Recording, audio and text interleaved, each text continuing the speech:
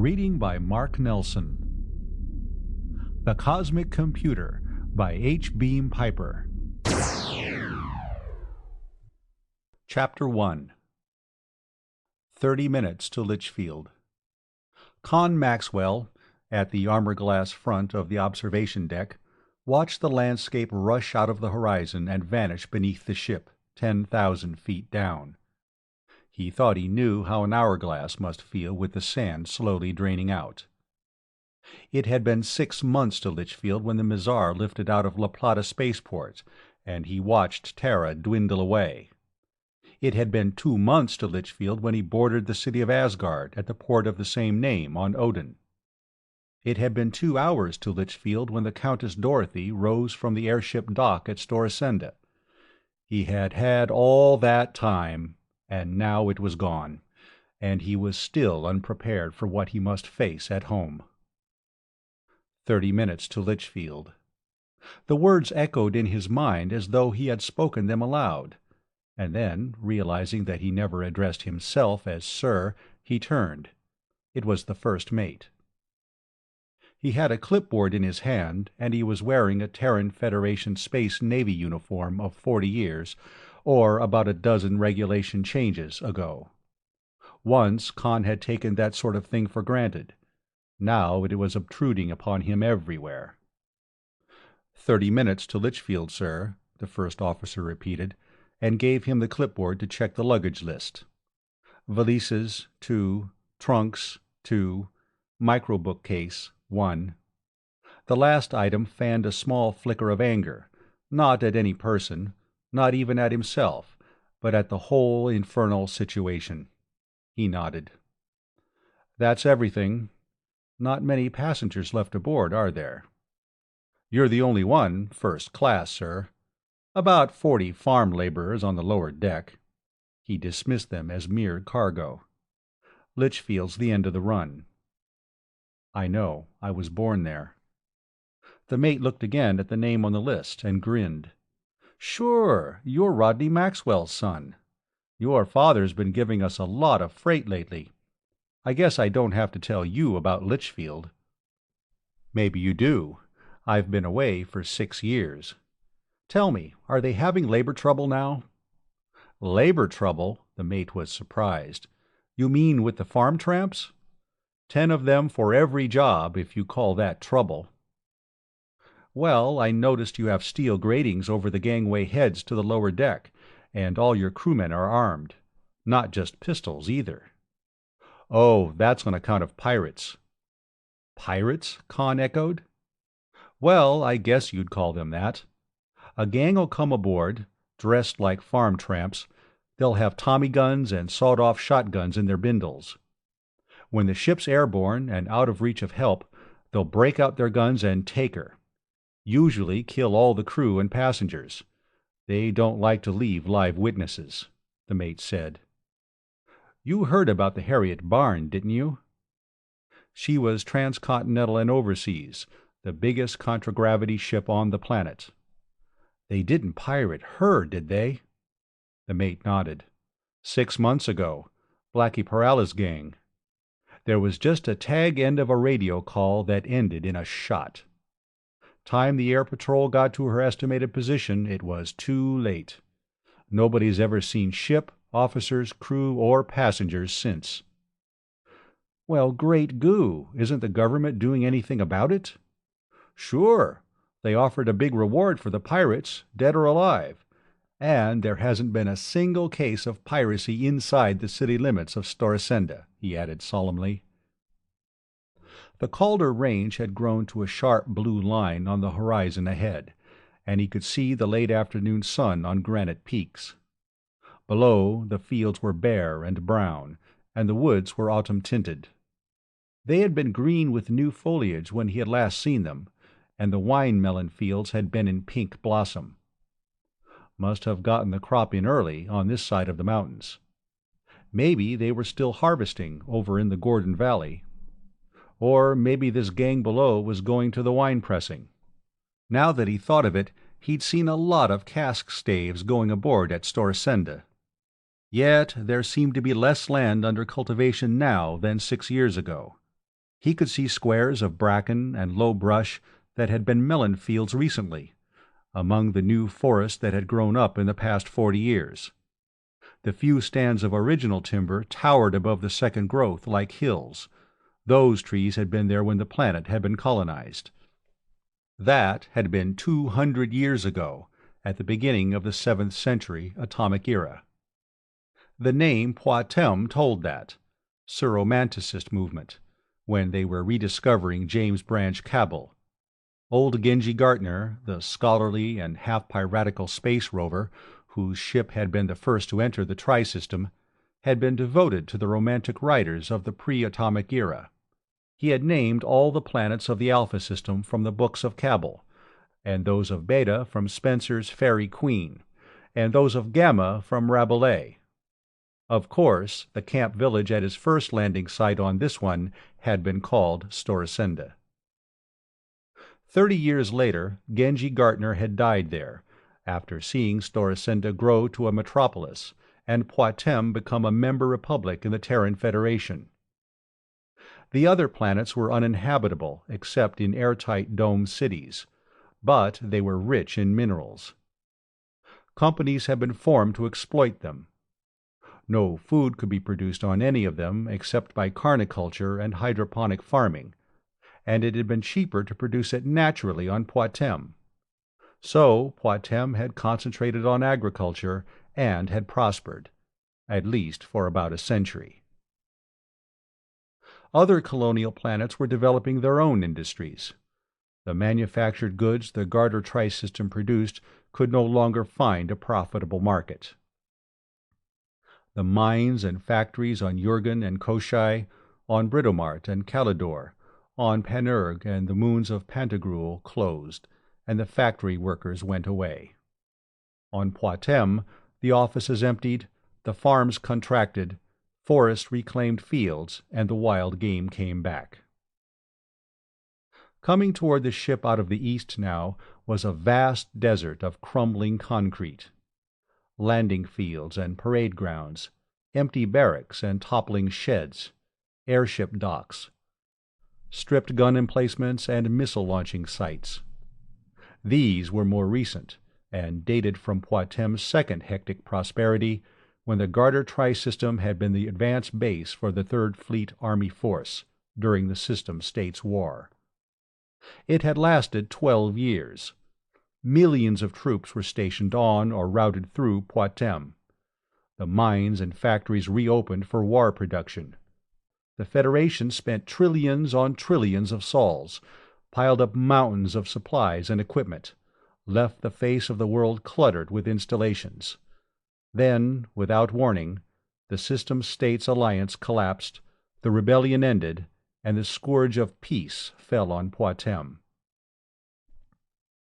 The Federation armies departed. They took the clothes they stood in, their personal weapons, and a few souvenirs. Everything else was abandoned. Even the most expensive equipment had been worth less than the cost of removal. The people who had grown richest out of the war had followed, taking their riches with them. For the next 40 years, those who remained had been living on leavings. On Terra, Conn had told his friends that his father was a prospector, leaving them to interpret that as one who searched for, say, uranium. Rodney Maxwell found quite a bit of uranium, but he got it by taking apart the warheads of missiles. Now he was looking down on the granite spines of the Calder Range. Ahead, the misty Gordon Valley sloped and widened to the north. 20 minutes to Litchfield now. He still didn't know what he was going to tell the people who would be waiting for him. No, he knew that. He just didn't know how. The ship swept on, 10 miles a minute, tearing through thin puffs of cloud. 10 minutes. The Big Bend was glistening redly in the sunlit haze, but Litchfield was still hidden inside its curve. 6, 4. The Countess Dorothy was losing speed and altitude. Now he could see it, first a blur and then distinctly. The airlines building, so thick as to look squat for all its height. the yellow block of the distilleries under the plume of steam. High Garden Terrace, the mall. Moment by moment, the stigmata of decay became more evident. Terraces empty or littered with rubbish, gardens untended and choked with wild growth, blank staring windows, walls splotched with lichens. At first he was horrified at what had happened to Litchfield in 6 years. Then he realized that the change had been in himself. He was seeing it with new eyes, as it really was. The ship came in 500 feet above the mall, and he could see cracked pavements sprouting grass, statues askew on their pedestals, waterless fountains. At first he thought one of them was playing, but what he had taken for spray was dust blowing from the empty basin. There was a thing about dusty fountains, some poem he'd read at the university. The fountains are dusty in the graveyard of dreams. The hinges are rusty, they swing with tiny screams. Was Poictesme a graveyard of dreams? No, junkyard of empire. The Terran Federation had impoverished 100 planets, devastated a score, actually depopulated at least 3 to keep the System States Alliance from seceding. It hadn't been a victory, it had only been a lesser defeat. There was a crowd, almost a mob on the deck, nearly everybody in topside Litchfield. He spotted old Colonel Zareth, with his white hair and plum-brown skin, and Tom Brangwyn, the town marshal, red-faced and hulking above everybody else, Kurt Fawsey, the mayor, well to the front. Then he saw his father and mother and sister Flora and waved to them. They waved back, and then everybody was waving. The gangway port opened, and the Academy band struck up, enthusiastically if inexpertly, as he descended to the dock. His father was wearing a black suit with a long coat, cut in the same pattern as the one he had worn 6 years ago. Blackout curtain cloth. It was fairly new, but the coat had begun to acquire a permanent wrinkle across the right hip, over the pistol butt.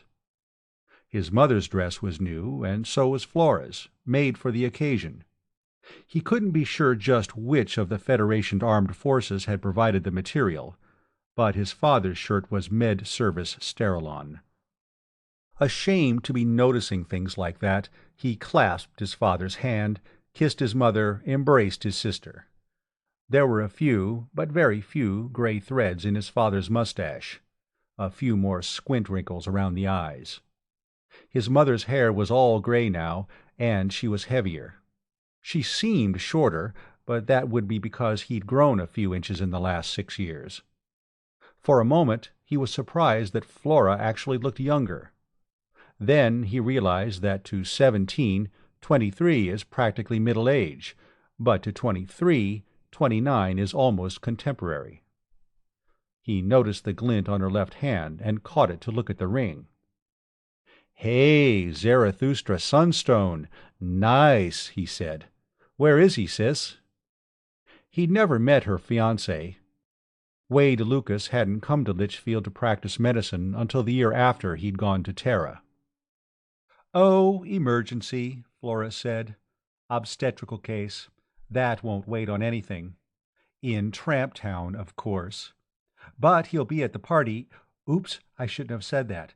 That's supposed to be a surprise." "Don't worry, I'll be surprised," he promised. Then Kurt Fawsey was pushing forward, holding out his hand. Thinner and grayer, but just as effusive as ever.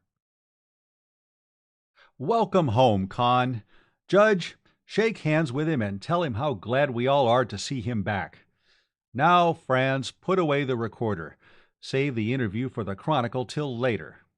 Ollie, Professor Kelton, one pupil Litchfield Academy can be proud of."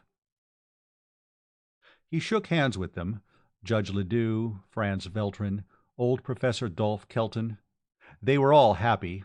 How much, he wondered, because he was Conn Maxwell, Rodney Maxwell's son, home from Terra, and how much because of what they hoped he'd tell them. Kurt Fawsey, edging him aside, was the first to speak of it. "Conn, "What did you find out?" he whispered. "Do you know where it is?" He stammered, then saw Tom Brangwen and Colonel Clem Zareth approaching, the older man tottering on a silver-headed cane, and the younger keeping pace with him. Neither of them had been born on Poictesme. Tom Brangwen had always been reticent about where he came from, but Hathor was a good guess. There had been political trouble on Hathor 20 years ago. The losers had had to get off-planet in a hurry to dodge firing squads. Clem Zareth never was reticent about his past. He came from Ashmodai, one of the System States planets, and he had commanded a regiment, and finally a division that had been blasted down to less than regimental strength in the Alliance Army. He always wore a little rosette of System States black and green on his coat.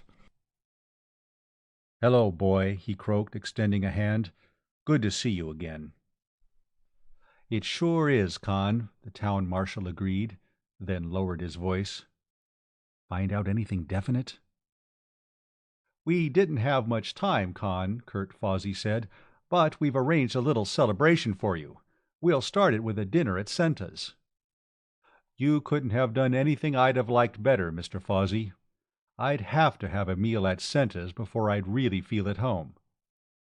"Well, it'll be a couple of hours. Suppose we all go up to my office in the meantime, give the ladies a chance to fix up for the party, and have a little drink and talk together."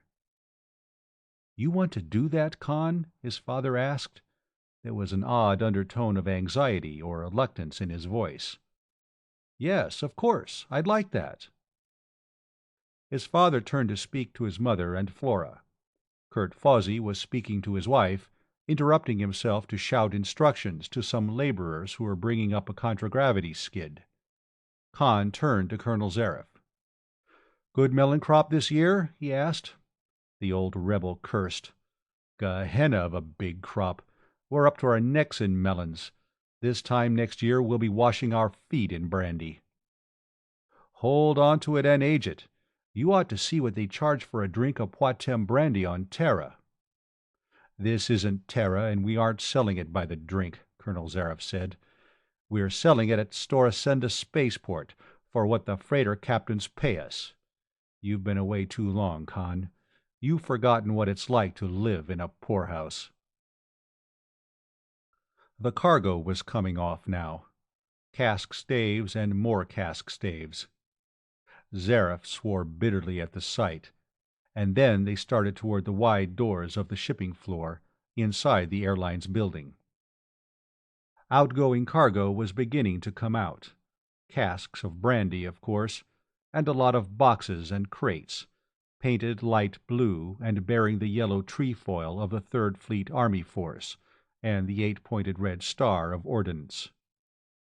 Cases of rifles, square boxes of ammunition, crated autocannon. Conn turned to his father. "This our stuff?" he asked. "Where did you dig it?" Rodney Maxwell laughed. "You know the old 10th Army headquarters, over back of Snagtooth in the Calders? Everybody knows that was cleared out years ago. Well, always take a second look at these things everybody knows. 10 to 1 they're not so. It always bothered me that nobody found any underground attack shelters. I took a second look, and sure enough, I found 'em, right underneath, mined out of solid rock. Conn, you'd be surprised at what I found there." "Where are you going to sell that stuff?" he asked, pointing at a passing skid. "There's enough combat equipment around now to outfit a private army for every man, woman, and child in Poictesme." "Storasenda Spaceport. The freighter captains buy it, and sell it on some of the planets that were colonized right before the war and haven't gotten industrialized yet. I'm clearing about 200 sols a ton on it." The skid at which he had pointed was loaded with cases of M504 submachine guns. Even used, one was worth 50 sols. Allowing for packing weight, his father was selling those Tommy guns for less than a good cafe on Terra got for one drink of Poictesme brandy. Chapter 2. He had been in Kurt Fawsey's office before, once or twice, with his father. He remembered it as a dim, quiet place of genteel conviviality and rambling conversation. None of the lights were bright, and the walls were almost invisible in the shadows. As they entered, Tom Brangwen went to the long table and took off his belt and holster, laying it down.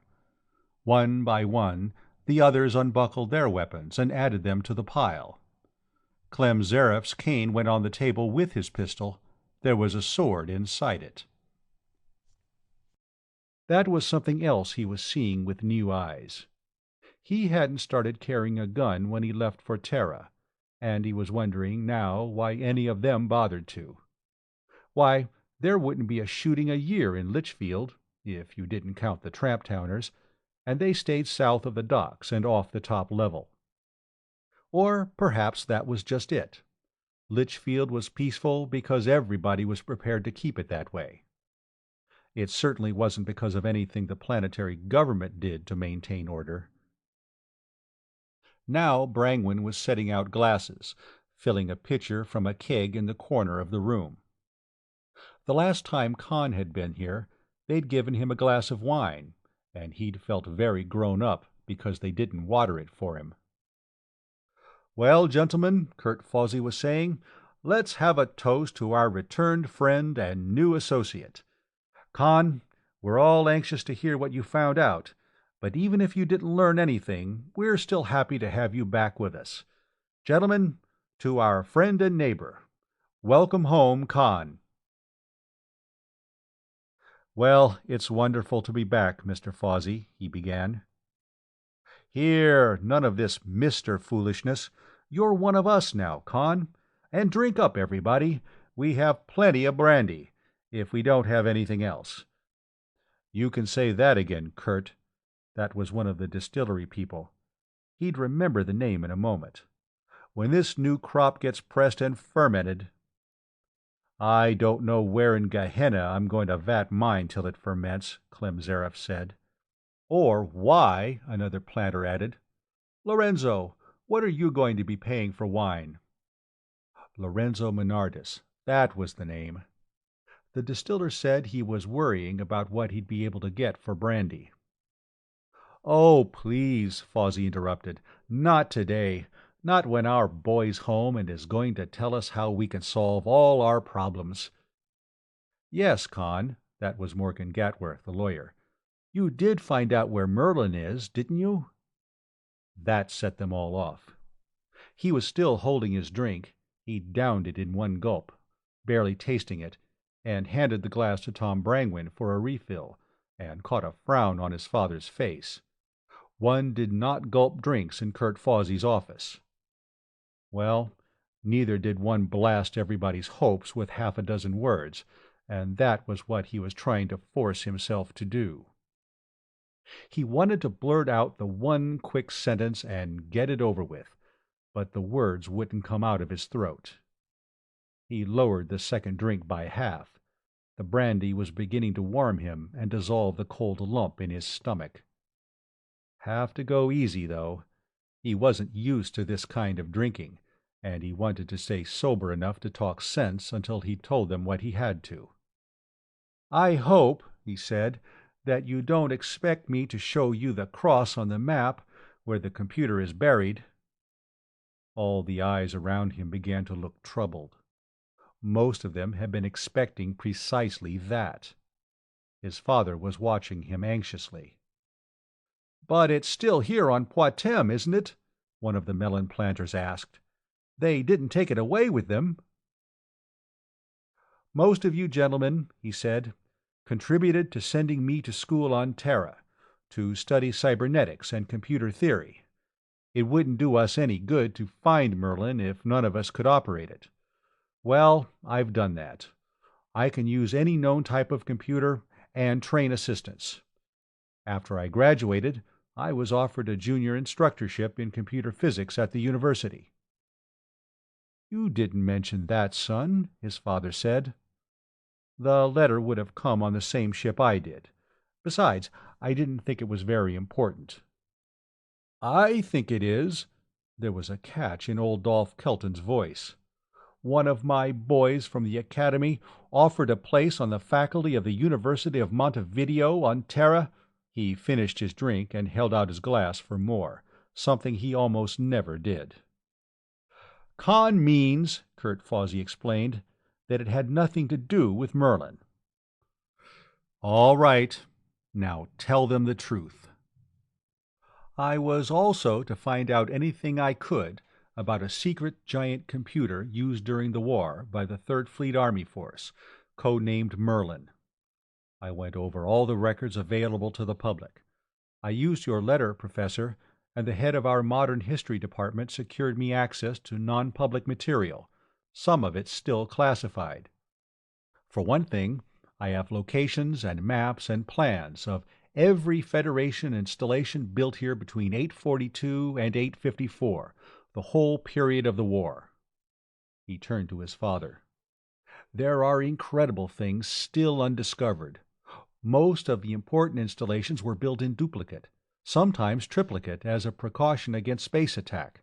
I know where all of them are." "Space attack!" Clem Zareth was indignant. "There never was a time we could have attacked Poictesme. Even if we'd had the ships, we were fighting a purely defensive war. Aggression was no part of our policy." He interrupted. "Excuse me, Colonel. The point I was trying to make is that, with all I was able to learn, I could find nothing, not one single word about any giant strategic planning computer called Merlin or any Merlin project." There, he'd gotten it out. Now go on and tell them about the old man in the dome house on Luna. The room was silent, except for the small insectile hum of the electric clock. Then somebody set a glass on the table, and it sounded like a hammer blow. "Nothing, Conn?" Kurt Fawsey was incredulous. Judge Ledoux's hand shook as though palsied as he tried to relight his cigar. Dolph Kelton was looking at the drink in his hand as though he had no idea what it was.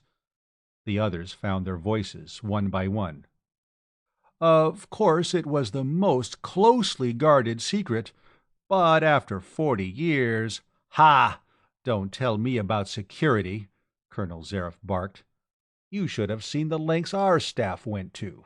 I remember once on Mephistopheles—" "But there was a computer codenamed Merlin," Judge Ledoux was insisting, to convince himself more than anybody else.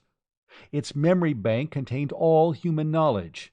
It was capable of scanning all its data instantaneously, and combining and forming associations, and reasoning with absolute accuracy, and extrapolating to produce new facts, and predicting future events, and if you'd asked such a computer, 'Is there a God?' it would have simply answered, 'Present.'" "We'd have won the war, except for Merlin," Zareth was declaring. "Conn, from what you've learned of computers generally, how big would Merlin have to be?" old Professor Kelton asked. "Well, the astrophysics computer at the university occupied a volume of 100,000 cubic feet. For all Merlin was supposed to do, I'd say something of the order of 3 million to 5 million. "Well, it's a cinch they didn't haul that away with them," Lester Dawes, the banker, said. "Oh, lots of places on Poictesme where they could have hid a thing like that," Tom Brangwyn said. "You know, a planet's a mighty big place." "It didn't have to be on Poictesme, even," Morgan Gatworth pointed out. "It could be anywhere in the Tri-System." "You know where I'd have put it?" Lorenzo Menardis asked. "On one of the moons of Pantagruel." "But that's in the Gamma system, 3 light-years away," Kurt Fawsey objected. "There isn't a hypership on this planet, and it would take half a lifetime to get there on normal space drive." Conn was lifting his glass to his lips. He set it down again and rose to his feet. "Then," he said, "we will build a hypership. On Koshai there are shipyards and hyperdrive engines and everything we will need. We only need one normal space interplanetary ship to get there, and we're in business." "Well, I don't know we need one," Judge Ledoux said. "That was only an idea of Lorenzo's. I think Merlin's right here on Poictesme." "We don't know it is," Conn replied, "and we don't know we won't need a ship. Merlin may be on Koshai. That's where the components would be fabricated, and the armed forces weren't hauling anything any farther than they had to. Koshai's only 2.5 minutes away by radio. That's practically in the next room. Look, here's how they could have done it." He went on talking about remote controls and radio transmission and positronic brains and neutrino circuits. They believed it all, even the little they understood. They would believe anything he told them about Merlin, except the truth. "But this will take money," Lester Dawes said, "and after that infernal deluge of unsecured paper currency 30 years ago." "I have no doubt," Judge Ledoux began, "that the planetary government at Storasenda would give assistance. I have some slight influence with President Vykoven." "Huh-uh," that was one of Clem Zareff's fellow planters. "We don't want Jake Vykoven or any of his first families of Storasenda oligarchy in this at all. That's the gang that bankrupted the government with doles and work relief, and everybody else with worthless printing press money after the war, and they've been squatting in a circle, deploring things ever since. Some of these days, Blackie Paralis and his pirates'll sack Storasenda for all they'd be able to do to stop him. We get a ship out to Koshai, and the next thing you know, we'll be the planetary government," Tom Brangwen said.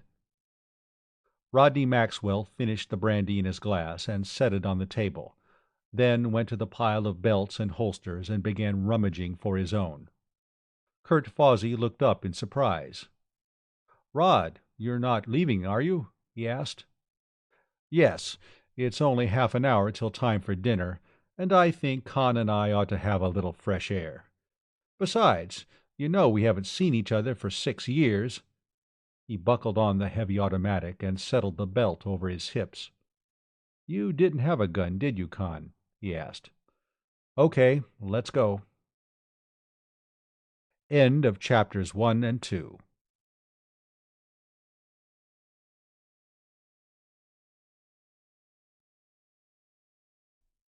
Chapter 3.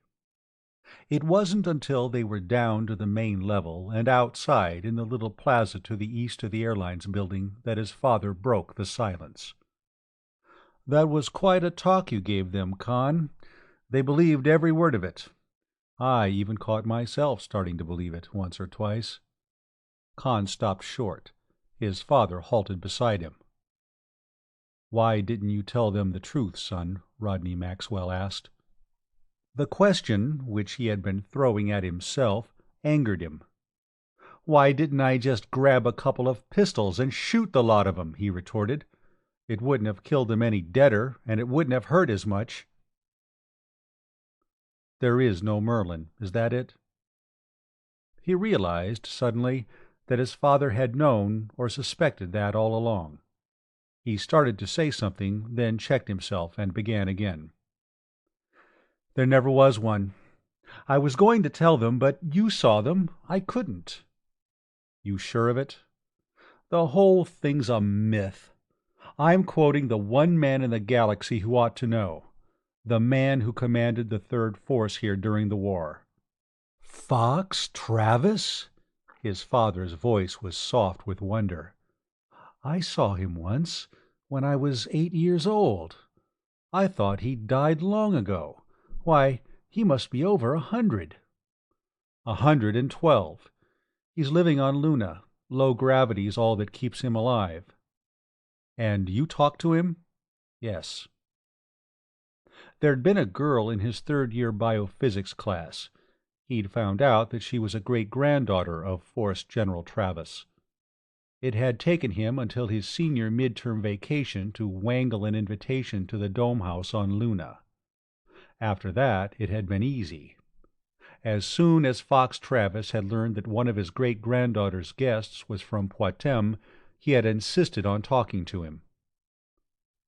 "What did he tell you?"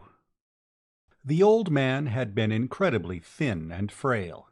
Under normal gravitation, his life would have gone out like a blown match. Even at 1/6 G, it had cost him effort to rise and greet the guest. There had been a younger man, a mere stripling of 70-odd.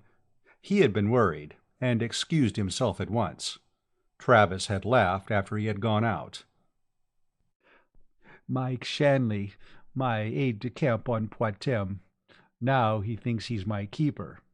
He'll have a squad of doctors and a platoon of nurses in here as soon as you're gone, so take your time. Now, tell me how things are on Poictesme." "Just about that," he told his father.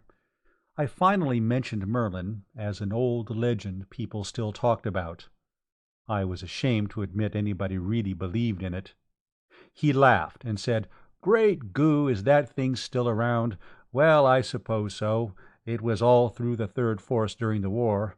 Lord only knows how these rumors start among troops. We never contradicted it. It was good for morale." They had started walking again, and were out on the mall. The sky was flaming red and orange from high cirrus clouds in the sunset light. They stopped by a dry fountain, perhaps the one from which he had seen the dust blowing. Rodney Maxwell sat down on the edge of the basin and got out 2 cigars, handing one to Conn, who produced his lighter. "Conn, they wouldn't have believed you and Fox Travis," he said. "Merlin's a religion with these people. Merlin's a robot god, something they can shove all their problems onto. As soon as they find Merlin, everybody will be rich and happy, the government bonds will be redeemed at face value plus interest, the paper money'll be worth 100 Federation centisols to the sol, and the leaves and waste paper will be raked off them all by magic." He muttered an unprintability and laughed bitterly. "I didn't know you were the village atheist, Father." In a religious community, the village atheist keeps his doubts to himself. I have to do business with these Merlinolators. It's all I can do to keep Flora from antagonizing them at school. Flora was a teacher. Now she was assistant principal of the grade schools. Professor Kelton was also school superintendent. He could see how that would be. "Flora's not a true believer, then?" Rodney Maxwell shook his head. "That's largely Wade Lucas's influence, I'd say. You know about him." "Just from letters. Wade Lucas was from Baldur. He'd gone off-planet as soon as he'd gotten his M.D. Evidently the professional situation there was the same as on Terra. Plenty of opportunities, and 50 competitors for each one. On Poictesme there were few opportunities, but nobody competed for anything, not even to find Merlin. He'd never heard of Merlin till he came here, and when he did, he just couldn't believe in it. I don't blame him. I've heard about it all my life, and I can't. Why not? To begin with, I suppose, because it's just another of these things everybody believes. Then I've had to do some studying on the Third Force occupation of Poictesme to know where to go and dig, and I never found any official or even reliably unofficial mention of anything of the sort. 40 years is a long time to keep a secret, you know, and I can't see why they didn't come back for it after the pressure to get the troops home was off, or why they didn't build a dozen Merlins. This isn't the only planet that has problems they can't solve for themselves. What's Mother's attitude on Merlin? She's against it. She thinks it isn't right to make machines that are smarter than people. I'll agree. It's scientifically impossible. That's what I've been trying to tell her. Conn, I noticed that after Kurt Fawsey started talking about how long it would take to get to the Gamma system, you jumped right into it and began talking up a ship. Did you think that if you got them started on that, it would take their minds off Merlin? That gang up in Fawsey's office? Niflheim, no. They'll go on hunting Merlin till they die. But I was serious about the ship. An idea hit me. You gave it to me. You and Clem Zareth." "Why, I didn't say a word." "Down on the shipping floor, before we went up. You were talking about selling arms and ammunition at a profit of 200 sols a ton, and Klein was talking as though a bumper crop was worse than a Green Death epidemic. If we had a hypership, look what we could do. How much do you think a settler on Hoth or Mailbolge or Irminsul would pay for a good rifle and 1,000 rounds? How much would he pay for his life? That's what it would come to. And do you know what a 15cc liqueur glass of Poictesme brandy sells for on Terra? 1 sol, Federation money. I'll admit it costs like Niflheim to run a hypership, but look at the difference between what these tramp freighter captains pay at Storsenda and what they get. I've been looking at it for a long time. Maybe if we had a few ships of our own, these planners would be breaking new ground instead of cutting their plannings, and maybe we'd get some money on this planet that was worth something. You have a good idea there, son, but maybe there's an angle to it you haven't thought of." Conn puffed slowly at the cigar. Why couldn't they grow tobacco like this on Terra? Soil chemicals, he supposed. That wasn't his subject. "You can't put this scheme over on its merits. This gang wouldn't lift a finger to build a hypership. They've completely lost hope in everything but Merlin." "Well, can do. I'll even convince them that Merlin's a space station in orbit off Koshai. I think I could do that." "You know what it'll cost? If you go ahead with it, I'm in it with you. Make no mistake about that. But you and I will be the only 2 people on Poictesme who can be trusted with the truth. We'll have to lie to everybody else, with every word we speak. We'll have to lie to Flora, and we'll have to lie to your mother. Your mother most of all. She believes in absolutes. Lying is absolutely wrong, no matter whom it helps. Telling the truth is absolutely right, no matter how much damage it does or how many hearts it breaks." "You think this is going to be worth a price like that?" "Don't you?" he demanded, and then pointed along the crumbling and littered mall. "Look at that. Pretend you never saw it before and are looking at it for the first time, and then tell me whether it'll be worth it or not." His father took the cigar from his mouth. For a moment he sat staring silently. "Great goo!" Rodney Maxwell turned. "I wonder how that sneaked up on me. I honestly never realized—" "Yes, Conn, this is a cause worth lying for." He looked at his watch. "We ought to be starting for Senta's, but let's take a few minutes and talk this over. How are you going to get it started?" "Well, convince them that I can find Merlin and that they can't find it without me. I think I've done that already. Then convince them that we have to have a ship to get to Koshai. And won't do. That'll take money, and money's something none of this gang has. You heard me talk about the stuff I found out on Terra. Father, you have no idea what all there is. You remember the old Force Command headquarters, the one the planetary government took over? I know where there's a duplicate of that, completely underground. It has everything the other one had, and a lot more, because it'll be crammed full of supplies to be used in case of a general blitz that would knock out everything on the planet. And a chain of hospitals. And a spaceport, over on Barathrum, that was built inside the crater of an extinct volcano. There won't be any hyperships there, of course, but there'll be equipment and material. We might be able to build a ship there. And supply depots all over the planet. None of them has ever been opened since the war. Don't worry about financing. We have that." His father, he could see, appreciated what he had brought home from Terra. He was nodding, with quick head jerks at each item. "That'll do it, all right. Now listen. What we want to do is get a company organized, a regular limited liability company with a charter. We'll contribute the information you brought back from Terra, and we'll get the rest of this gang to put all the money we can twist out of them into it, so we'll be sure they won't say, "Aw, Niflheim with it," and walk out on us as soon as the going gets a little tough. Rodney Maxwell got to his feet, hitching his gun belt. "I'll pass the word to Kurt to get a meeting set up for tomorrow afternoon." "What'll we call this company? Merlin Rediscovery Limited?" "No, we keep Merlin out of it. As far as the public is supposed to know, this is just a war material prospecting company. I'll impress on them that Merlin is to be kept a secret. That way we'll have to engage in regular prospecting and salvage work as a front.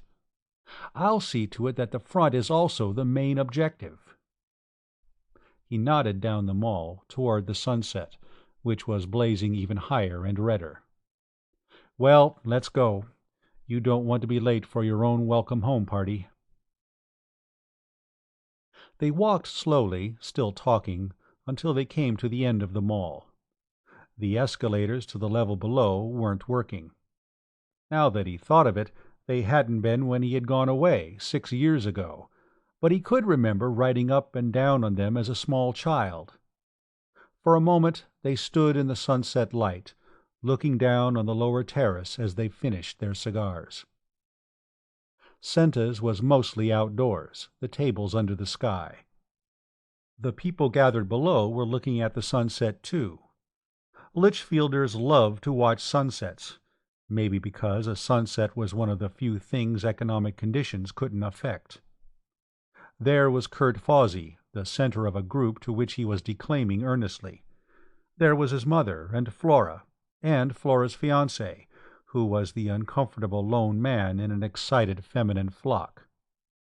And there was Senta herself, short and dumpy, in one of her preposterous red and purple dresses, bubbling happily one moment and screaming invective at some laggard waiter the next. They threw away their cigars and started down the long, motionless escalator. Conn Maxwell, hero of the hour, marching to destiny. He seemed to hear trumpets sounding before him, and an occasional muted Bronx cheer. Chapter 4. The alarm chimed softly beside his bed. He reached out and silenced it, and lay looking at the early sunlight in the windows, and found that he was wishing himself back in his dorm room at the university. No, back in this room, 10 years ago, before any of this had started.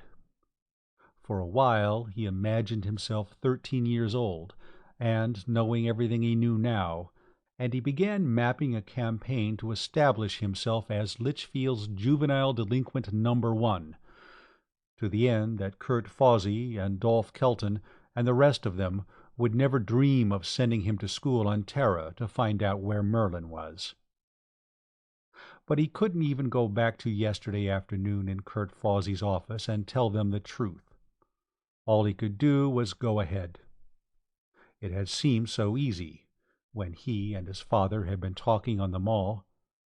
Just get a ship built and get out to Koshai and open some of the shipyards and engine works there and build a hypership. Sure, easy, once he got started. He climbed out of bed, knuckled the sleep sand out of his eyes, threw his robe around him, and started across the room to the bath cubicle. They had decided to have breakfast together his first morning home. The party had broken up late, and then there had been the excitement of opening the presents he had brought back from Terra. Nobody had had a chance to talk about Merlin, or what he was going to do now that he was home. That, and his career of mendacity, would start at breakfast. He wanted to let his father get to the table first, to run interference for him. He took his time with his toilet and dressed carefully and slowly. Finally, he zipped up the short waist-length jacket and went out. His father and mother and Flora were at the table, and the serving robot was floating around a few inches off the floor, steam trailing from its coffee urn and its tray lid up to offer food. He greeted everybody and sat down at his place, and the robot came around to him. His mother had selected all the things he'd been most fond of 6 years ago: shovel-snout bacon, hot cakes, starberry jam, things he hadn't tasted since he had gone away. He filled his plate and poured a cup of coffee. "You don't want to bother coming out to the dig with me this morning, do you?" his father was saying. "I'll be back here for lunch, and we'll go to the meeting in the afternoon." "Meeting?" Flora asked. "What meeting?" "Oh, we didn't have time to tell you," Rodney Maxwell said. "You know, Conn brought back a lot of information on locations of supply depots and things like that, an amazing list of things that haven't been discovered yet. It's going to be too much for us to handle alone. We're organizing a company to do it. We'll need a lot of labor, for one thing, jobs for some of these tramp-towners." "That's going to be something awfully big," his mother said dubiously. "You never did anything like that before." "I never had the kind of partner I have now. It's Maxwell and Son from now on." "Who's going to be in this company?" Flora wanted to know. "Oh, everybody around town. Kurt and the judge, and Clem and Lester Dawes, all that crowd." "The Fozzie's office gang," Flora said disparagingly. "I suppose they'll want Conn to take them right to where Merlin is, the first thing." "Well, not the first thing," Conn said. "Merlin was one thing I couldn't find out anything about on Terra." "I'll bet you couldn't." "The people at Armed Forces Records would let me look at everything else, and make microcopies and all, but not one word about computers. 40 years, and they still have the security lid welded shut on that." Flora looked at him in shocked surprise. "You mean to tell me you believe in that thing?" "Sure. How do you think they fought a war around a perimeter of close to 1,000 light-years? They couldn't do it all out of their heads. They'd have to have computers, and the one they'd use to correlate everything and work out grand strategy plans would have to be a dilly.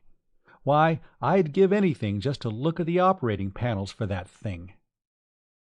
"But that's just a silly story. There never was anything like Merlin.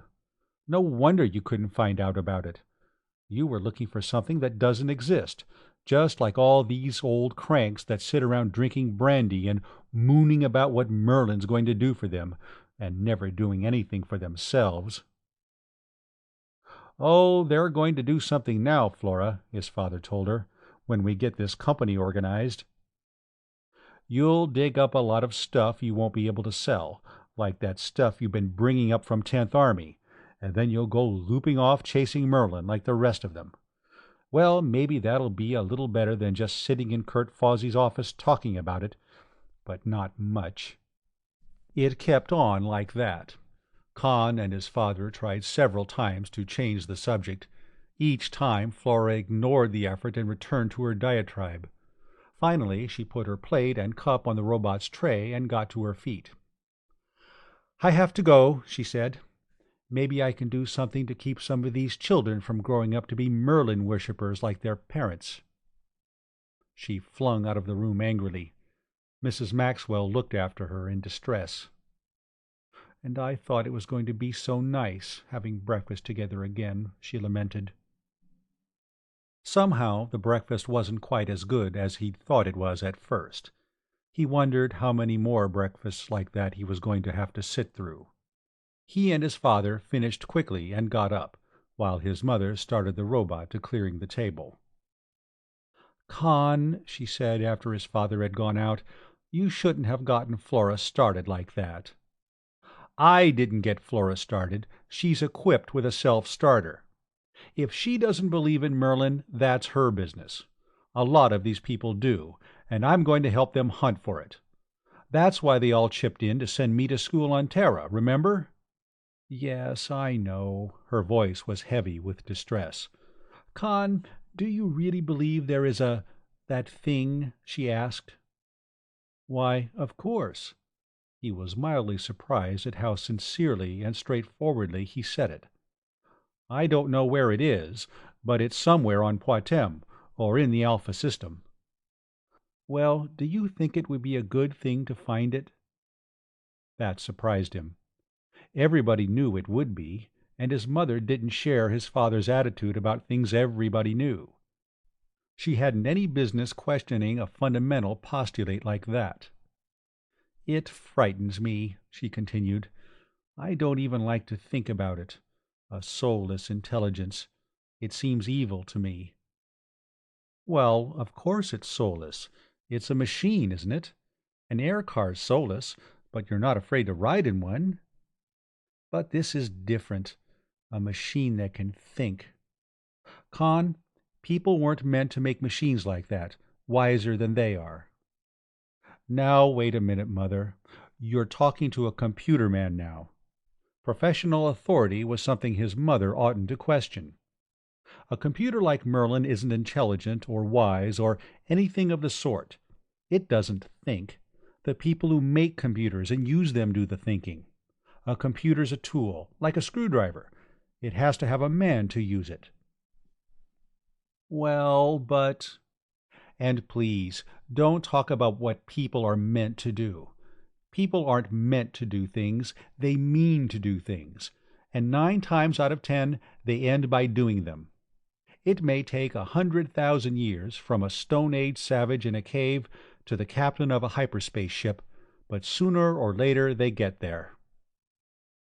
His mother was silent.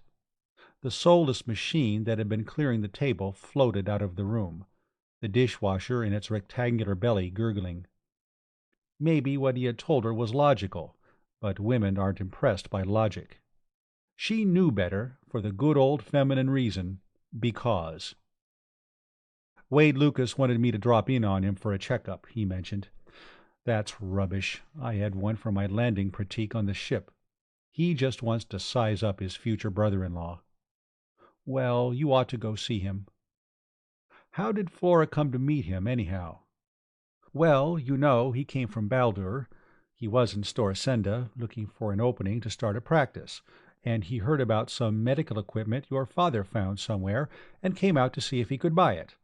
Your father and Judge Ledoux and Mr. Fawsey talked him into opening his office here. Then he and Flora got acquainted." She asked anxiously, "What do you think of him, Conn?"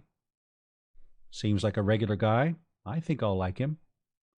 "A husband like Wade Lucas might be a good thing for Flora.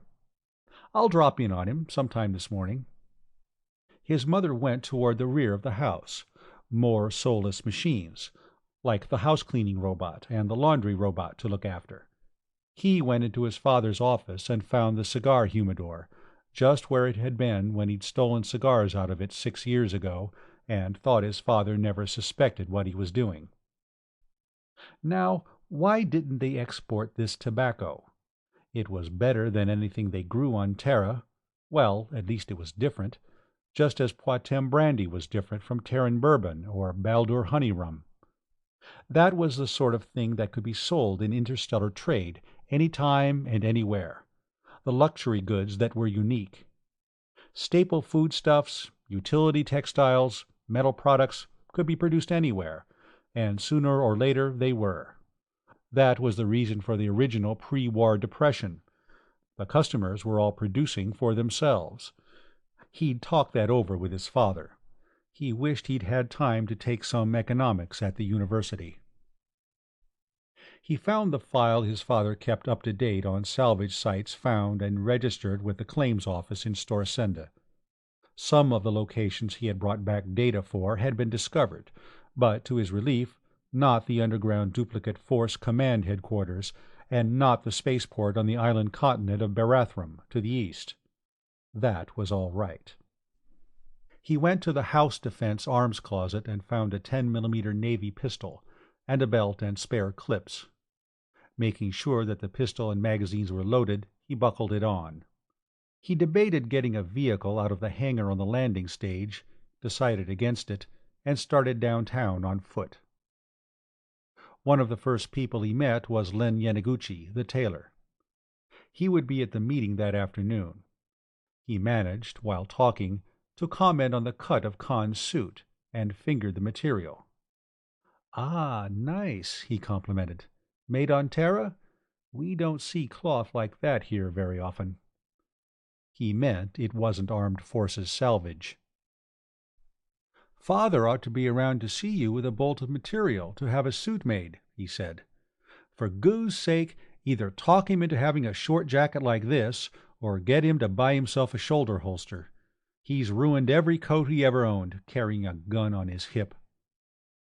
A little farther on, he came to a combat car grounded in the middle of the street. It was green with black trimmings, and lettered in black, "Gordon Valley Home, Gums." Tom Brangwyn was standing beside it, talking to a young man in a green uniform. "Hello, Conn." The town marshal looked at his hip and grinned. "See you got all your clothes on this morning. You were just plain indecent yesterday. You know Fred Karski, don't you?" Yes, now that Tom mentioned it, he did. He and Fred had gone to school together at the Litchfield Academy. But the 6 years since they'd seen each other last had made a lot of difference in both of them. He was beginning to think that the only strangers in Litchfield were his own contemporaries. They shook hands, and Conn looked at the combat car and Fred Karski's uniform. "What's going on?" he asked. "The System States Alliance in business again?" Karski laughed. "Oh, that's the Colonel's idea. Green and black were his colors in the war, and he's in command of the regiment." "Regiment? You need a whole regiment?" Conn asked. "Well, it's 2 companies, each about the size of a regular army platoon, but we have to call it a regiment so he can keep his old rebel army rank." "We could use a regiment, Conn," Tom Brangwyn said seriously. "You have no idea how bad things have gotten. Over on the East Coast, the outlaws are looting whole towns. About 4 months ago, they sacked Waterville, burned the whole town, and killed close to 100 people. That was Blackie Paralis' gang." "Who is this Blackie Paralis? I heard the name mentioned in connection with the Harriet barn." "Blackie Paralis is anybody the planetary government can't catch, which means practically any outlaw," Fred Karski said. "No, Fred, there is a Blackie Paralis," Tom Brangwyn said. "He used to be a planter, down in the South. The banks foreclosed on him when he couldn't pay his notes, and he turned outlaw. That's the way it's going, all around. Every time a planter loses his plantation, or a farmer loses his farm, or a mechanic loses his job, he turns outlaw. Take Tramptown here. We used to plant nothing but melons. Then, when the sale for wine and brandy dropped, the melon planters began cutting their melon crops and raising produce, instead of buying it from up north, and turning land into pasture for cattle. The people we used to buy foodstuffs from couldn't sell all they raised, and that threw a lot of farmhands out of work. So they got the idea there was work here, and they came flocking in, and when they couldn't get jobs, they just stayed in Tramptown, stealing anything they could. We don't even try to police Tramptown anymore. We just see to it they don't come up here." "Well, where do these outlaws and pirates who are looting whole towns come from?" "Down in the Badlands, mostly. None of them have been bothering us since we organized the Home Guard. They tried to, a couple of times, at first. There may have been a few survivors. They spread it around that Gordon Valley wasn't any outlaw's health resort." "Why don't you join us, Conn?" Fred Karski asked. "All our old gang belong." "I'd like to, but I'm afraid I'm going to be kind of busy." Brangwyn nodded. "Yes, you will be at that," he agreed. "So I hear," Fred Karski said. "Do you really know where it is, Conn?"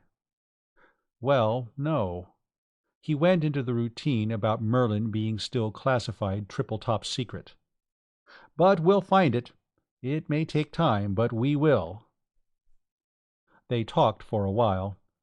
He asked more questions about the Home Guard. His father, it seemed, had donated all the equipment.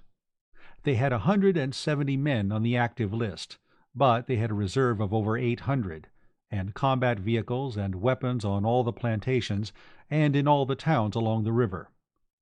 The reserve had only been turned out twice. Both times outlaw attacks had been stopped dead, literally. The Home Guard, it appeared, was not given to making arrests or taking prisoners. Finally he parted from them, strolling on along the row of stores and business places, many vacant, under the south edge of the mall, until he saw a fluorolight sign, Wade Lucas, M.D. He entered. Lucas wasn't busy. They went into his consultation office, and Conn took off his gun belt and hung it up. Lucas offered cigarettes, and they lighted and sat down. "I see you've started carrying one," he said, nodding to the pistol Conn had laid aside. "Civic obligation. I'm going to be too busy for Home Guard duty, but if I can protect myself, it'll save somebody else the job of protecting me." Maybe if there weren't so many guns around, there wouldn't be so much trouble. He felt his good opinion of Wade Lucas start to slip. The liberals on Terra had been full of that kind of talk, which was why only 4 out of 10 of last year's graduating class at Armed Forces Academy had been able to get active commissions. The last war had been a disaster, so don't prepare for another one. When it comes, let it be a worse disaster. Guns don't make trouble. People make trouble. If the troublemakers are armed, you have to be armed too. When did you last see an air patrol boat around here, or even a constabulary trooper? All we have here is the Home Guard, and Tom Brangwyn and 3 deputies, and his pay and theirs is always 6 months in arrears. Lucas nodded. A bankrupt government, an unemployment rate that rises every year, currency that buys less every month, and do-it-yourself justice. The doctor blew a smoke ring and watched it float toward the ventilator intake. "You said you're going to be busy. This company your father's talking about organizing?" "That's right. You're going to be at the meeting at the academy this afternoon, aren't you?" "Yes. Just what are you going to do after you get it organized?" "Well, I brought back information on a great deal of undiscovered equipment and stores that the Third Forces left behind." He talked on for some time, keeping to safe generalities. "It's too big for my father and me to handle alone, even if we didn't feel morally obligated to take in the people who contributed toward sending me to school on Terra. You ought to be interested in it. I know of 6 fully supplied hospitals, intended to take care of the casualties in case of a system state space attack.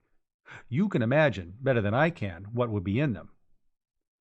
"Yes, medical supplies of all sorts are getting hard to find. But look here, you're not going to let those people waste time looking for this alleged computer, this thing they call Merlin, are you?" "We're looking for any valuable war material. I don't know the location of Merlin, but—" "I'll bet you don't," Lucas said vehemently. That was the same thing Flora had said.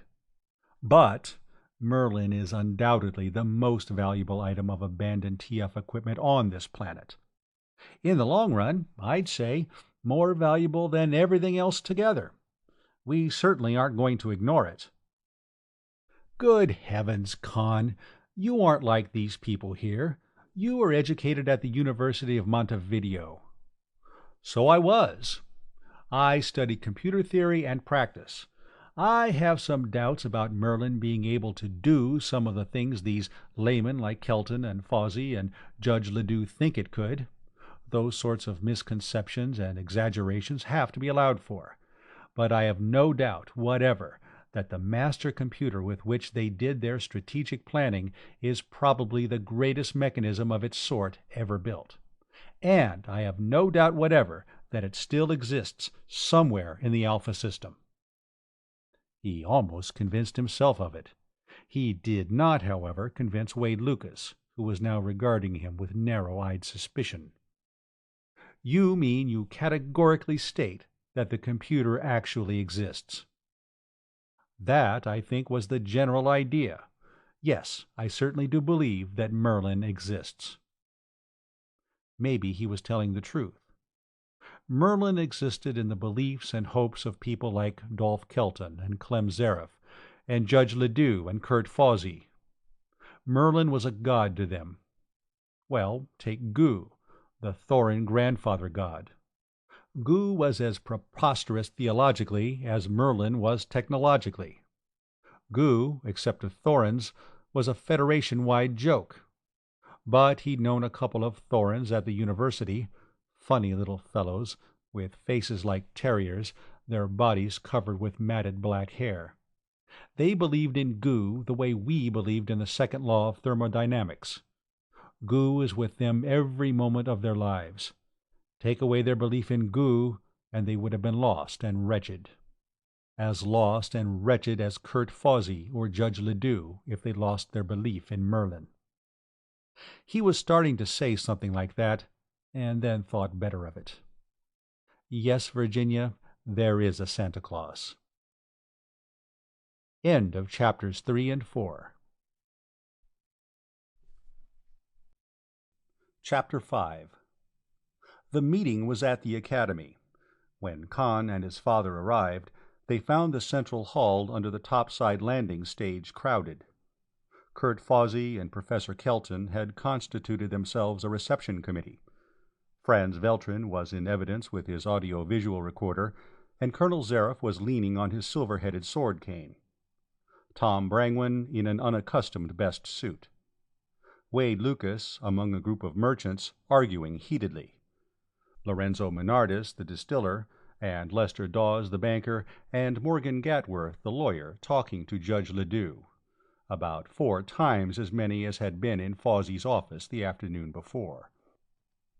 Finally, everybody was shepherded into a faculty conference room. There was a long table and a shorter one T-wise at one end. Fawsey and Kelton conducted them to this. Both of them were trying to preside, Kelton because it was his academy, and Fawsey ex officio as mayor and professional leading citizen, and because he had come to regard Merlin as his own private project. After everybody else was seated, the 2 rival chairmen presumptive remained on their feet. Fawsey was saying, "Let's come to order. We must conduct this meeting regularly." And Kelton was saying, "Gentlemen, please, let me have your attention." If either of them took the chair, the other would resent it. Conn got to his feet again. "Somebody will have to preside," he said, loudly enough to cut through the babble at the long table. "Would you take the chair, Judge Ledoux?" That stopped it. Neither of them wanted to contest the honor with the president judge of the Gordon Valley Court. "Excellent suggestion, Conn. Judge, will you preside?" Professor Kelton, who had seen himself losing out to Fawsey, asked. Fawsey threw one quick look around, estimated the situation, and got with it. "Of course, Judge. You're the logical chairman. Here, will you sit here?" Judge Ledoux took the chair, looked around for something to use as a gavel, and rapped sharply with a paperweight. "Young Mr. Conn Maxwell, who has just returned from Terra, needs no introduction to any of you," he began. Then, having established that, he took the next 10 minutes to introduce Conn. When people began fidgeting, he wound up with, "Now, only about a dozen of us were at the informal meeting in Mr. Fawsey's office yesterday. Conn, would you please repeat what you told us? Elaborate as you see fit." Conn rose. He talked briefly about his studies on Terra to qualify himself as an expert. Then he began describing the wealth of abandoned and still undiscovered Federation war material and the many installations of which he had learned, careful to avoid giving clues to exact locations. The spaceport, the underground duplicate Force Command headquarters, the vast underground arsenals and shops and supply depots. Everybody was awed, even his father. He hadn't had time to tell him more than a fraction of it. Finally, somebody from the long table interrupted. "Well, Conn, how about Merlin? That's what we're interested in." Wade Lucas snorted indignantly. "He's telling you about real things, things worth millions of sols, and you want him to talk about that idiotic fantasy?" There was an angry outcry. Nobody actually shouted, "To the stake with the blasphemer!" but that was the general idea. Judge Ledoux was rapping loudly for order. "I don't know the exact location of Merlin." Conn strove to make himself heard. "The whole subject's classified top secret. But I am certain that Merlin exists, if not on Poictesme, then somewhere in the Alpha system, and I am equally certain that we can find it." Cheers. He waited for the hubbub to subside. Lucas was trying to yell above it. "You admit you couldn't learn anything about this so-called Merlin, but you're still certain it exists?" "Why are you certain it doesn't?" "Why, the whole thing's absurdly fantastic." "Maybe it is to a layman like you. I studied computers, and it isn't to me." "Well, take all these elaborate preparations against space attack you were telling us about. I think Colonel Zaref here, who served in the Alliance Army, will bear me out that such an attack was plainly impossible." Zaref started to agree, then realized that he was aiding and comforting the enemy. "Intelligence lag," he said. "What do you expect, with General Headquarters 30 parsecs from the fighting?" "Yes, a computer can only process the data that's been taped into it," Conn said. That was a point he wanted to ram home, as forcibly and as often as possible. "I suppose Merlin classified an Alliance attack on Poictesme as a low-order probability, but war is the province of chance. Clausewitz said that 1,000 years ago. Fox Travis wasn't the sort of commander to let himself get caught, even by a very low-order probability." "Well, how do you explain the absence, after 40 years, of any mention in any history of the war of Merlin? How do you get around that?" "I don't have to. How do you get around it?" "Huh?" Lucas was startled. "Yes. Stories about Merlin were all over Poictesme, all through the Third Force, even to the enemy. Say the stories were unfounded. Say Merlin never existed. Yet the belief in Merlin was an important historical fact, and no history of the war gives it so much as a footnote." He paused for effect, then continued. "That can mean only one thing: systematic suppression, backed by the whole force of the Terran Federation, a gigantic conspiracy of silence." "Brother, if they swallowed that, I have it made. They'll swallow anything." They did, all but Lucas. He banged his fist on the table. "Now I've heard everything," he shouted in disgust. "Not quite everything, Doctor," Morgan Gatworth said.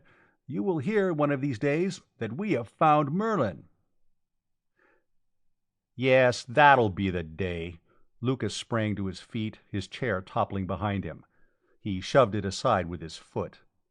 "I'm not going to argue with you. Conn Maxwell gave you 1,000-year-old quotation. I'll give you another, from Thomas Paine. To argue with those who have renounced the use and authority of reason is as futile as to administer medicine to the dead. I'll add this. Conn Maxwell knows better than this balderdash he's been spouting to you. I don't know what his racket is, and I'm not staying to find out. You will, though, to your regret." He turned and strode from the room. There was a moment's silence after the door slammed behind him. Too bad, Conn thought. He would have made a good friend. Now he was going to make a very nasty enemy. "Well, let's get to business," his father said. "We don't want to argue about the existence of Merlin. We know that. Let's discuss the question of finding it." "I still think it's somewhere off-planet," Lorenzo Menardus said. "The moons of Pantagruel." Evidently he'd read something, or seen an old film, about the moons of Pantagruel. "No, that's too far. They'd keep it where they could use it." "The old GHQ," Lester Dawes suggested. "Suppose it's down under that, like the place Rodney found under 10th Army." "I hope not," Gatworth said. "The planetary government took that over." "Well, wherever it is, finding it is going to be expensive," Rodney Maxwell said. "Now, to finance the search, I propose we use this information my son brought back from Terra. Dr. Lucas was right about one thing. That's worth millions of sols. Well, I propose, also, that we set up a company and get it chartered, a prospecting company, to operate under the Abandoned Property Act of 867. My son and I will contribute this information as our share in the capitalization of the company.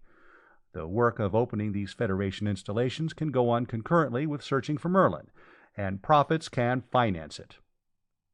Silence for a moment, then a bedlam of cheering. "Well, let's get organized," Gatworth said. "What will we call this company?" A number of voices shouted suggestions. Rodney Maxwell managed to get recognition and partial silence. "It is of the first importance," he said, "that we keep our real objective, Merlin, as close a secret as possible. The planetary government would like to get hold of it, and I leave you to ask yourselves how far Jake Vykoven and his cronies are to be trusted with anything like that, and I have no doubt the Federation might try to take it away from us." "Couldn't do it, Rodney," Judge Ledoux objected. "Everything the Federation abandoned in the Tri-System is public domain now. We have a Federation Supreme Court ruling." "What's legality to the Federation?" Clem Zareth demanded. "They fought a criminally illegal war of aggression against my people." Down the table, somebody started singing, "Rally round the banner black and green." "Well, I think it's a good idea to keep quiet about it myself," Kurt Fawsey said. "All right," Rodney Maxwell said. "Then we don't want this company to sound like anything but another salvage company. I suggest we call it Litchfield Exploration and Salvage." "Good name, Rodney," Dawes approved. "That a motion? I second it." Unanimously carried. They had a name now, anyhow. Everybody began suggesting other topics for consideration: capitalization, application for charter, election of officers, stock issues. Conn paid less and less attention. Industrial finance and organization wasn't his subject either. His father was plunging happily into it as though he had been promoting companies all his life. Conn sat and doodled with his six-color pen, mostly spherical hyperspace ships. "We can't get all this cleared up now," Lester Dawes was protesting. "Your Honor, Mr. Chairman, I suggest that committees be appointed." More hassling. Everybody wanted to be on all the committees. Finally, they appointed enough committees to include everybody. "Well, that seems to be cleared up," Judge Ledoux said. "I suggest a meeting day after tomorrow evening. The committee should have everything set up, and we should be able to organize ourselves and elect permanent officers. Is there anything else to discuss, or do I hear a motion to adjourn?" Somebody thought they ought to have some idea of what the first operation would be. "You heard me mention a spaceport," Conn said. "I can tell you now that it's over on Barathrum, inside the crater of an extinct volcano. I think we ought to have a look at that, first of all." "I know you seemed to think that yesterday, that Merlin is off-planet," Fawsey said. "I'm inclined to disagree, Conn. I think it's right here on Poictesme." "We ought to nail that spaceport down first," Conn argued. "Conn, you mentioned an underground duplicate of Travis's general headquarters," Zareth said. "They thought we'd possibly send a fleet here to blitz Poictesme, or they wouldn't have built that. And this underground headquarters would be the safest place on the planet. They'd make sure of that. Staff brass don't like to get caught out in the rain, not when it's raining hellburners and planet busters. Merlin would be too big to take there along with them, so they'd put it there in the first place." That made sense. If he'd been Fox Travis, and if there had been a Merlin, that was exactly where he'd put it himself. But there was no Merlin, and he wanted a ship. He argued mulishly for a while, then saw that it was hopeless, and gave in. "I want to find Merlin as much as any of you," he said. "More. Merlin was the only thing I was trained for. We'll look there first." Somebody asked where, approximately, this underground force command headquarters was. "Why, it's in the Badlands, over between the Blaubergs and the East Coast." "Great goo! "We'll need an army to go in there," Tom Brangwen said. "That's where all these outlaws have been coming from, Blackie Perales and all." "Then we'll get an army together," Clem Zarev said happily. "Might make a little of that reward money that's been offered." "We'll need more than that. We'll need excavation equipment and labor. Lots of labor," Conn said. "It's a couple of 100 feet below the surface. From the plans, I'd say they just dug a big pit, built the headquarters in it, and filled it in. There are 2 entrances, a vertical shaft and a horizontal tunnel. When they pulled out, they probably filled the shaft and vitrified the rock at the outer ends," his father added. "That was what they did at 10th Army." Another idea hit him. "Mr. Mayor, do you think you could set up some kind of a public works program here in Litchfield? We can't start this thing till after the wine pressing's over, and we'll need a lot of labor, as I pointed out. Now, it's important that we keep all our projects a secret until we can get our claims filed. If we start this municipal fix-up and clean-up program, we can give work to a lot of these drifters who haven't been able to get jobs on the plantations, get them organized into gangs, and keep them together till we're ready for the force command job." Lorenzo Menardis supported the idea. "And while they were boondoggling around in Litchfield, we could pick out the best workers, get rid of the incompetents, and train a few supervisors. That's going to be one of our worst headaches, getting capable supervisors." "You telling me?" Rodney Maxwell asked. "That was what I was wondering about, where we'd get gang bosses. And another thing, this municipal house cleaning would mask our real preparations." "Well, we need something like that," Fawsey said. "We've needed it for a long time. I guess it took Conn, coming home from Terra, to see how badly we've let the town get run down. Franz, suppose you and Tom Brangwen and Lorenzo form a committee on that. Look around, see what needs fixing up worst, and set up a project. Who's city engineer now?" "Abe O'Leary. He died 6 years ago," Dawes said. "You never appointed his successor." "Well, I guess I never got around to that," the mayor of Litchfield admitted. When the meeting finally adjourned, they went up and got in the car. His father lifted it straight up to 30,000 feet and started circling. An air car was one place where they could talk safely. "Conn, I was kind of worried down there. You were being a little too positive. You know you're only 23. As long as you agree with those people, you're a brilliant young man. You start getting ideas of your own, and you're just a half-baked kid. You let the older and wiser heads run things. You can't begin to hope to foul things up the way they can. Look at all the experience they've had." "But we've got to have a ship. Everything depends on that." "I know it does. We'll get a ship. Let Kurt Fawsey and Clem Zarev and the rest of them have this duplicate force command thing first, though. Keep them happy. As soon as we have that opened, you can take a gang and run over to Barathrum and grab your spaceport. Wait till they find out that Merlin isn't at Force Command Duplicate. Then you can convince them that it's really on Koshai." Chapter 6.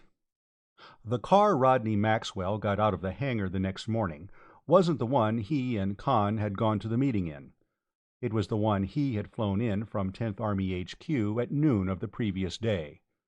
An Army reconnaissance job, slim and needle-like, completely enclosed, looking more like a missile than a vehicle, and armored in dazzling, iridescent collapsium.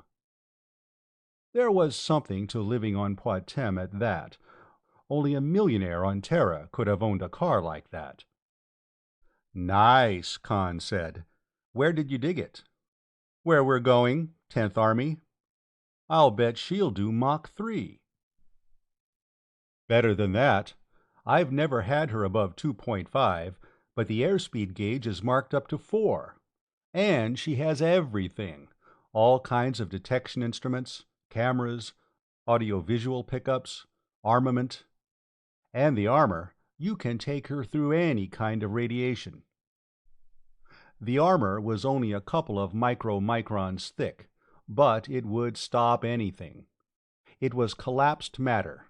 The electron shells of the atoms collapsed upon the nuclei, the atoms in actual contact. That plating made eighth-inch sheet steel as heavy as 12-inch armor plate, and in texture and shielding properties, lead was like sponge by comparison. They climbed in, and Rodney Maxwell snapped on the screens that served as windows. Conn leaned back and looked at the underside view in a screen on the roof of the car, as his father started the lift engine. "Still think it's worth the price, son?" his father asked. The price had begun to rise. Even so, he was afraid that what they had paid so far was only the down payment. Dinner last evening, Flora, who had evidently been talking to Wade Lucas, shouting accusations at them, his mother fleeing from the table in tears. As the car rose, he reached out and turned on and adjusted the telescreen for the underview. "Keep your eye on that, Father," he said. "That's what we're paying to get rid of." A distillery, bigger than the Menardis plant, long closed and now half roofless and crumbling. Rows of warehouses, empty after the war, until taken over by homeless vagrants.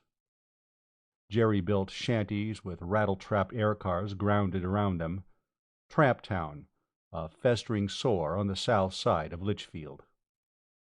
"If we put this over," he continued, "all those tramps will have steady work and good homes. We can have a park there, with fountains that'll work. Maybe even Flora and Mother will think we've done something worth doing." "It'll be kind of hard to take in the meantime, though, but if you can take it, I can." Rodney Maxwell turned off the underside teleview screen and put on the forward one. "See that little pink spot over there? Sunrise on the east side of Snagtooth. 10th Army's just behind it. Now let's see if this airspeed gauge is telling the truth or just bragging." Sudden acceleration pushed them back in their seats. The calibrations on the gauge rose swiftly. The pink-lighted peak grew swiftly in the teleview screen. The gauge hadn't been bragging, it had been understating. The car had more speed than the instrument could register. 2.5 minutes from Litchfield, they were decelerating and swinging slowly around Snagtooth, looking down on a tilted plateau that ended on the western side in a sheer drop of almost 1,000 feet. There were ruinous buildings on it, barracks and storehouses and offices, an airship dock and an air traffic control tower from which all the glass had long ago vanished, a great steel telecast tower that had fallen, crushing a couple of buildings. Young trees had already grown among the wreckage. "Look over there, on the slope below it. There's one entrance to the shelters." There was a clearing among the evergreens, half a mile from the buildings, and raw earth and a couple of big scows grounded nearby. They bulldozed rock and earth over the end of the tunnel. Then there's another one down on that bench, a couple of 100 feet below the edge of the plateau. They blasted rock down over that. The main entrance is a vertical shaft under the pre-stressed concrete dome. That was chapel, auditorium, or something. They just covered it with sheet metal and poured a foot of concrete on top. They floated down above the broken roofs and crumbling walls, and grounded in the area between the main administration building and the offices, back of the ship docks. Once, he supposed, it had been a lawn. Then it had been a jungle. Now it was a scuffed, littered, bare-trodden workyard. Men were straggling out of the administration building, lighting pipes and cigarettes. They all wore new but work-soiled infantry battle dress. All of them waved and shouted greetings. One, about Conn's own age, approached. As he got out, Conn saw the resemblance to Lester Dawes, the banker, before he recognized Ance Dawes, who had been one of his closest friends 6 years ago. They shook hands and pounded each other on the back. "Hey, you're looking great, Conn." They all told him that. He'd begin to believe it pretty soon.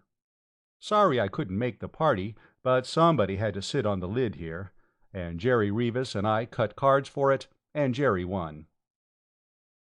"You didn't tell me Ance was with you," he reproached his father. Rodney Maxwell said he'd been saving that for a surprise. When Conn asked Ance what was the matter with the bank, he said, "For the birds, I'd as soon count sheets of toilet paper as this stuff we're using for money. Sooner. Toilet paper can be used for something, and this paper money's too stiff. Maybe some of this stuff we're digging here isn't worth much, but at least it's real." That was something else the Maxwell plan would have to take care of. Gresham's law was running hog-wild on Poictesme. A planetary government sol was worth about 10 centisols, Federation, and aside from deposit boxes, woolen socks under the mattress, and tin cans buried in the corner of the cellar, Federation currency was non-existent. "Had breakfast yet?" Rodney Maxwell asked. "Oh, hours ago. I was out and shot another spikenose. It's hanging up back of the kitchen, waiting for the cook to skin it and cut it up." He grinned at Conn. "You don't get this kind of hunting in a bank, either." "Jerry still inside? I want to see him. Suppose you take Conn around and show him the sights. And don't worry about him bumping you out of a job. Worry about the 6 or 8 extra jobs you'll have to do beside your own from now on." Conn and Ance crossed the yard and entered one of the office buildings through a big breach in the wall. Ance said, "I did that myself. 90-millimeter tank gun. When we want a wall out of the way, we get it out of the way." Inside were a lot of lifters and skids and power shovels and things. Laborers were assembling for work assignments.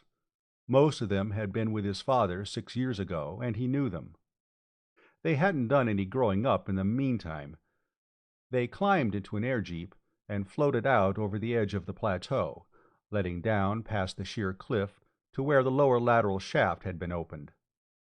A great deal of rock had been shoveled and bulldozed away to expose it.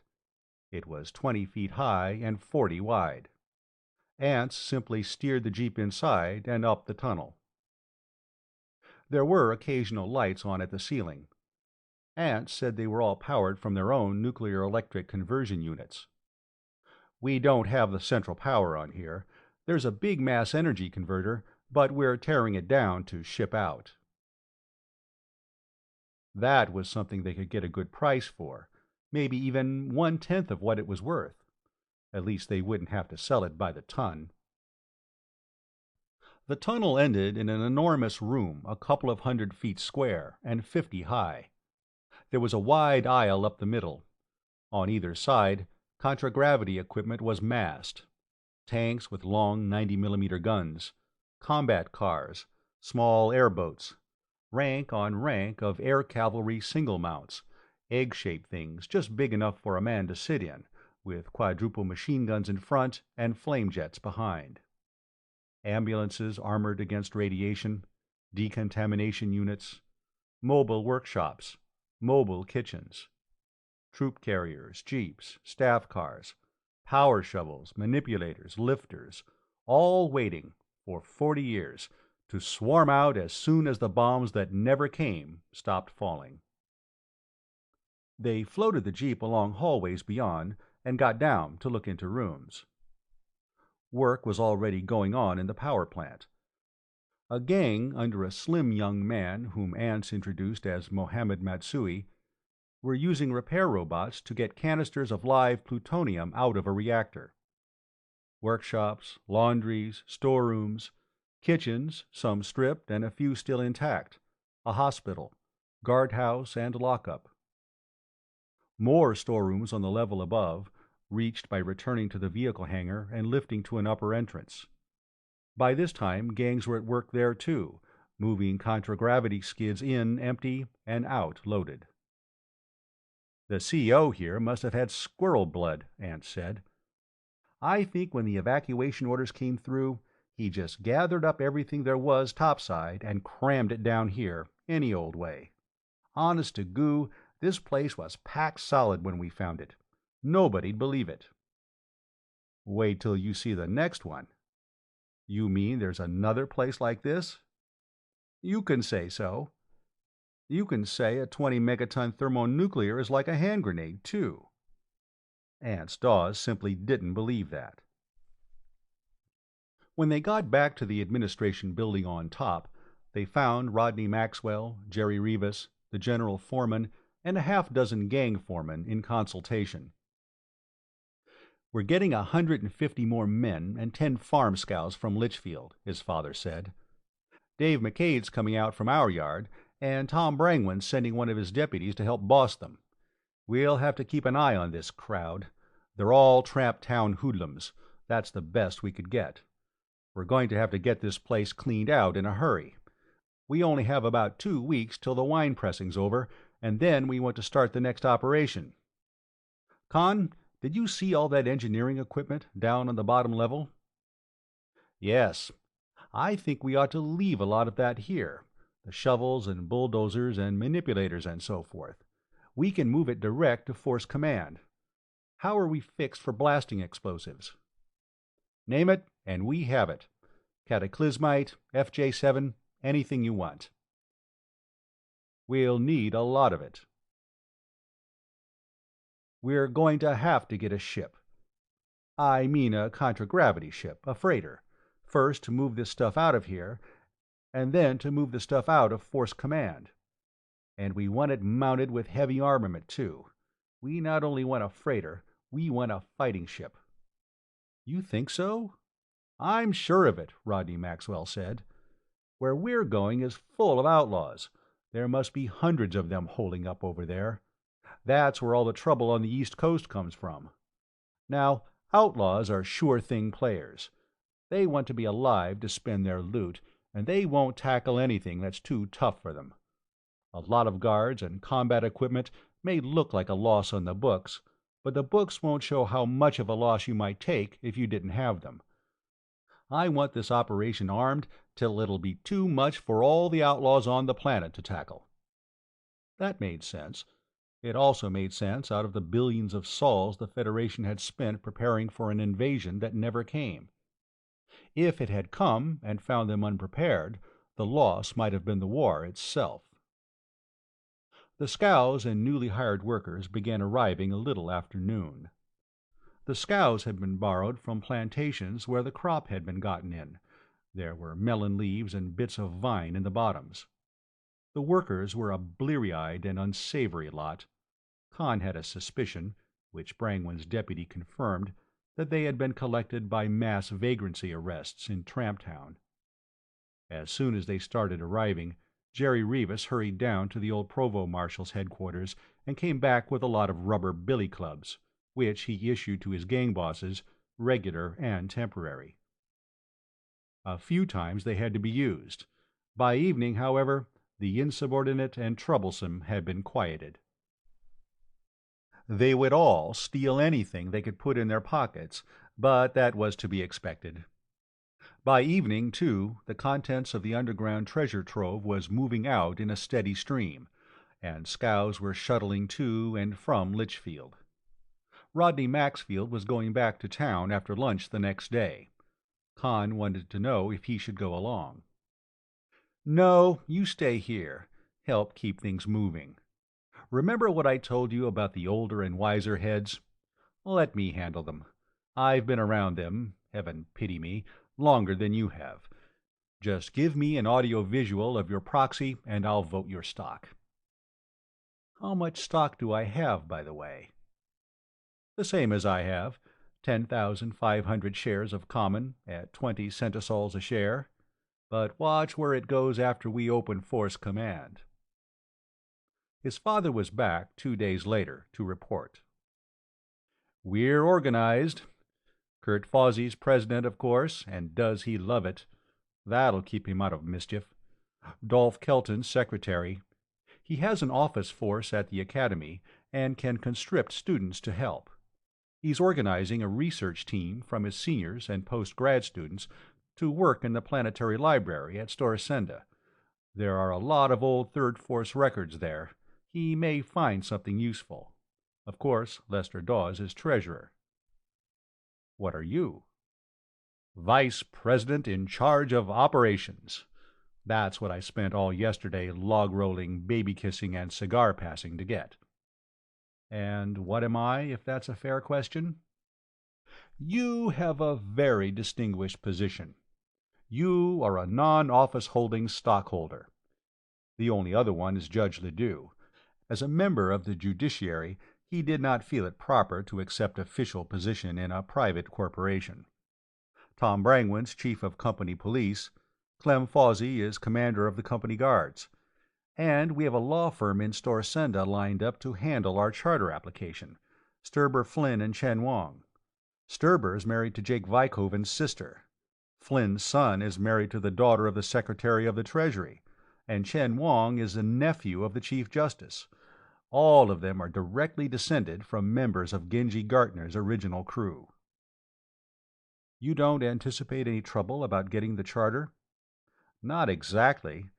And Lester Dawes is in Storsenda now, trying to find us a contragravity ship. There are about a dozen in the hands of receivers for bankrupt shipping companies.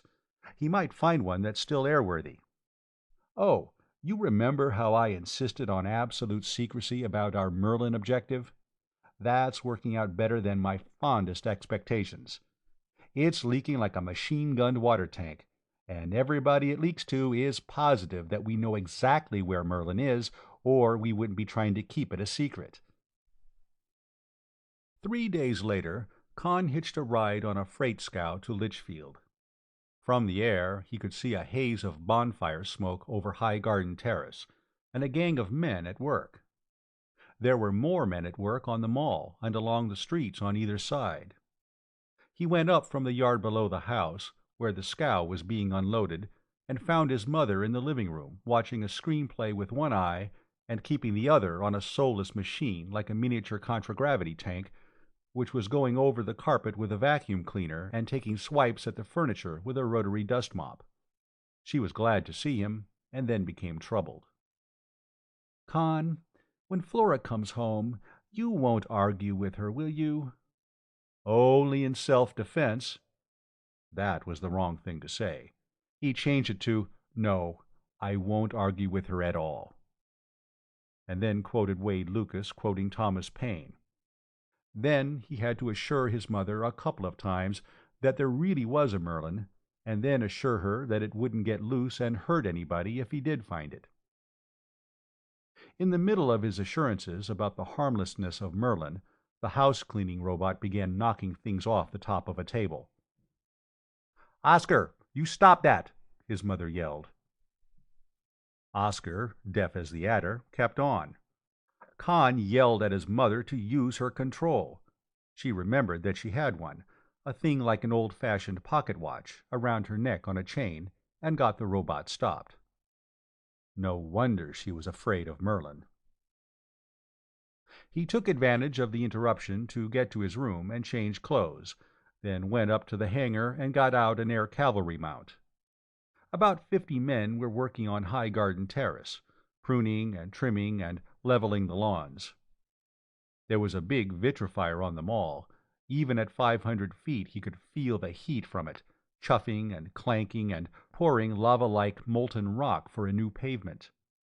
And all the nymphs and satyrs and dryads and fauns and centaurs had had their pedestals rebuilt and were sandblasted clean.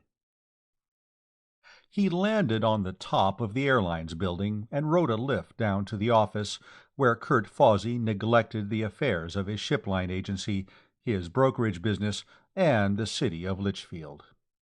The afternoon habitués had begun to gather. Raymond Fitch, the used vehicles dealer, Lorenzo Menardis, Judge Ledoux, Tom Brangwen, Clem Zareth. Fawsey was on the screen, talking to somebody with sandy hair and a suit that didn't seem to be made of any sort of Federation Armed Forces material, about warehouse facilities.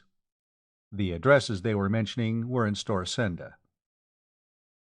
"No, Leo, I don't know when," Fawsey was saying, "but don't you worry. You just have space for it, and we'll fill it up. And don't ask me what sort of stuff. You know what a salvage operation's like. You just haul out the stuff as you come to it." Tom Brangwen, lounging in one of the deep chairs, looked up. "Hello, Conn. We're having a time.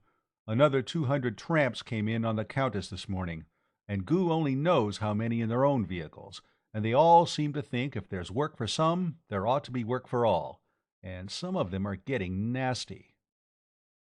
"We can use some more out at the dig.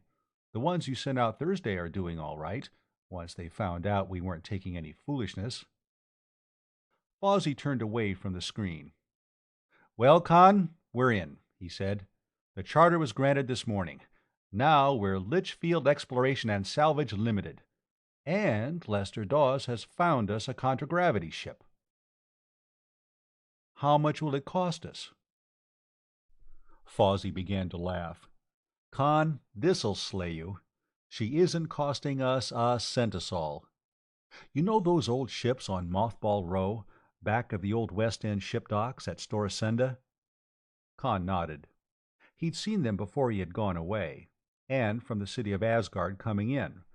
A lot of old army transport craft, covered with muslin and sprayed with protectoplast. The planetary government had taken them over after the war and forgotten them. "Well, Lester's gotten one of them for us under the old 878 Commercial Enterprise Encouragement Act. She's an Army combat freighter, regimental ammunition ship.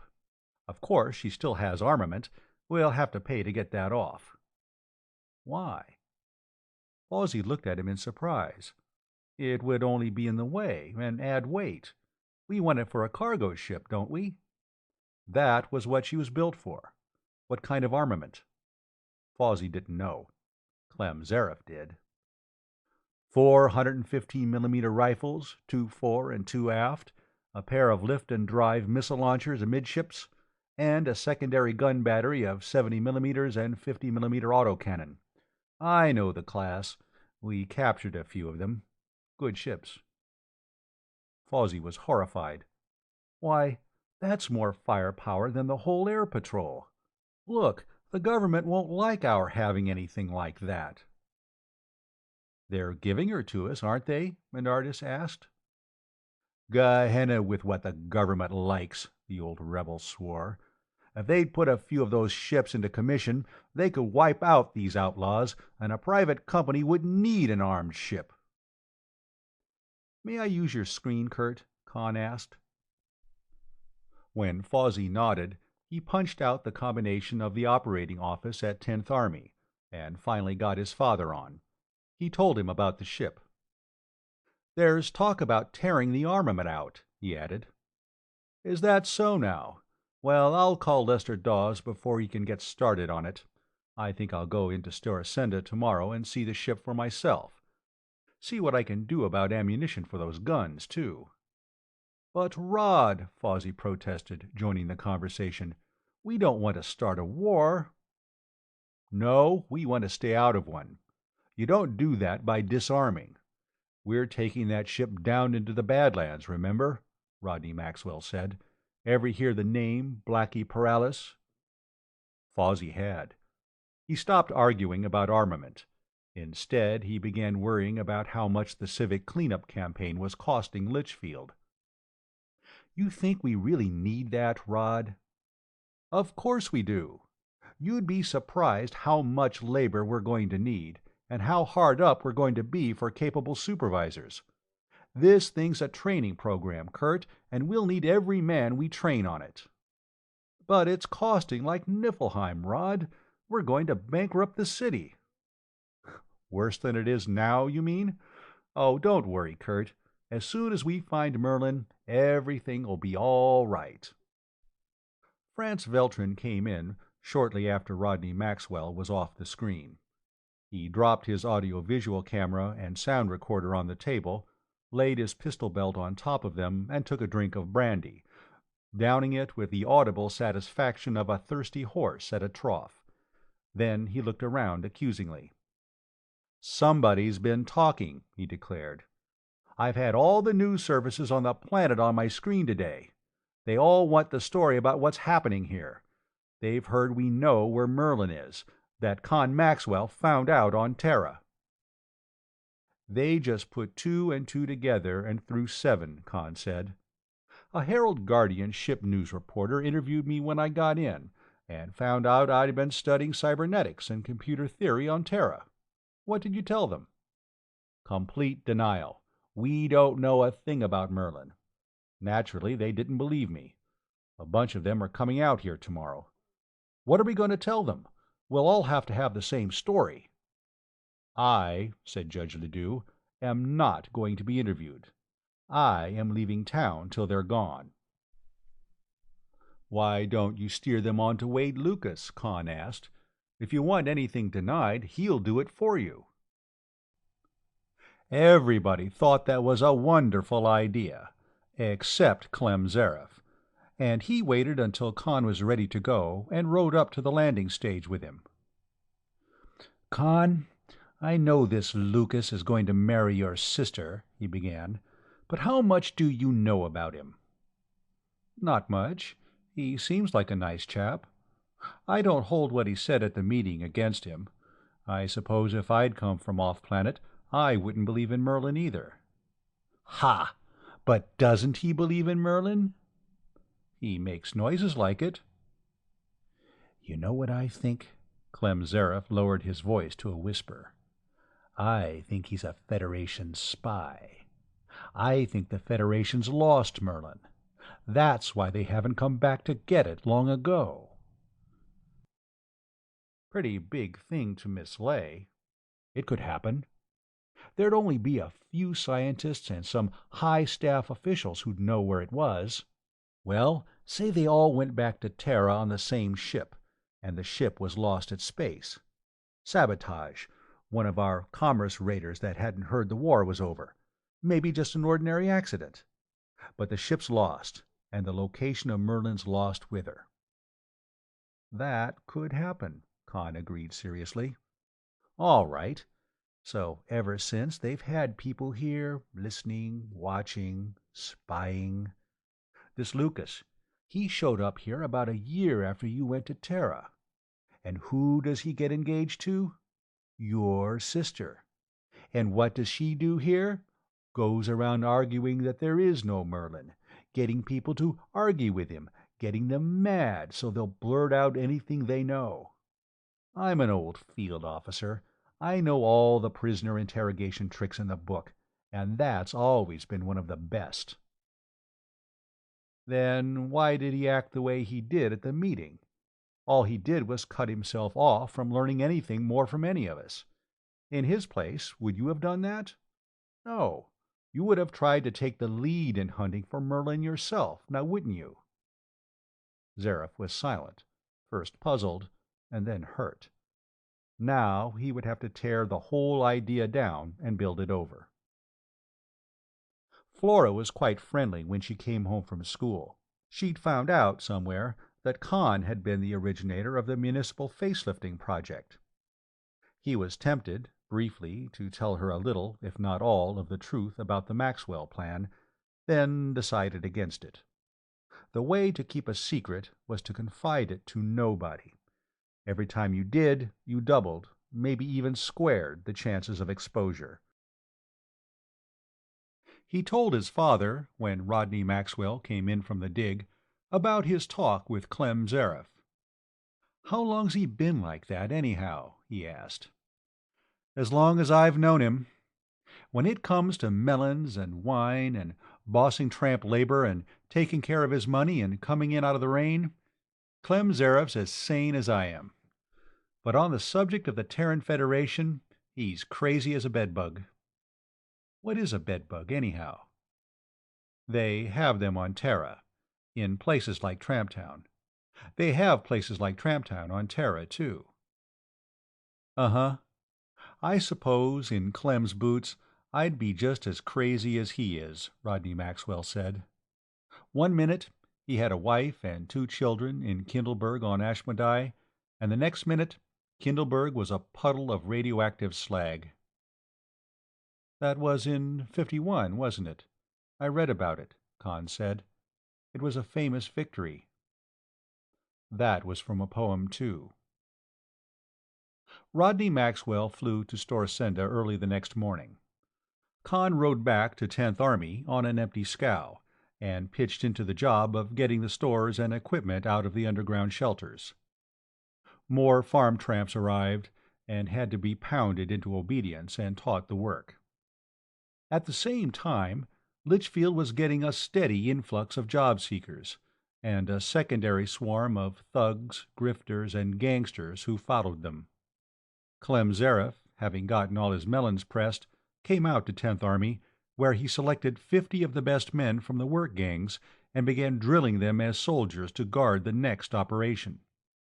The manual of arms, drill, and salute he taught them was, of course, System States Alliance. A week later, the ship arrived from Storsenda. 160 feet, 3,000 tons, small enough to be berthed inside a hyperspace transport, and fast enough to get a load of ammunition to troops at the front, unload, and get out again before the enemy could zero in on her, and armed to fight off any Army Air Force combat craft. The delay had been in recruiting officers and crew. The captain and chief engineer were out-of-work shipline officers. The gunner was a former Federation artillery officer, and the crew looked more like pirates than most pirates did. They christened her the Lester Dawes, because Dawes had secured her and because the name began with the initials of Litchfield Exploration and Salvage. From then on, it was a race to see whether the 10th Army attack shelters would be empty before the wine was all pressed, or vice versa. End of Chapter 6.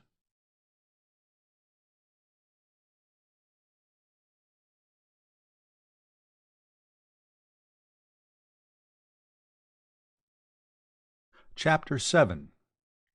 52 years before, they had come to the mesa in the Badlands and dug a pit on top of it, 1,000 feet in diameter and more than 500 deep. And in it they built a duplicate of the headquarters for 3rd Fleet Army Force Command. They built a shaft 100 feet in diameter, like a chimney at one side, and they ran a tunnel out through solid rock to the head of a canyon half a mile away. Then they buried the whole thing. 12 years later, when the war was over, they sealed both entrances and went away and left it. For a month each winter, cold rains from the east lashed the desert. For the rest of the year, it was swept by wind-blown sand. Wiregrass sprouted, and thornbush grew. Nature, the master camoufleur, completed the work of hiding the forgotten headquarters. Little things, not unlike rabbits, scampered over it, and bigger things, vaguely fox-like, hunted them. Hunted men came too, their air cars skimming low. None of them had the least idea what was underneath. The mesa top came suddenly to life, just as the sun edged up out of the east. Conn and his father and Aunt Dawes came in first, in the recon car with which they had scouted and photographed the site a few days before. They circled at 1,000 feet, fired a smoke bomb, and then let down near where Conn's map showed the head of the vertical shaft. The rest followed. First a couple of combat cars that circled slowly, scanning the ground, and then the Lester Dawes with her big guns and her load of equipment, and behind a queue of boats and scows and heavy engineering equipment on contragravity, and troop carriers full of workmen and guards, flanked by air cavalry, which circled above while everything else landed, then scattered out over a 50-mile radius. Occasionally there was a hammer of machine guns, either because somebody saw something on the ground that might need shooting at, or simply because it was a beautiful morning to make a noise. The ship settled quickly and daintily, while Conn and Ance and Rodney Maxwell sat in the car and watched. Immediately she began opening like a beetle bursting from its shell, large sections of armor swinging outward. Except for the bridge and gun turrets, almost the whole ship could be opened. She had been designed to land in the middle of a battle and deliver ammunition when seconds could mean the difference between life and death. Jeeps and lifters and manipulators and things floated out of her. Scows began landing and unloading prefabbed elements. A water tank landed, and the cook shed began going up beside it. A lorry came in with scanning and probing equipment, and a couple of men jumped off and huddled over a photoprint copy of one of Conn's maps. Conn lifted the car again and coasted it a half-mile to where the cleft in the mesa started. There were half a dozen claw-armed manipulators already there, and 2 giant power shovels. Jerry Rivas and one of the engineers Kurt Fawsey had hired had gotten out of a jeep and were looking at another photoprint of the map. Rivas pointed to the head of the canyon, where a mass of rock had slid down. "That's it. You can still see where they put off the shots." The canyon was long enough and wide enough for the Lester Dawes to land in it. She could be loaded directly from the tunnel. The manipulators began moving in, wrestling with the larger chunks of rock and dragging or carrying them away. Power shovels began grunting and clanking and rumbling. Dust rose in a thick column. Toward mid-morning, the troop carriers which served as school buses in Litchfield arrived, loaded with more workmen. A lorry lettered Storsenda Herald Guardian came in, hovered over the canyon, and began transmitting audiovisuals. More newsfolk put in an appearance. The earth and rock at the top of the tunnel entrance fell away, revealing the vitrified stone lintel. Everybody cheered and dug harder. More air cars arrived, getting in each other's and everybody else's way. Raymond Fitch, Lester Dawes, Lorenzo Menardis, and Morgan Gatworth, Dolph Kelton playing hooky from school, Tom Brangwyn with a score of the Home Guard to reinforce the company police. Clem Zareff called in his air cavalry to help control the sightseers. Nobody was making trouble. They were just getting in the way. At 11, Rodney Maxwell went aboard the Lester Dawes to use the radio and telescreen equipment. By then, 2 time zones west in Storsenda, the claims office was opening. He filed preliminary claim to an underground installation with at least 2 entrances in uninhabited country, and claimed a 10-mile radius around it.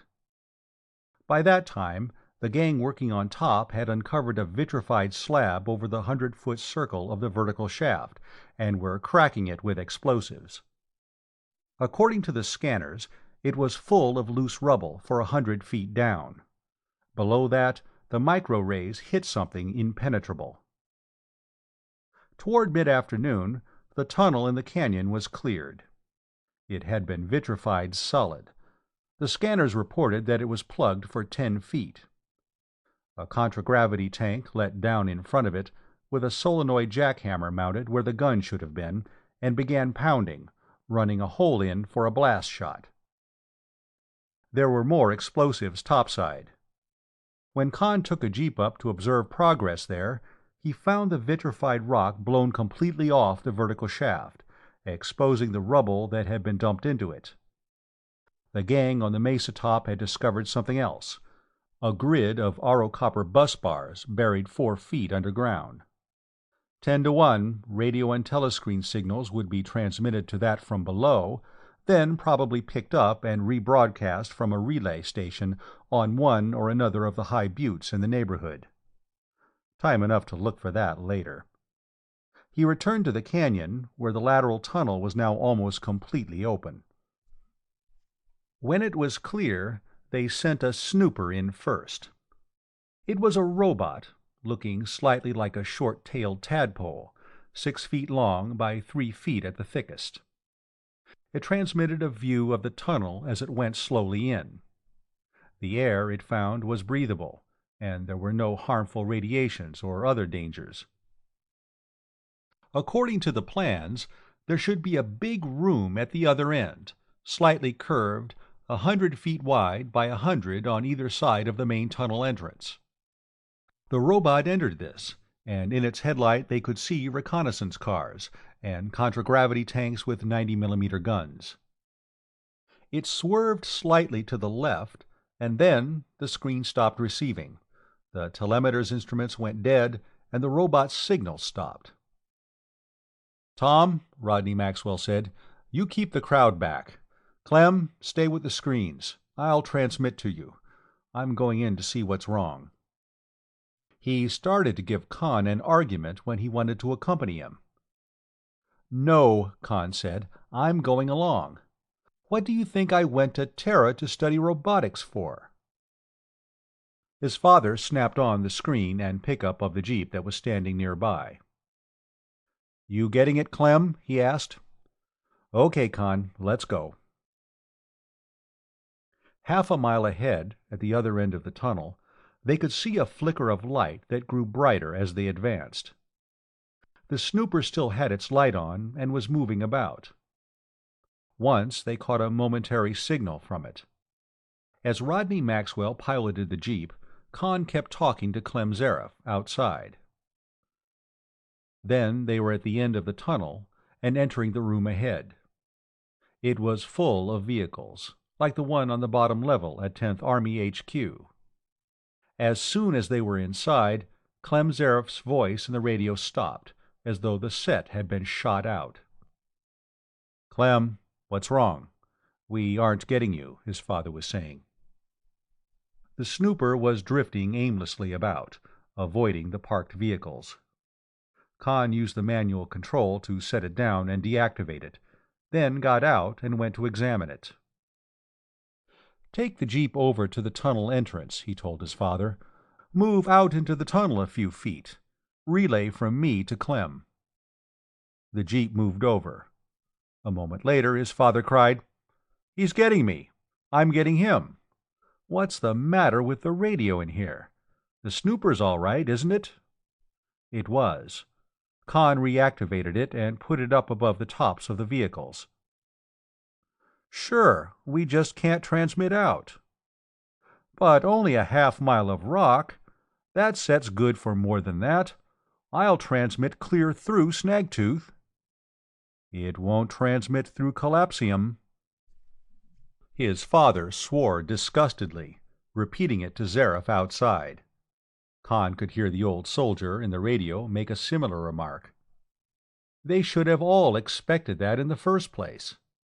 If the Third Force High Command was expecting to sit out a nuclear bombardment in this place, they'd armor it against anything. "Bring the gang in. It's safe as far as we've gotten," his father said.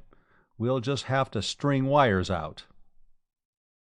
Conn used his flashlight and found the power unit for the room lights. All the overhead lights were wired to one unit, if wired were the word for gold leaf circuits cemented to the walls and covered with insulating paint. For the heavy stuff, like the ventilator fans, they'd have to find the central power plant. He looked around the big room, poking into some of the closets that lined it.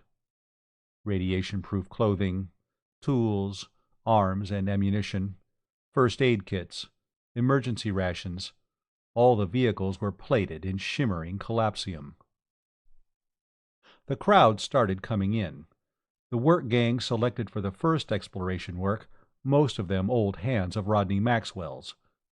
The engineers they had recruited. Mohammed Matsui, he had a gang of his own, the same one he had been using in tearing down the converter at 10th Army. The stockholders and officials, the press, and everybody else Tom Brangwen's police hadn't been able to keep out. The power plant was at the extreme bottom. Matsui began looking it over at once. Above it they found the service facilities air and water plant, pumps for the artesian well, sewage disposal. Then repair ships and a laboratory, and laundries and kitchens above that. "Where do you suppose it is?" Kurt Fawsey was asking. "Up at the very top, I suppose. Let's go up and work down. I can't wait till we've found it." Like a kid on Christmas Eve, Conn thought. And there was no Santa Claus, and Christmas had been abolished. The place was built in concentric circles, level above level. Combat equipment nearest the tunnel exit and nearest the vertical shaft, and ambulances and decontamination units and equipment for relief and rebuilding next. Storerooms, mile on circular mile of them. Not the hasty, pack-rat cramming he'd seen at 10th Army. Everything had been brought in order, carefully piled or racked, and then left. More stores for the next 3 levels up. Then living quarters. Enlisted men's and women's quarters, no sign of occupancy. Enlisted kitchens and mess halls, untouched. Most of the officers' quarters were similarly unused, but here and there some had been occupied. A sloppily made bed, a used cake of soap in the bathroom, an empty bottle in a closet. Officers' commissary stores had been used from and replaced. The officers' mess hall and kitchen had been in constant use, and the officers' club had a comfortably scuffed and lived-in look. There had been a few people there all the time of the war. Men and women, all officers or civilians, Clem Zareff said. Didn't even have enlisted men to cook for them. And we haven't found a scrap of paper with writing on it, or an inch of recorded sound tape or audiovisual film. Remember those big wire baskets down at the mass energy converters? Before they left, they disintegrated every scrap of writing or recording. This is where Merlin is. They were the people who worked with it. And above, offices, general staff, war planning with an incredibly complex star map of the theater of war. Judge Advocate General, Inspector General, Service of Supply. They were full of computers, each one firing the hopes of people like Fawsey and Dolph Kelton and Judge Ledoux, but they were only special-purpose machines, the sort to be found in any big business office. The Storacenda Stock Exchange probably had bigger ones.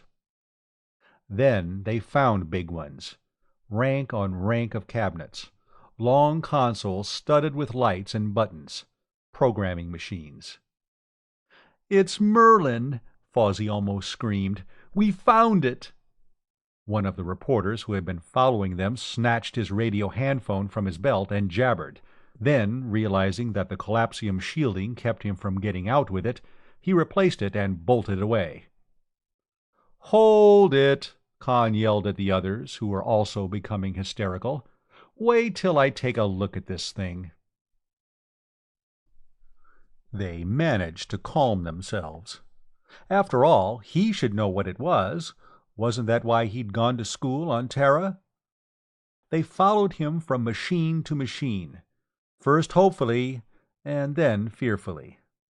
Finally, he turned, shaking his head and feeling like the doctor in a film show, telling the family that there's no hope for Grandpa. This is not Merlin. This is the personnel file machine. It's taped for the records and data of every man and woman in the Third Force for the whole war. It's like the student record machine at the university. Might have known it. This section in here's marked G1 all over everything. That's personnel. Wouldn't have Merlin in here, Clem Zareff was saying. "Well, we'll just keep on hunting for it till we do find it," Kurt Fawsey said. "It's here somewhere. It has to be." The next level up was much smaller. Here were the officers of the top echelons of the Force Command Staff. They, unlike the ones below, had been used. From them, too, every scrap of writing or film or record tape had vanished. Finally, they entered the private office of Force General Fox Travis. It had not only been used, it was in disorder. Ashtrays full, many of the 40-year-old cigarette ends lipstick-tinted, chairs shoved around at random, 3 bottles on the desk, with Terran bourbon labels, 2 empty and 1 with about an inch of whiskey left in it, but no glasses. That bothered Conn. Somehow he couldn't quite picture the commander and staff of the Third Fleet Army Force passing bottles around and drinking from the neck. Then he noticed the wall across the room was strangely scarred and scratched. Dropping his eye to the floor under it, he caught the twinkle of broken glass. They had gathered here and talked for a long time. Then they had risen for a final toast, and when it was drunk, they had hurled their glasses against the wall and smashed them. Then they had gone out, leaving the broken glass and the empty bottles, knowing that they would never return. Chapter 8. Before they returned to the lower level into which the lateral tunnel entered, Matsui and his gang had the power plant going. The ventilator fans were humming softly, and whenever they pressed a starting button, the escalators began to move. They got the pumps going, and the oxygen generators, and the sewage disposal system. Until the communication center could be checked and the relay station found, they ran a cable out to the Lester Dawes, landed in the canyon, and used her screen and radio equipment. Before the claims office in Storasenda closed, Rodney Maxwell had transmitted in recorded views of the interior, and enough of a final description for a final claim. They also received teleprint copies of the Storasenda papers. The first story, in an extra edition of the Herald-Guardian, was headlined, "Merlin Found!" That would have been the reporter who bolted off prematurely when they first saw the personnel record machines. Conn wondered if he still had a job. A later edition corrected this, but was full of extravagant accounts of what had been discovered. Merlin or no Merlin, Force Command Duplicate was the biggest abandoned property discovery since the Third Force left the Tri-System. The camp they had set up on top of the mesa was used that night only by Clem Zareff's guards. Everybody else was inside, eating cold rations when hungry, and when they could keep awake no longer, bedding down on piles of blankets, or going up to the barracks rooms above. The next day they found the relay station which rebroadcast signals from the buried aerial, or wouldn't one say subterrial, on top of the mesa. As Conn had expected, it was on top of a high butte 3.5 miles to the south. It had been so skillfully camouflaged that none of the outlaw bands who roamed the Badlands had found it. After that, Force Command Duplicate was in communication with the rest of Poictesme. They moved into the staff headquarters at the top. Fox Travis's office, tidied up, became the headquarters for the company officials and chief supervisors. The workmen quartered themselves in the enlisted barracks, helping themselves liberally to anything they found. The crowds of sightseers kept swarming in, giving Tom Brangwen's police plenty to do. Tom himself turned the marshal's office in Litchfield over to his chief deputy. Clem Zareff insisted on more men for his guard force.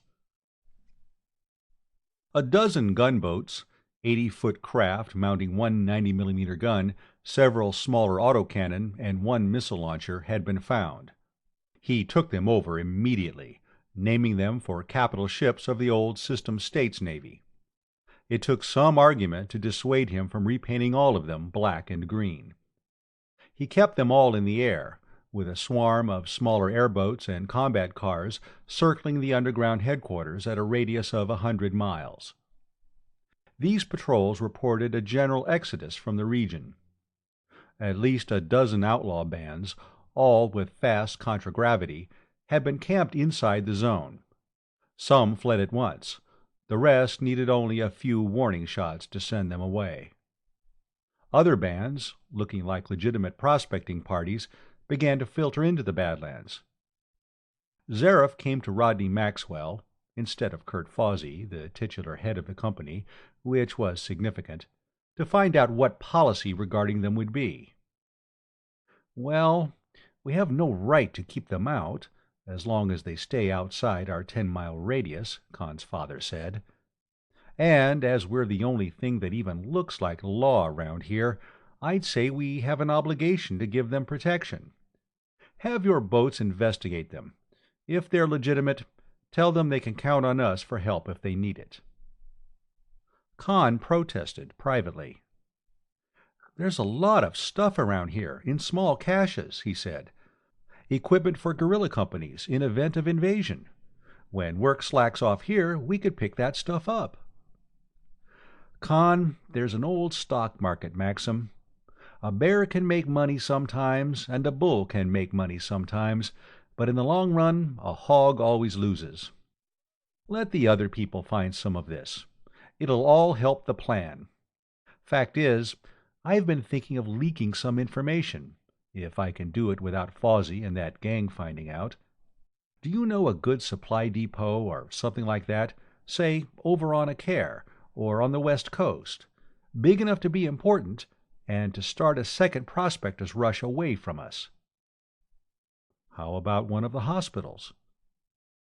"No, not a hospital. We might use them to talk Wade Lucas into joining us. A lot of medical stores would be good bait for him. I'm afraid he's going to make trouble if we don't do something about him." "Well, how about engineering and construction equipment? I know where there's a lot of that, down to the southwest." "That's farming country. That stuff will be useful down there. I'll do that." The next morning, Rodney Maxwell scorched the stratosphere to Storsenda in his recon car. The day after he got back, there was a big discovery of engineering equipment to the southwest, and, as he had anticipated, a second rush of prospectors. They had the vertical shaft clear now, and the Lester Dawes was shuttling back and forth between Force Command Duplicate and Storsenda. Other ships were coming in now, mostly privately owned freighting ships. They bought almost anything as fast as it came out. The stock market had been paralyzed for a couple of days after the discovery of Force Command. Nobody seemed to know what to sell and what to hold. Now it was going perfectly insane. 20 or 30 new companies were being formed. Unlike Litchfield Exploration and Salvage, they were all offering their stock to the public. A week after the opening of Force Command, the stock exchange reported the first 500,000 share day since the war. A week after that, there were 2 million share days in succession. Some of the L.E.&.S. stockholders who had come out on the first day began drifting back to Litchfield. Lester Dawes was the first to defect. There was nothing he could do at Force Command, and a great deal that needed his personal attention at the bank. Morgan Gatworth and Lorenzo Menardis and 1 or 2 others followed. Kurt Fawsey, however, refused to leave. Merlin was somewhere here at Force Command, he was sure of it, and he wasn't leaving till it was found. Neither were Franz Veltrin or Dolph Kelton or Judge Ledoux. Tom Brangwyn resigned as town marshal. Clem Zaref was too busy even to think of Merlin. He had almost as many men under his command, and twice as much contragravity as he had had when the System States Alliance Army had surrendered. Conn flew to Litchfield and found that the Public Works project had come to a stop at noon of the day when Force Command was entered, and that nothing had been done on it since. The cold vitrifier was still standing in the middle of the mall, and topside Litchfield was littered in a dozen places with forsaken equipment and half-completed paving. There was no one in Kurt Fawsey's office in the airlines building, and the employment office was jammed with migratory workers vainly seeking jobs. He hunted up Morgan Gatworth, the lawyer. "Can't some of you get things started again?" he wanted to know. "This place is worse than it was before they started cleaning up." "Yes, I know." Gatworth walked to an open window and looked down on the littered mall. "But everybody just dropped everything as soon as you opened Force Command. Kurt Fawsey's not been back here since." "Well, you're here. Lester Dawes and Lorenzo Menardis are here. Why don't you just take over? Kurt Fawsey couldn't care less what you do. He's forgotten he's mayor of Litchfield. He's forgotten there is a Litchfield." "Well, I don't like to just move into the mayor's office and take over." From somewhere below, a submachine gun hammered. There were yells, pistol shots, and the submachine gun hammered again, a couple of short bursts. "Some of the farm tramps who can't get jobs, trying to steal something to eat, I suppose," Conn commented. Gatworth was frowning thoughtfully. He'd only need one more, very slight push. "Why don't you talk to Wade Lucas? He's got brains, and he's honest. Nobody but an honest man would have made himself as unpopular as Lucas has. If you pretend to be disillusioned with this Merlin business, it might help convince him. He was blaming you and your father for what's been going on here in the last 2 weeks. Yes, he'd help get things straightened out." At home, he found his mother simply dazed. She was happy to see him, and solicitous about his and his father's health. It seemed at times, though, as if he were somebody she had never met before. Events had gotten so far beyond her that she wasn't even trying to catch up. Flora, returning from school, stopped short when she saw him. "Well, I hope you like what you've done," she greeted him. "For a start, yes." "For a start, you know what you've done." "Yes. I don't know what you think I've done, though. Tell me." "You've turned everything into a madhouse. You've set this whole world Merlin crazy. Look at the stock market." "You look at it. All I can see is a pack of lunatics playing Russian roulette with 5 chambers loaded out of 6. Some of this so-called stock that's being peddled around isn't worth 5 millisols a share. Seekers for Merlin Limited closed today at 170. You notice there isn't any LENS being traded. If you don't believe me, talk to Lester Dawes. He'll tell you what we think of this market." "Well, it's your fault." "In part, it's my fault that any of these quarter-wits have any money to play the market with. They wouldn't have money enough to play a 5-cent-a-sol slot machine if we hadn't gotten a little business started." There was just a little truth to that, too. A few woolen socks were coming out from under mattresses, and a few tin cans were being exhumed in cellars, since the new flood of Federation equipment and supplies had gotten on the market. He'd seen a freshly lettered sign on Len Yanaguchi's tailor shop: "Quarter price in Federation currency." That night, however, he had one of the nightmares he used to have as a child, a dream of climbing up onto a huge machine and getting it started, and then clinging, helpless and terrified, unable to stop it as it went faster and faster toward destruction. Clem Zareff's patrols were encountering larger outlaw bands, the result of gang mergers.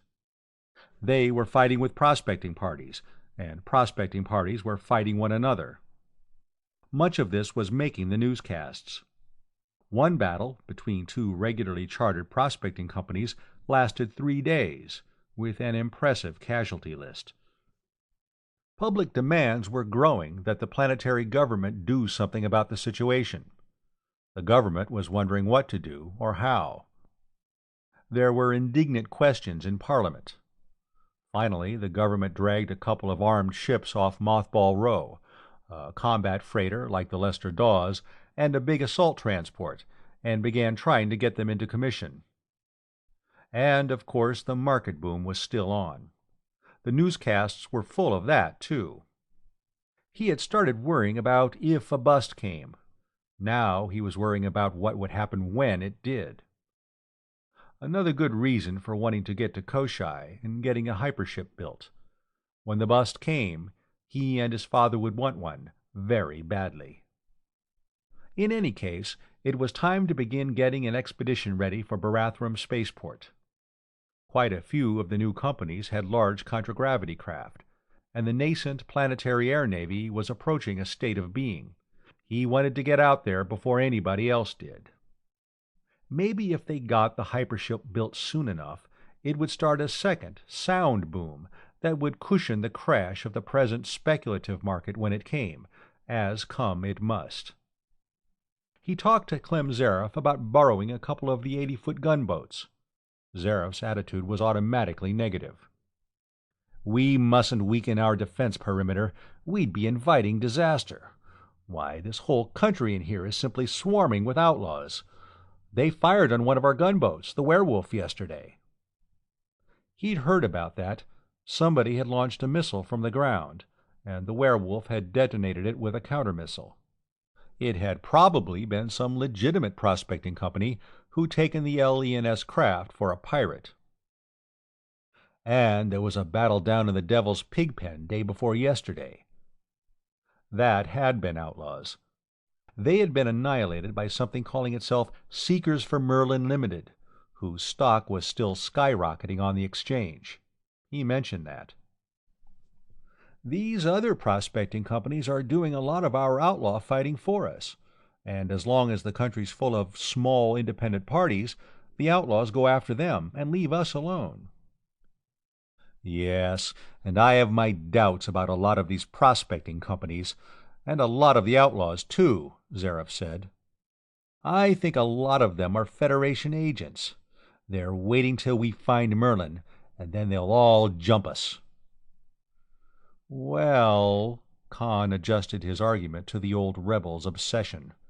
I'll admit that as a possibility. If so, we'll need heavier weapons than we have.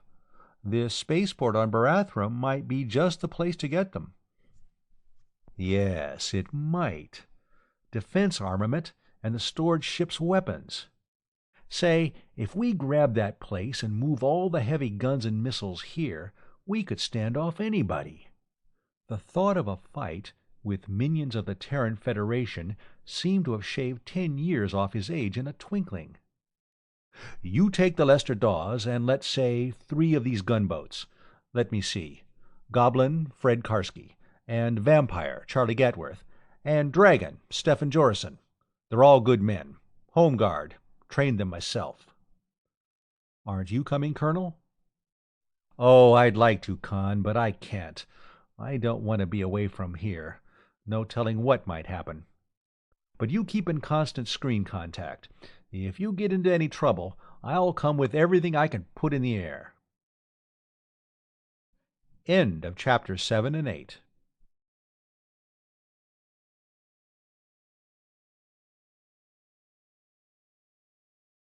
Chapter 9. Barathrum was a grim land, naked, black, and gray. Spines and crags of bare rock jutted up, lava flows like black glaciers twisting among them. It was split by faults and fissures, pimpled with ash cones. Except for the seabirds that nestled among the cliffs, and the few thin patches of green where seeds, wind-blown from the mainland, had taken root, it was as lifeless as when some ancient convulsion had thrust it up from the sea. Barathrum was a dead inferno, untenanted even by the damned. By comparison, the Badlands seemed lushly fertile. The 4 craft crossed above the line of white breakers that marked the division of sea and land.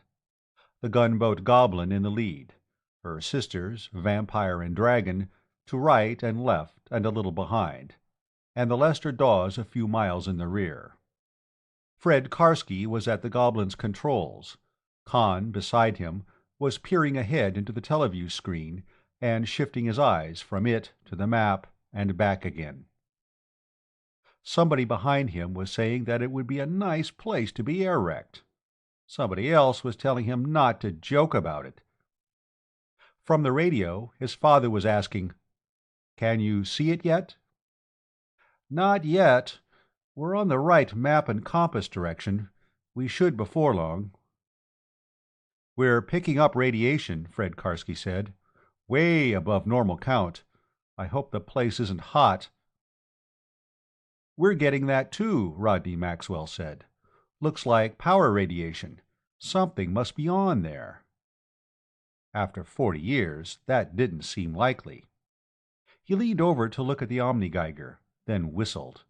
If that was normal leakage from inactive power units, there must be enough of them to power 10 towns the size of Litchfield. "Something's operating there," he said, and then realized what that meant. Somebody had beaten them to the spaceport. That would be one of the new companies formed after the opening of Force Command. He was wishing now that he hadn't let himself be talked out of coming here first. Older and wiser heads, indeed. Fred Karski whistled shrilly into his radiophone. "Attention, everybody! General alert! Prepare for combat! Prepare to take immediate evasive action! We must assume that the spaceport is occupied and that the occupants are hostile. Captain Poole, will you please make ready aboard your ship? Reduce both speed and altitude, and ready your guns and missiles at once." "Well, now, wait a minute, young fellow," Poole began to argue. "You don't know." "No, I don't. And I want all of us alive after we find out, too," Karski replied. Rodney Maxwell's voice, in the background, said something indistinguishable. Poole said ungraciously, "Well, all right, if you think so." The Lester Dawes began dropping to the rear and going down toward the ground. Conn returned to the teleview screen in time to see the truncated cone of the extinct volcano rise on the horizon, dwarfing everything around it. Fred Karski was talking to Colonel Zareff, back at Force Command, giving him the radiation count. "That's occupied," the old soldier replied. "Mass energy converter going. Now, Fred, don't start any shooting unless you have to. But don't get yourself blown to MC, waiting on them to fire the first shot." The dark cone bulked higher and higher in the screen. It must be 7 miles around the crater, and a mile deep. When that thing blew out, 10 or 15,000 years ago, it must have been something to see. Preferably from a ship 1,000 miles off planet. It was so huge that it was hard to realize that the humbled foothills around it were themselves respectably lofty mountains. When they were within 5 miles of it, something twinkled slightly near the summit. An instant later, the missile-man, in his turret overhead, shouted, "Missile coming up! Counter-missile off!" "Grab onto something, everybody," Karski yelled, bracing himself in his seat. Conn, on his feet, flung his arms around an upright stanchion and hung on. Fred's hand gave a twisting jerk on the steering handle. The goblin went corkscrewing upward. In the rear-view screen, Conn saw a pink fireball blossom far below. The sound and the shockwave never reached them. The goblin outran them. Dragon and vampire were spiraling away in opposite directions. The radio was loud with voices, and a few of the words were almost printable. A gong began clanging from the command post on top of the mesa on the mainland. "Be quiet, all of you!" Clem Zareff was bellowing. "And get back from there. Back 3 or 4 miles. Close enough so they won't dare use thermonuclears. Take cover behind one of those ridges where they can't detect you. Then we can start figuring out what the Gehenna to do next." That made sense. And get it settled who's in command of this Donnybrook while we're at it, Conn thought. He looked into the rear and side view screens, and taking cover immediately made even more sense. 2 more fireballs blossomed, one dangerously close to the dragon. Guns were firing from the mountain top too, big ones, and the shells were bursting close to them. He saw a shell land on, and another beside, one of the enemy gun positions, 115 millimeters from the Lester Dawes, he supposed. He continued to cling to the stanchion, and the goblin shot straight up, and he was expecting to see the sky blacken and the stars come out when the gunboat leveled and started circling down again. The mountainside, he saw, was sending up a lightning-crackling tower of smoke and dust that swelled into a mushroom top. Clem Zareff on the radio was demanding to know who'd launched that. "We did it, sir. Dragon," Stephen Jorison was replying. "We had to get rid of it. We took a hit. Gun turret smashed. Milt Hennet's dead, and Abe Samuels probably will be before I'm done talking. And if we get this crate down in one piece, it'll do for a miracle till a real one happens." "Well, be careful how you shoot those things off," his father implored from the Lester Dawes. "Get one inside the crater, and we won't have any spaceport." The Lester Dawes vanished behind a mountain range a few miles from the volcano. The dragon, still airborne but in obvious difficulties, was limping after her, and the vampire was covering the withdrawal, firing rapidly but with doubtful effect with her single 90mm and tossing out countermissiles. There was another fireball between her and the mountain. Then, when the dragon had followed the Lester Dawes to safety, she turned tail and bolted, the goblin following. As they approached the mountains, something the shape of a recon car and about half the size passed them going in the opposite direction. As they dropped into chasm on the other side, another nuclear went off at the volcano. When Conn and Fred left the goblin and boarded the ship, they found Rodney Maxwell, Captain Poole, and a couple of others on the bridge.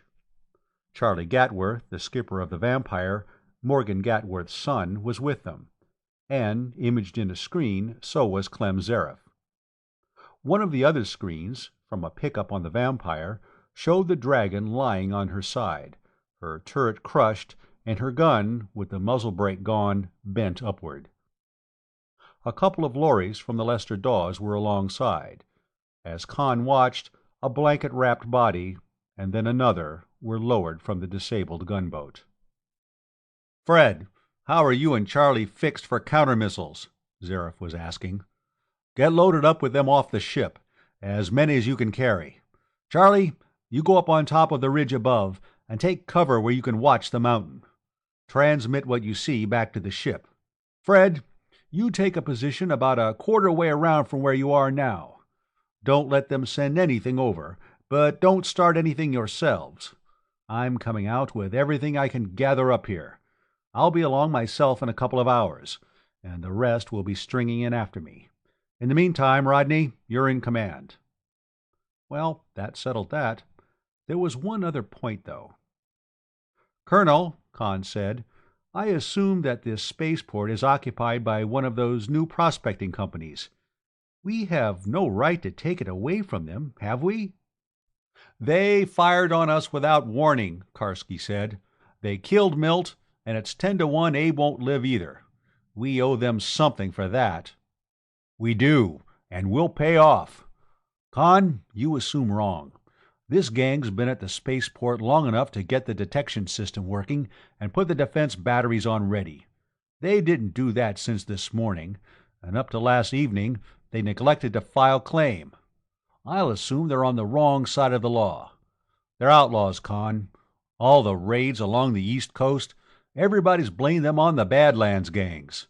I'll admit they're responsible for some of it, but I'll bet this gang at the spaceport is doing most of it." That was reasonable.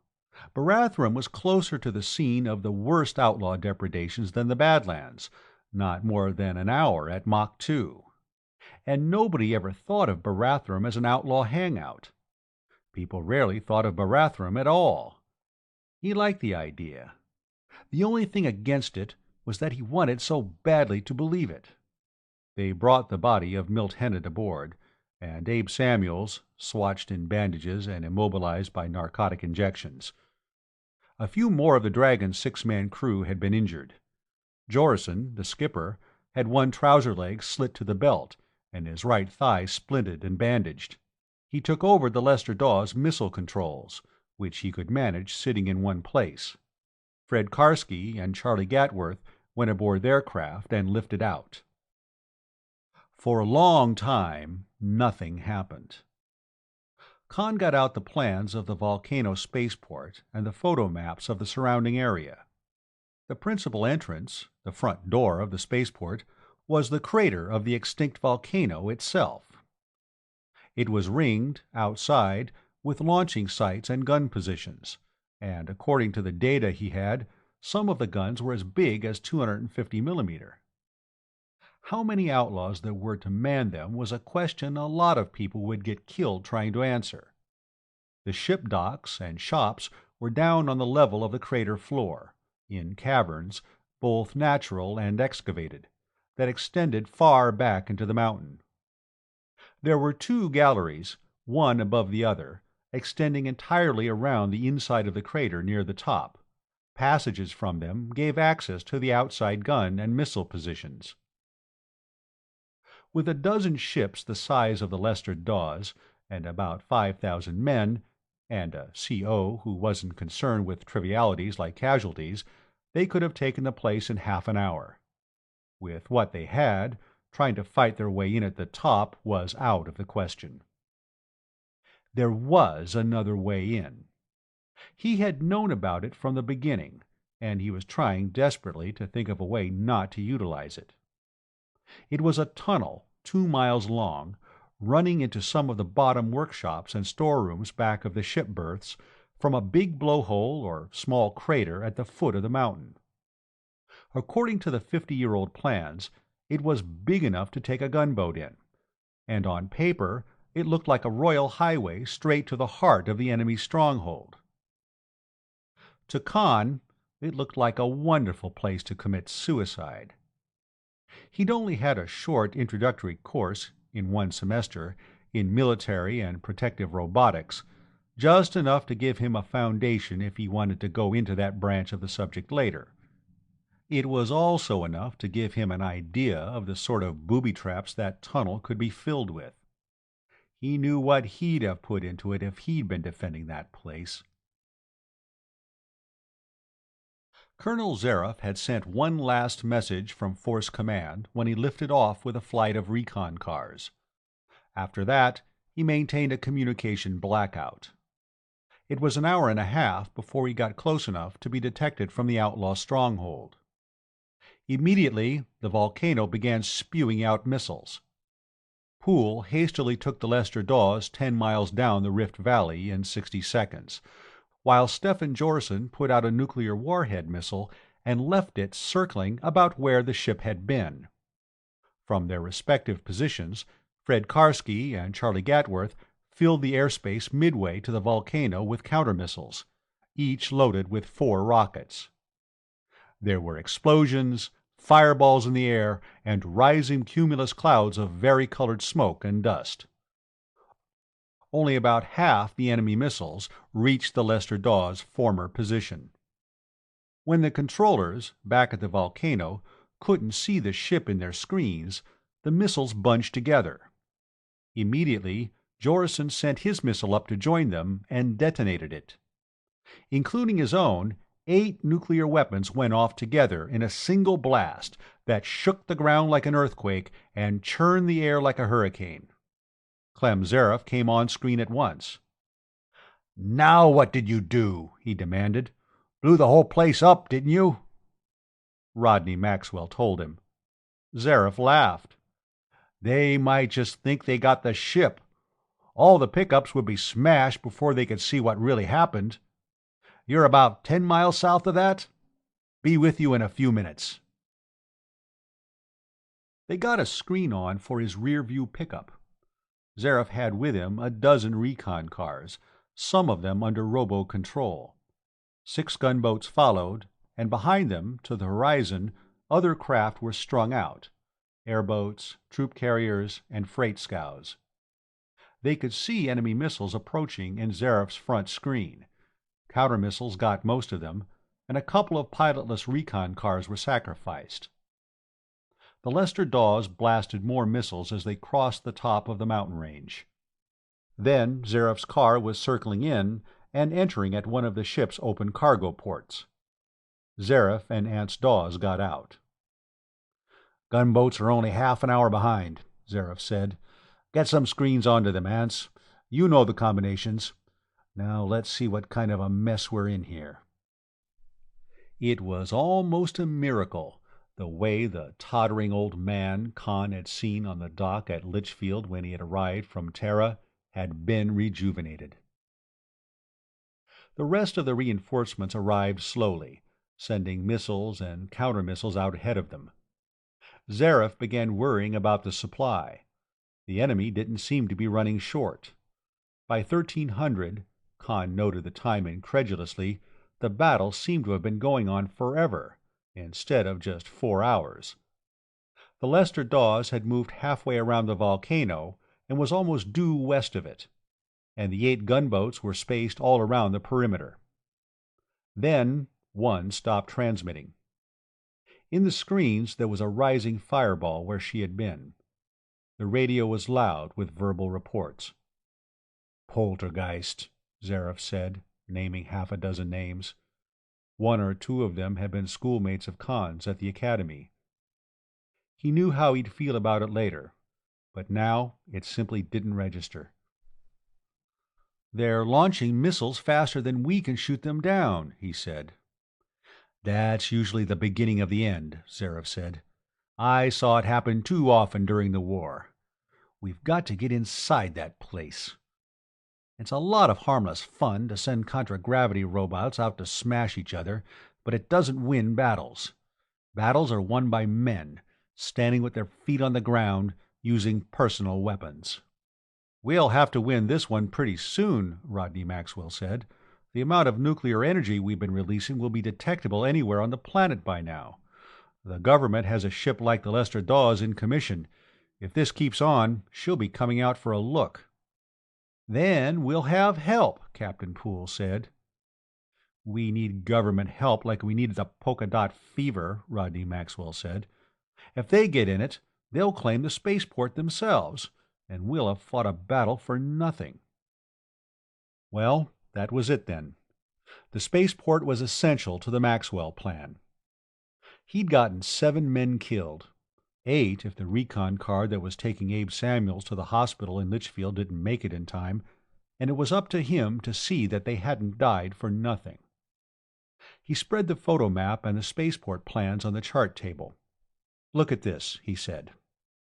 Clem Zareth looked at it. He didn't like it any better than Conn had.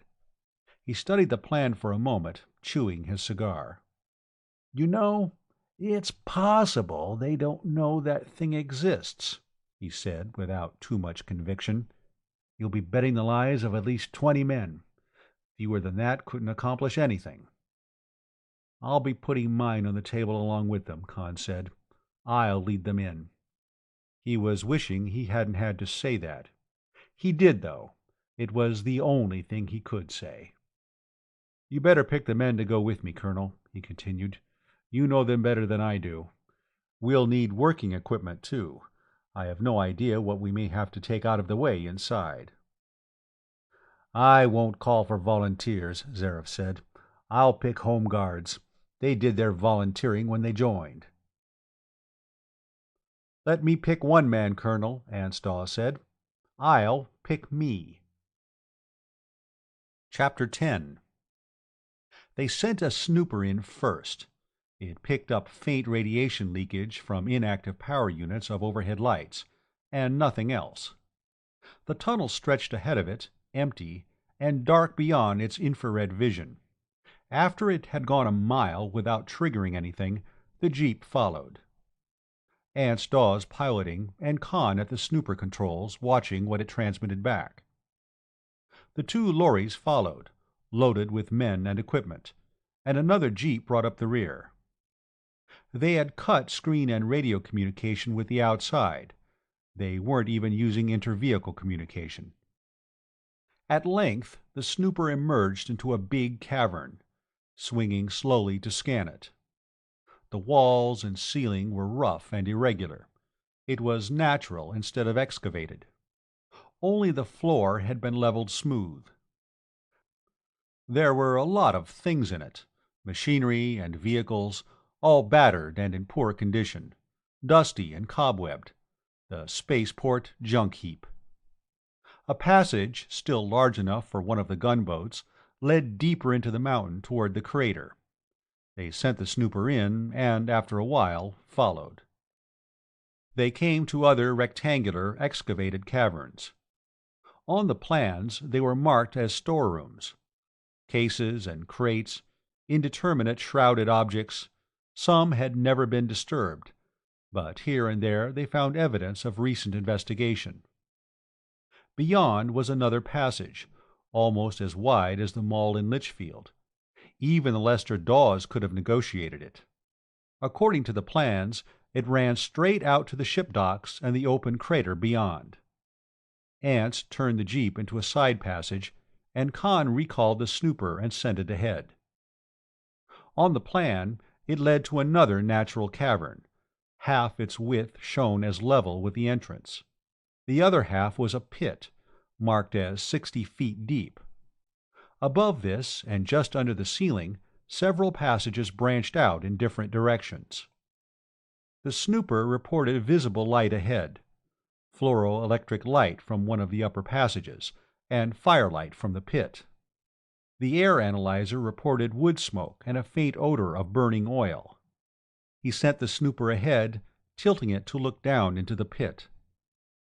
A small fire was burning in the center. Around it, in a circle, some 150 people, including a few women and children, sat, squatted, or reclined. A low hum of voices came out of the sound box.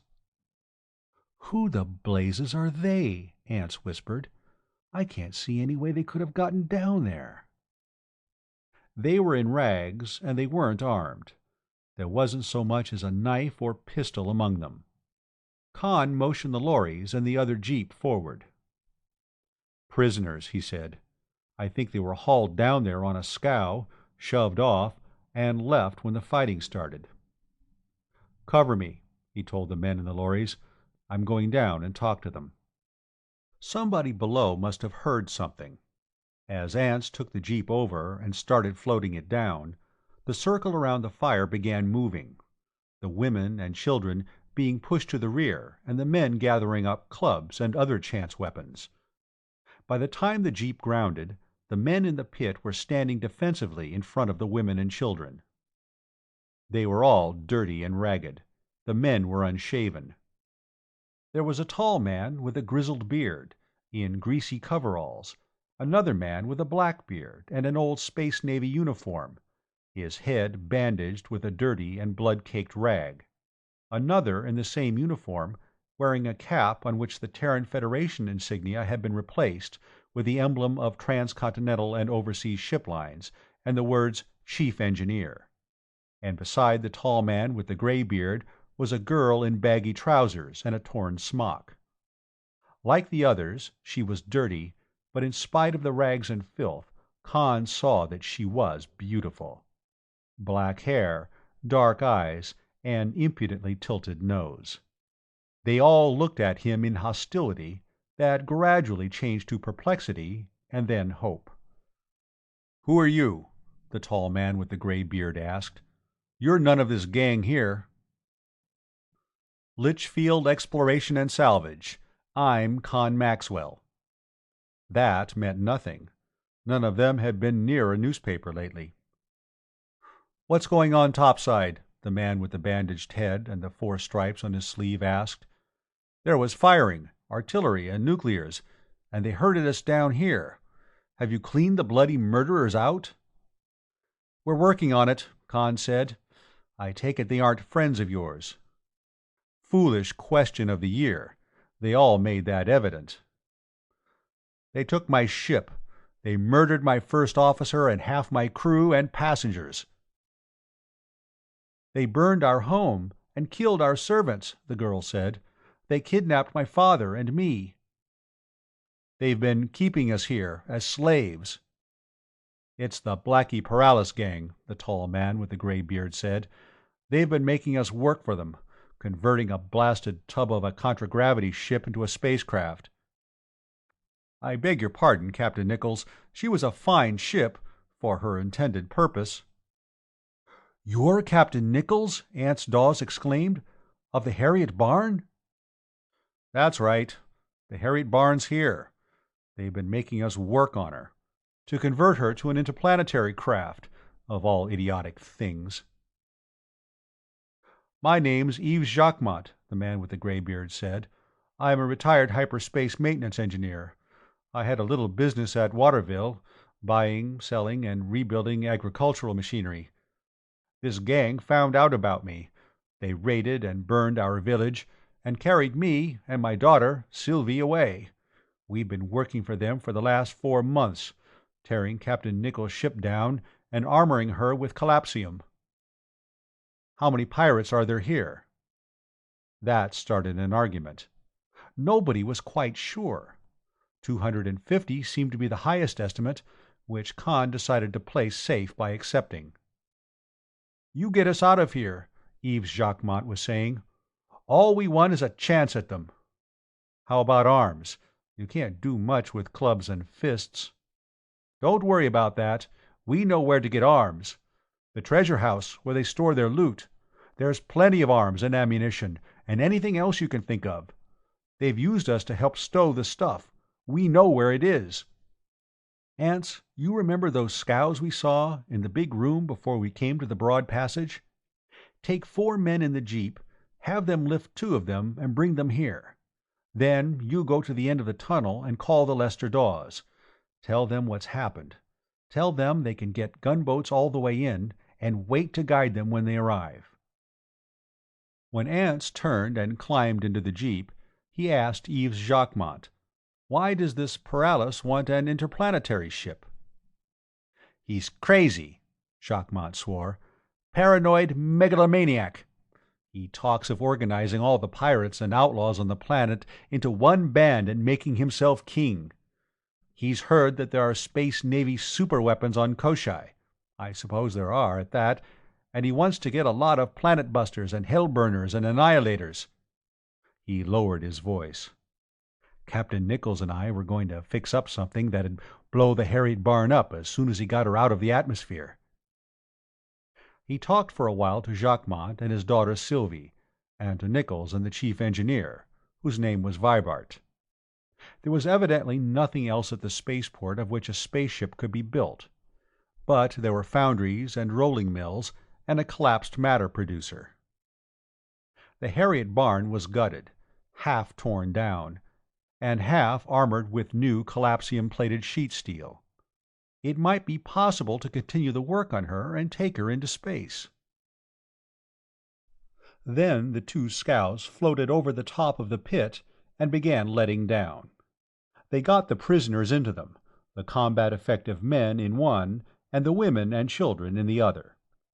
At the top, he took over the remaining jeep, getting Jacquemont, his daughter, and the 2 contragravity ship officers in with him. "Up to the top," Jacquemont said. "Take the middle passage, and turn right at the next intersection." As they approached the section where the pirates stored their loot, the sound of guns and explosions grew louder, and they began picking up radio and screen signals, all of which were scrambled and incomprehensible. The pirates, in different positions, talking among themselves. With all that, it ought to be safe to use their own communication equipment. Nobody would notice it. The treasure room looked like a giant pack-rat's nest. Cases and crates of merchandise, bales, boxes, barrels, machinery, household and industrial robots. The prisoners piled out of the 2 scows and began rummaging. Somebody found a case of cigarettes and smashed it open. In a moment, cartons were being tossed around and opened, and everybody was smoking. The pirates evidently hadn't issued any tobacco rations to their prisoners.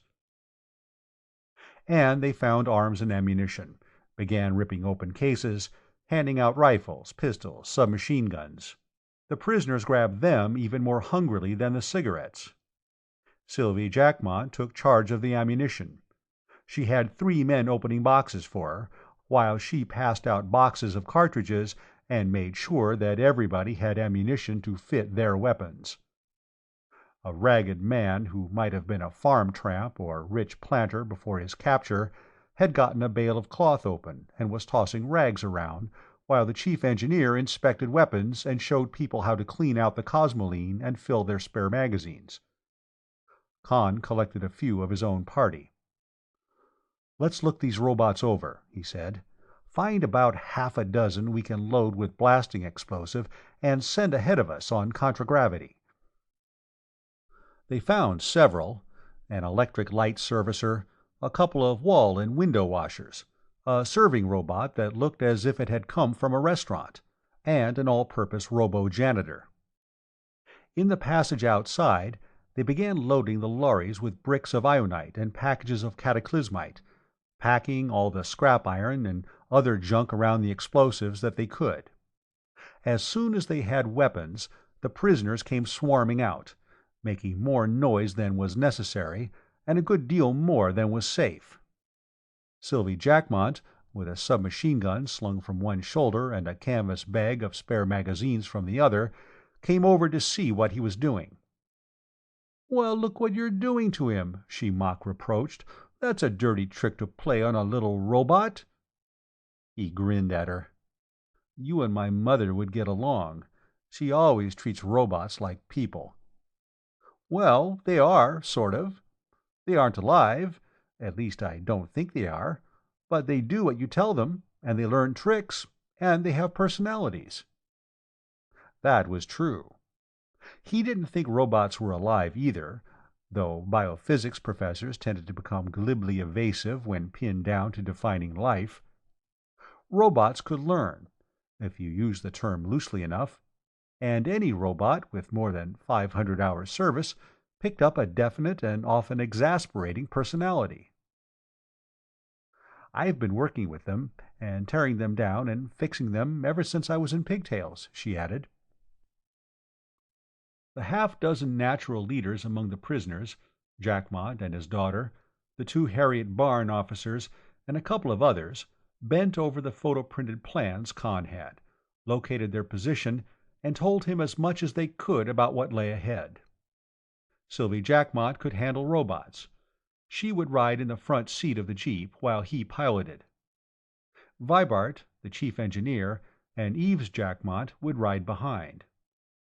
Nichols would ride in the scow with the fighting men. One lorry of his own party would follow the jeep. The other would bring up the rear.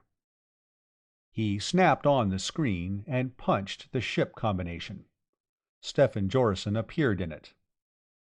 "Hi, Conn. You all right?" He raised his voice. "Conn's on screen." His father appeared at Jorison's shoulder, and, a moment later, Clem Zareth. "Well, we're in all right," he said. "We just picked up an army, too." He swung the jeep to get the crowd in the pickup, explaining who they were. "Did you hear from Ance?" "Yes, he just screened in," Rodney Maxwell said. "He said a gunboat can get in." "That's right. Clear into the crater." "Well, we're going to put 3 of them inside," Zareth told him. "Werewolf, Zombie, and Diro. And a troop carrier with 50 men, flamethrowers, portable machine guns, bomb launchers. Regular special weapons section. What can you do where you are?" "Here? Nothing. We're going to work around to the other side of the crater, and then find a vertical shaft and go up topside and make as much disturbance as we can." "That's it," Zareth approved. "Pull them off balance. As soon as we get in, we'll go straight to the top. Look for us in about an hour. It's going to take time getting to the tunnel mouth without being spotted from above." He lifted the jeep and started off. The lorry and the scows and the other lorry followed. The snooper and the bomb robots went ahead like a pack of hunting dogs. They went through great chambers, dark and silent and bulking with dusty machines. Jackmot explained that the prisoners had never gotten into this section. The Harriet Barn was a mile or so to their right. Conn turned left, when the noise of firing from outside became plainer.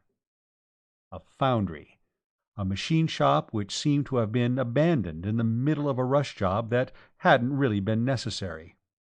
They came to a place even the snooper couldn't enter, choked to the ceiling with dead vegetation, hydroponic seed plants that had been left untended to grow wild and die. They emerged into outside light in vast caves a mile high and open onto the crater, and looked across the floor that had been leveled and vitrified to the other side, 3.5 miles away. He didn't know whether to be more awed by the original eruption that had formed the crater or by the engineering feat of carving these docks and ship berths, big enough for the hugest hyperspaceship into it. At first, he had been afraid of getting into position too soon before the task force from outside could profit by the diversion. Then he began to worry about the time it was taking to get halfway around the crater. He could hear artillery thundering continuously above. Except at the very beginning of the battle, there had been little gunfire.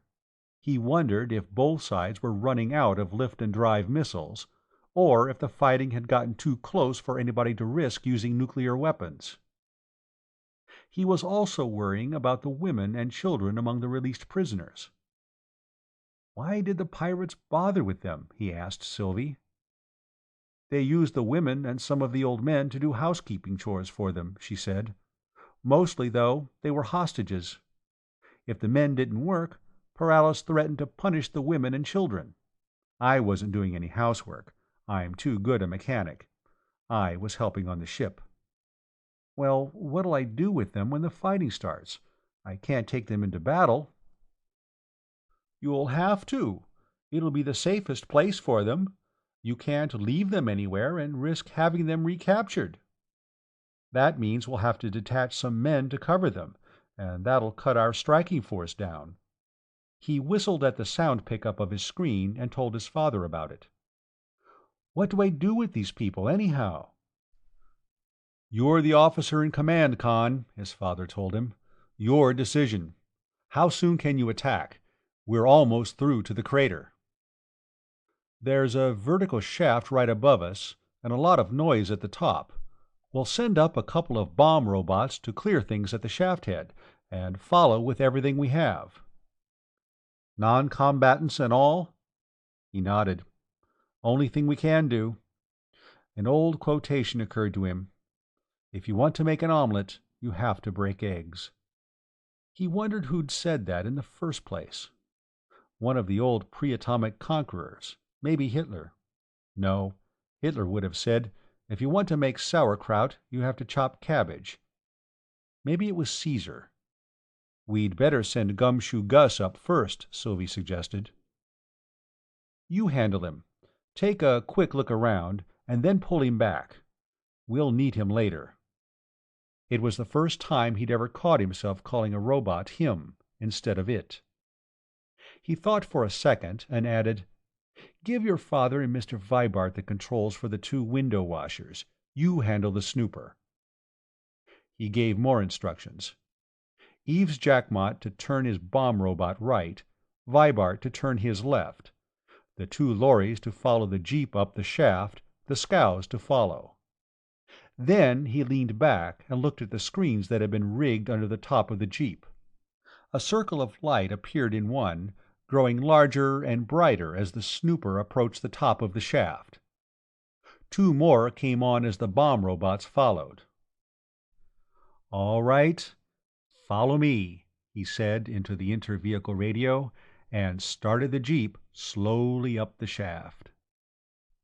The snooper popped out of the shaft onto a gallery that had been cut into the solid rock, 50 feet high and 150 across, with a low parapet on the outside and the mile-deep crater beyond. There were a few grounded air cars and lorries in sight, and a medium airboat rested 100 or so feet on the right of the shaft opening. 15 or 20 men were clustered around it, with a lifter loaded with ammunition. They looked like any crowd of farm tramps. Suddenly, one of them saw the snooper, gave a yell, and fired at it with a rifle. Sylvie pulled it back into the shaft. Her father and the chief engineer sent the 2 bomb robots up onto the gallery. The right-hand robot sped at the airboat. The last thing Conn saw in its screen was a face, bearded and villainous and contorted with fright, looking out the pilot's window of the airboat. Then it went dead, and there was a roar from above. On the other side, several men were firing straight at the pickup of the other robot. It went dead too, and there was a second explosion. In the communication screen, somebody was yelling, "Give them another one for Milt Hennett!" And his father was urging him to get in fast before they recovered. In peace or war, screen communication was a wonderful thing. The only trouble was that it let in too many kibitzers.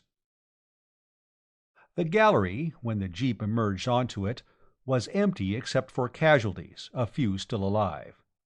The side of the airboat was caved in. The lifter load of ammunition had gone up with the bomb. He moved the jeep to the right of the shaft and waited for the vehicles behind him, suffering a brief indecision. Never divide your force in the presence of the enemy. There had been generals who had done that and gotten away with it, but they'd had names like Fox Travis and Robert E. Lee and Napoleon. Napoleon, that was one who'd made that crack about the omelets. They'd known what they were doing. He was playing this battle by ear. There was a lot of shouting ahead to the right. That meant live pirates, a deplorable situation which ought to be corrected at once. The communication screen was noisy now. His father had gotten to the top gallery with the 3 gun cutters, and was meeting resistance. He formed his column, his jeep and one of the lorries in front, the scows next, and the second lorry behind, and started around the gallery counterclockwise, the snooper and the 3 remaining bomb robots ahead. They began running into resistance almost at once. Bullets spattered on the armored glass in front of him, spalling it and blotching it with metal until he found that he could steer better by the showback of his view pickup. He used that until the pickup was shot out. Then his father began wanting to know, from the communication screen, what was going on and where he was. A bomb or something went off directly under the jeep, bouncing it almost to the ceiling. He found that it was impossible to lift it again after it settled to the floor of the gallery, and they all piled out to fight on foot. Sommers and his gang from the No. 1 lorry were also afoot. Their vehicle had been disabled. He saw them lifting wounded into one of the scows. They blew up the light service robot to clear a nest of pirates who had taken cover ahead of them. They sent the robo-janitor up a side passage and exploded it in a missile launching position on the outside of the mountain. That produced a tremendous explosion. They began running out of cartridges and had to stop and glean more from enemy casualties. They expended their last bomb robot, the restaurant server, to break up another pirate resistance point. At length he found himself, with Sylvie and her father and one of the home guardsmen from Summers' lorry, lying behind an air car somebody had knocked out with a bazooka, with 2 dead pirates for company and a dozen distressingly live ones ahead behind an improvised barricade. Behind there was frantic firing. The near guard seemed to have run into trouble, probably from some gang that had come down from the upper level. He wondered what his father was doing with the gunboats, since abandoning the jeep he had lost his only means of contact. Suddenly the men in front jumped up from their barricade and came running toward them. Been reinforced, now they were counterattacking. His rifle was empty. He drew his pistol and shot one of them, and then he saw that they were throwing up their hands and yelling for quarter. This was something new. He looked around quickly to make sure none of the liberated prisoners, except Jackmont and his daughter, were around, and then called to a couple of his own men to come up and help him. While they were relieving pirates of their pistol belts and cartridge bandoliers, more came up, their hands over their heads, herded by a combat car from which Tom Brangwyn covered them with a pair of 12mm machine guns. Tom hadn't put in an appearance before he had taken his commando force into the tunnel. He hadn't even known the chief of company police was on Barathrum. "Well, nice seeing you," he greeted. "How did you get in?" "Over the top," Brangwyn told him. "Everything's caved in on the other side. We have a quarter of the top gallery and half of this one. Your father's cleaning up above. Clem's got some men working along the outside." Sylvie was tugging at his arm. "Hey, look! Look at that!" she was clamoring. "Who's she belong to?" He looked. The Lester Dawes was coming over the edge of the crater. "She's ours," he said. "It's all over but the mopping up, and counting the egg breakage." End of Chapter 10.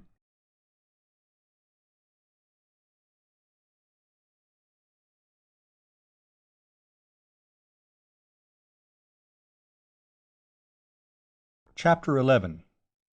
The shooting died down to occasional rattles of small arms, usually followed by yells for quarter. An explosion thundered from across the crater. The Lester Dawes fired her big guns a few times. A machine gun stuttered. A pistol banged far away. It took 2 hours before all the pirates had been hunted out of hiding and captured, or killed if found by their former captives, who were accepting no surrender whatever. Blackie Paralis had been one of the latter. He had been found, his clothes in rags and covered with dirt and grease, hiding under a machine in one of the shops back of the dock, in which the Harriet barn was being rebuilt. He tried to claim that he was one of the pirates' prisoners who had eluded the roundup at the beginning of the battle and had been hiding there since. As soon as the real prisoner saw and recognized him, they had fallen upon him and clubbed, kicked, and stamped him out of any resemblance to humanity. At that, what he got was probably only a fraction of what he deserved. The egg breakage had been heavy, and not at all confined to the bad eggs. A third gunboat, the Banshee, had been destroyed with all hands during the final attack from the outside. In addition, a dozen men had been killed during the fighting in the galleries. Everybody was shocked, except Clem Zareth, who had been in battles before. He was surprised that the casualties had been so light. At first glance, the spaceport looked like a handsome prize of victory. The docks and workshops were all in good condition. At worst, they only needed cleaning up. There was a collapsium plant with its own mass energy converter. There were foundries and machine shops and forging shops and a rolling mill, almost completely robotic. At first, Conn thought it might be possible to build a hyperdrive ship here, without having to go to Koshai at all. Closer examination disabused him of this hope. There was nothing of which the framework of a ship could be built, and no way of producing heavy structural steel. The rolling mill was good enough to turn out eighth-inch sheet material, which, when plated with a few micromicrons of collapsium, would be as good as 100 feet of lead against space radiations, but that was the ship's skin. A ship needed a skeleton, too. The only thing to do was go on with the Harriet barn. It was sunset before he finished his tour of inspection and let his jeep down in a vehicle hall off the lower gallery outside what had originally been the Spaceport Officers' Club. It was crowded, and a victory celebration seemed to be getting under way. He saw his father, with Yves Jacquemart, Sylvie, Tom Brangwyn, and Captain Nichols. Nichols had gotten clean clothes from the pirates' store of loot, and had bathed and shaved. So had Jacquemart, though he had contented himself with trimming his beard. It took him a second or so to recognize the young lady in feminine garb as his erstwhile battle comrade, Sylvie. "Well, our pay goes on from the day we were captured," Nichols was saying. "My instructions are to resume command of the ship. Tomorrow they're sending a party out to go over her." Conn stopped short. "What's this about the ship?" "Captain Nichols was in screen contact with his company's office in Storsenda," Rodney Maxwell said. "They're continuing him in command of her." But we took that ship. We lost 3 gunboats and about 25 men."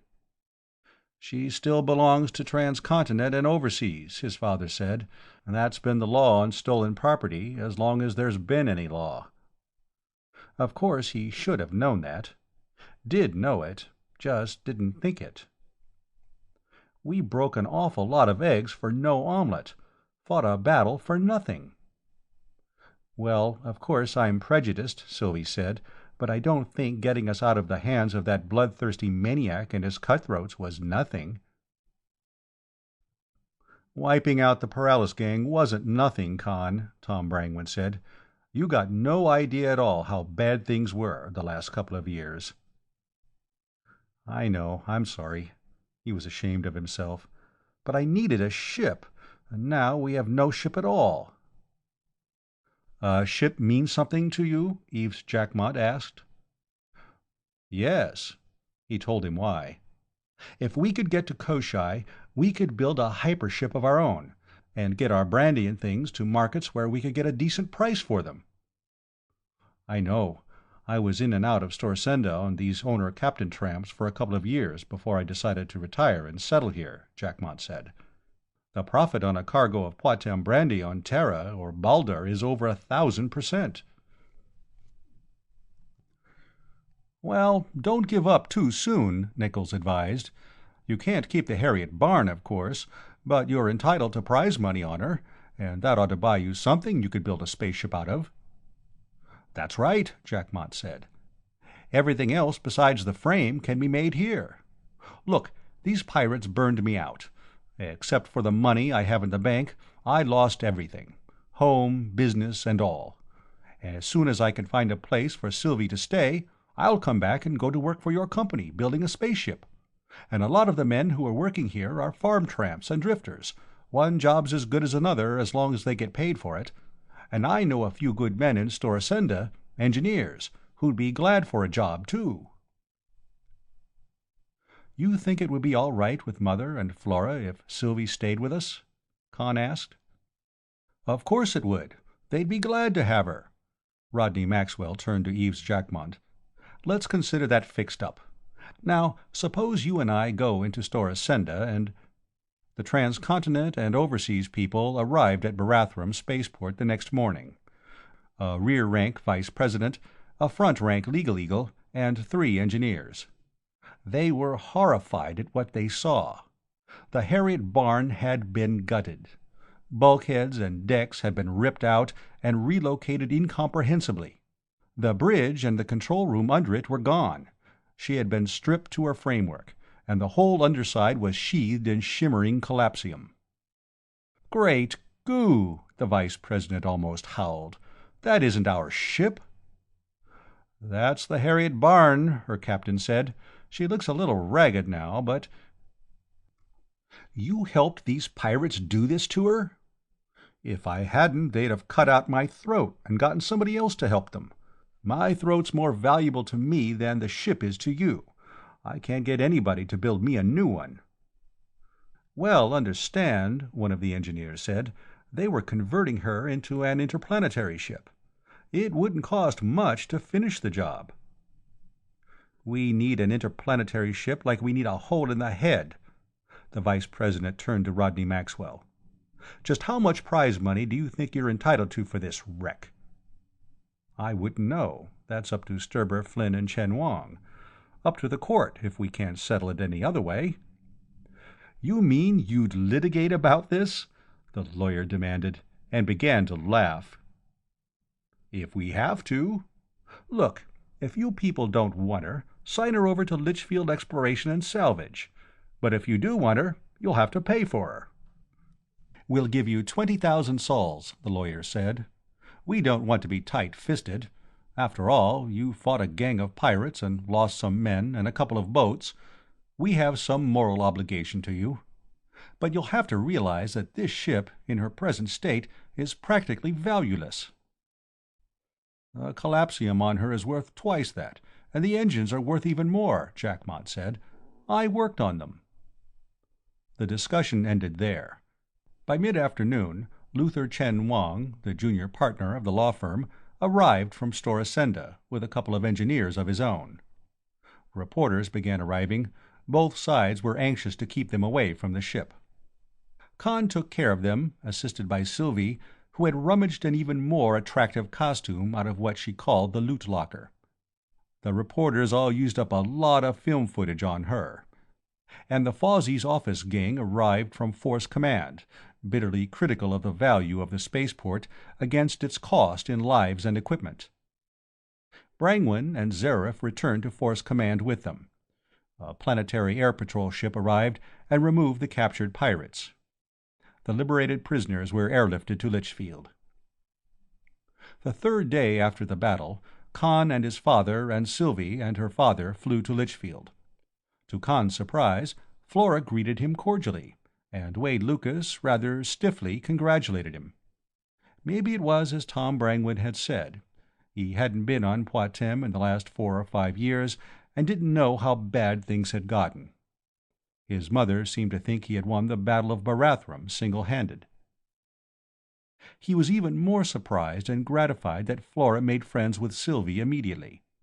His mother, however, regarded the engineer's daughter with badly concealed hostility, and seemed to doubt that Sylvie was the kind of girl she wanted her son getting involved with. Outwardly, of course, she was quite gracious. Rodney Maxwell and Eves Jackmont flew to Storsenda the next morning. Both were more optimistic about finding a ship than Conn thought the circumstances warranted.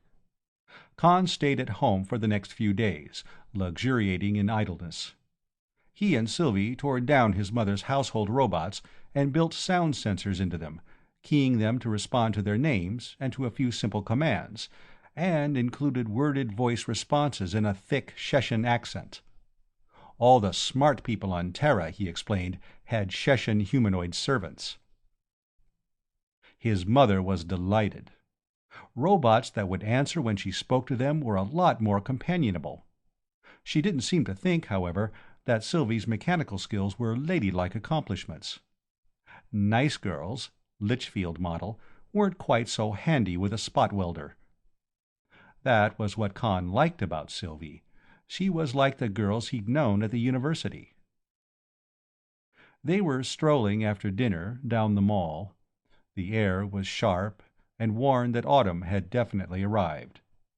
The many brilliant stars, almost as bright as the moon of Terra, were coming out in the dusk. "Conn, this thing about Merlin," she began, "do you really believe in it? Ever since Dad and I came to Poictesme, I've been hearing about it, but it's just a story, isn't it?" He was tempted to tell her the truth, and sternly put the temptation behind him. "Of course there's a Merlin, Sylvie, and it's going to do wonderful things when we find it." He looked down the starlit mall ahead of him. Somebody, maybe Lester Dawes and Morgan Gatworth and Lorenzo Menardis, had gotten things finished and cleaned up. The pavement was smooth and unbroken. The litter had vanished. "It's done wonderful things already, just because people started looking for it," he said. "Some of these days they're going to realize that they had Merlin all along and didn't know it." There was a faint humming somewhere ahead, and he was wondering what it was. Then they came to the long escalators and saw that they were running. "Why, look, they've got them fixed. They're running." Sylvie grinned at him and squeezed his arm. "I get you, chum," she said. "Of course there's a Merlin." Maybe he didn't have to tell her the truth. When they returned to the house, his mother greeted him. "Conn, your father's been trying to get you ever since you went out. Call him right away. Ritz-Carlton Hotel, in Storsenda. It's something about a ship." It took a little time to get his father on screen. He was excited and happy. "Hi, Conn. We have one," he said. "What kind of a ship?" "You know her. The Harriet Barn." That he hadn't expected. Something off Mothball Row that would have to be flown to Barathrum and torn down and completely rebuilt, but not the one that was there already, partly finished. "How the dickens did you wangle that?" "Oh, it was Eve's idea to start with. He knew about her. The T&O's been losing money on her for years. He said if they had to pay prize money on her, and then either restore her to original condition or finish the job and build a spaceship they didn't want, it would almost bankrupt the company. They got up as high as 50,000 sols for prize money, and we just laughed at them. So we made a proposition of our own. We proposed organizing a new company, subsidiary to both LE&S and T&O, to engage in interplanetary shipping. Both companies to assign their equity in the Harriet Barn to the new company, the work of completing her to be done at our spaceport, and the labor cost to be shared. This would give us our spaceship and get T&O off the hook all around. Everybody was for it, except the president of T&O. Know anything about him?" Conn shook his head. His father continued. "Name's Jethro Sasterman. He could play Scrooge in Christmas Carol without any makeup at all. He hasn't had a new idea since he got out of college, and that was while the war was still going on. "Preposterous, utterly visionary and impractical," his father mimicked. Fortunately, a majority of the big stockholders didn't agree. They finally bullied him into agreeing. "We're calling the new company Alpha Interplanetary. We have an application for charter in, and that'll go through almost automatically." "Who's going to be president of this new company?" "You know him. Character named Rodney Maxwell. Eves is going to be vice president in charge of operations. He's flying to Barathrum tomorrow or the next day with a gang of technicians we're recruiting. T&O are giving us Clyde Nichols and Mac Vibart and a lot of men from their shipyard. I'm staying here in Storsenda. We're opening an office here. By this time next week, we're all going to wish we'd been born quintuplets." "And Conn Maxwell, I suppose, will be an influential non-office holding stockholder." "That's right, just like in LE&S. Chapter 12. He found Jerry Rivas and Ance Dawes and a score of workmen making a survey and inventory of the spaceport. Captain Nichols and 4 of the original crew of the Harriet Barn, who had shared his captivity among the pirates, had stayed to take care of the ship. And Fred Karski, with 1 gun cutter and a couple of light airboats, was keeping up a routine guard. All of them had heard about the formation of Alpha Interplanetary when Conn arrived. The next day, Eves Jackmott arrived, accompanied by Mac Vibart, a gang from the T&O shipyard, and a dozen engineers and construction men whom he had recruited around Storsenda. More workers arrived in the next few days, including a number who had already worked on the ship as slaves of the Paralis gang. It didn't take Conn long to appreciate the problems involved in the conversion. Built to operate only inside planetary atmosphere and gravitation, the Harriet Barn was long and narrow, like an old ocean ship. More than anything else, she had originally resembled a huge submarine. Spaceships, either interplanetary or interstellar, were always spherical, with a pseudo-gravity system at the center. This, of course, the Harriet Barn lacked. "Well, are we going to make the whole trip in free fall?" he wanted to know. "No, we'll use our acceleration for pseudograv halfway, and deceleration the other half," Jackmott told him. "We'll be in free fall for about 10 or 15 hours. What we're going to have to do will be to lift off from Poictesme in the horizontal position the ship was designed for, then make a 90-degree turn after we're off planet. With our lift and our drive working together, just like one of the old rocket ships before the Abbott drive was developed." That meant, of course, that the after bulkheads would become decks, and explained a lot of the oddities he had noticed about the conversion job. It meant that everything would have to be mounted on gimbals, everything stowed so as to be secure in either position, and nothing placed where it would be out of reach in either. Jackmott and Nichols took charge of the work on the ship herself. Chief Engineer Vibart, with a gang of half-taught, self-taught, and untaught helpers, went back to working the engines over, tearing out all the safety devices that were intended to keep the ship inside planetary atmosphere, and arranging the lift engines so that they could be swung into line with the drive engines. There was a lot of cybernetic and robotic equipment, and astrogational equipment that had to be made from scratch. Conn picked a couple of helpers and went to work on that. From time to time, he was able to snatch a few minutes to read teleprint newspapers or listen to audiovisual newscasts from Storsenda. He was always disappointed. There was much excitement about the new interplanetary company, but the emphasis was all wrong. People weren't interested in getting hyperships built, or opening the mines or factories on Koshai, or talking about all the things now in short supply that could be produced there. They were talking about Merlin. And they were all positive now that something found at Forced Command Duplicate had convinced Litchfield Exploration and Salvage that the giant computer was somewhere off-planet. Rodney Maxwell flew in from Storsenda. He was accompanied by Wade Lucas, who shook hands cordially with Conn. "Can you spare us Jerry Rivas for a while?" Rodney Maxwell asked. "Well, ask Eves Jackmott. He's vice president in charge of operations. As an influential non-office holding stockholder, I'd think so. He's only running around helping out here and there. We want him to take charge of opening those hospitals you were telling us about. Wade and I are forming a new company, Mainland Medical Materials Limited, going to act as broker for LE&S in getting rid of medical stores. Nobody in the company knows where to sell that stuff or what we ought to get for it. Wade Lucas began to talk about how desperately some types of drug and some varieties of diagnostic equipment were needed. Conn had it on the tip of his tongue to ask Lucas whether he thought that was a racket too.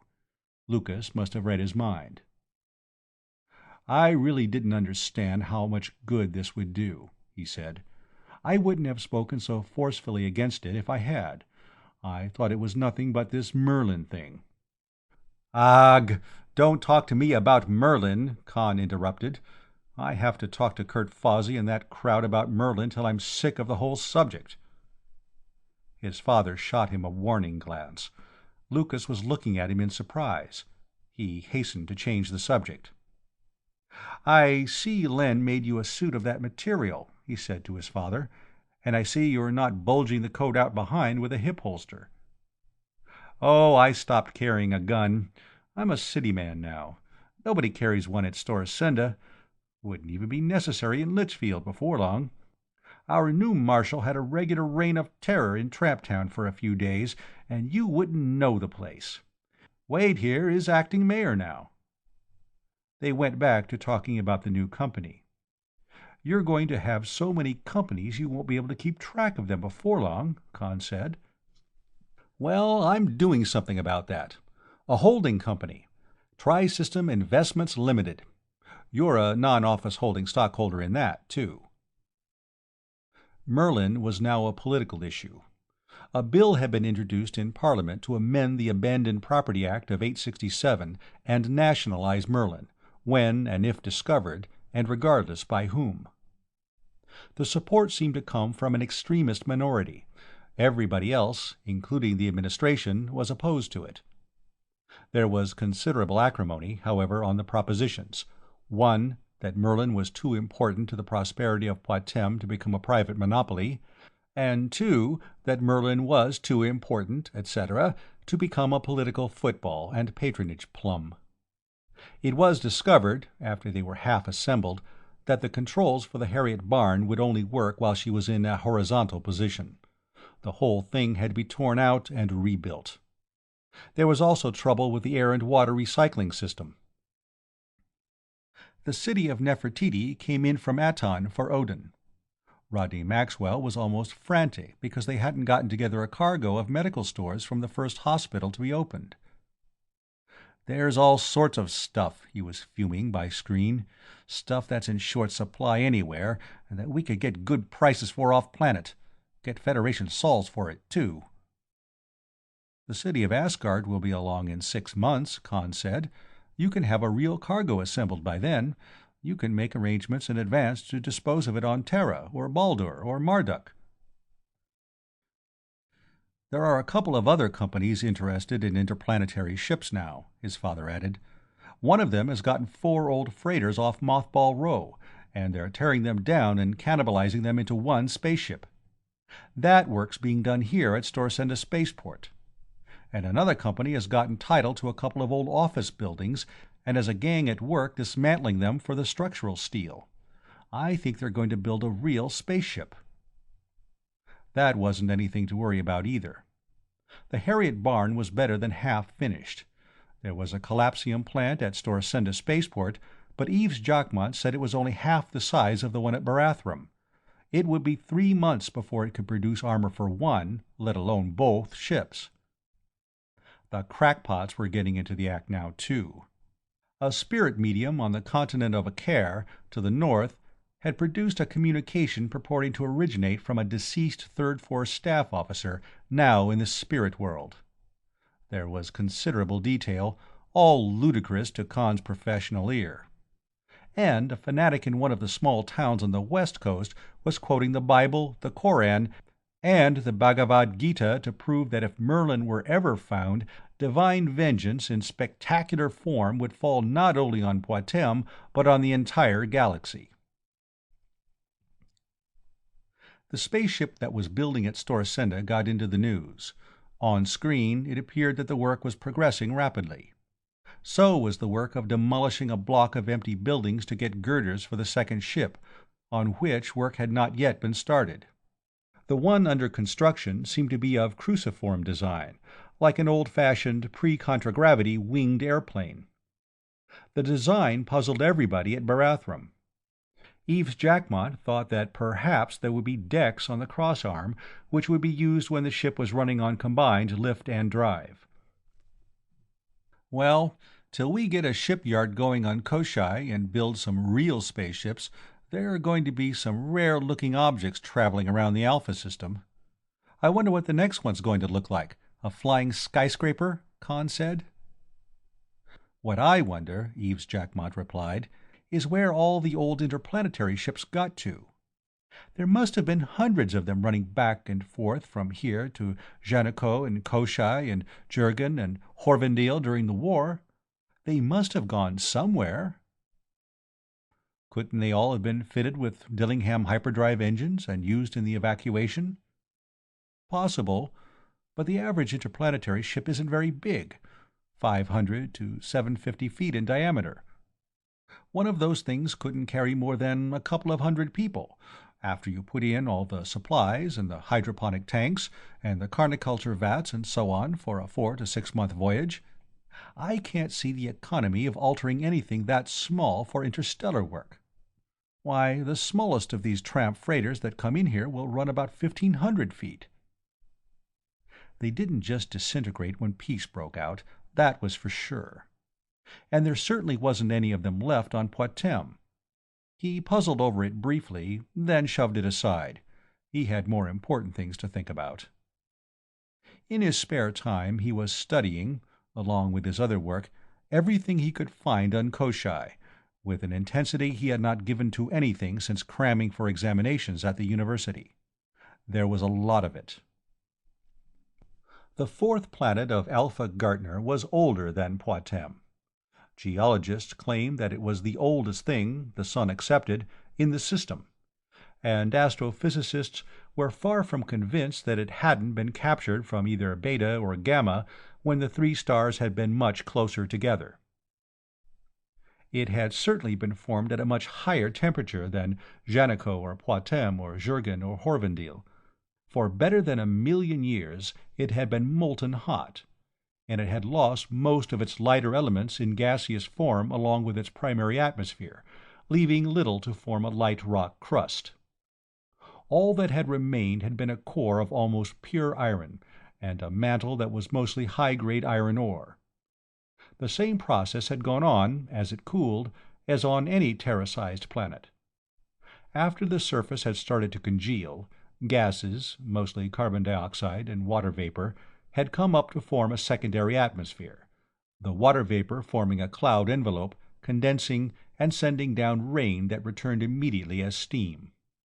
Solar radiations and electric discharges broke some of that into oxygen and hydrogen. Most of the hydrogen escaped into space. Finally, the surface cooled further and the rain no longer steamed off. The whole planet started to rust. It had been rusting slowly for the 1,000,000,000 or so years that had followed, and almost all the free oxygen had become locked in iron oxide. The air was almost pure carbon dioxide. It would have been different if life had ever appeared on Koshai, but apparently the right amino acids never assembled. Some attempts had been made to introduce vegetation after the colonization of Poictesme, but they had all failed. Men went to Koshai. They worked out of doors in oxygen helmets, and lived in airtight domes and generated their own oxygen. There had been mines and smelters and blast furnaces and steel mills. And there had been shipyards, where hyperships up to 3,000 feet had been built. They had all been abandoned when the war ended. They were waiting there on an empty, lifeless planet. Some of them had been built by the Third Fleet Army Force during the war. Most of them dated back almost a century before that, to the original industrial boom. All of them could be claimed under the Abandoned Property Act of 867, since all had been taken over by the Federation, and the original owners, or their heirs, compensated. And there was the matter of selecting a crew. As an influential non-office-holding shareholder in all the companies involved, Conn Maxwell, of course, would represent them. He would also serve as astrogator. Clyde Nichols would command the ship in atmosphere and act as first mate in space. Mac Vibart would be chief engineer at all times. Eves Jackmont would be the first officer under Nichols and captain outside atmosphere. They had 3 real space crewmen, named Rodell, Yutsko, and O'Keefe, who had been in Storasenda jail as a result of a riotous binge when their ship had lifted out 6 months before.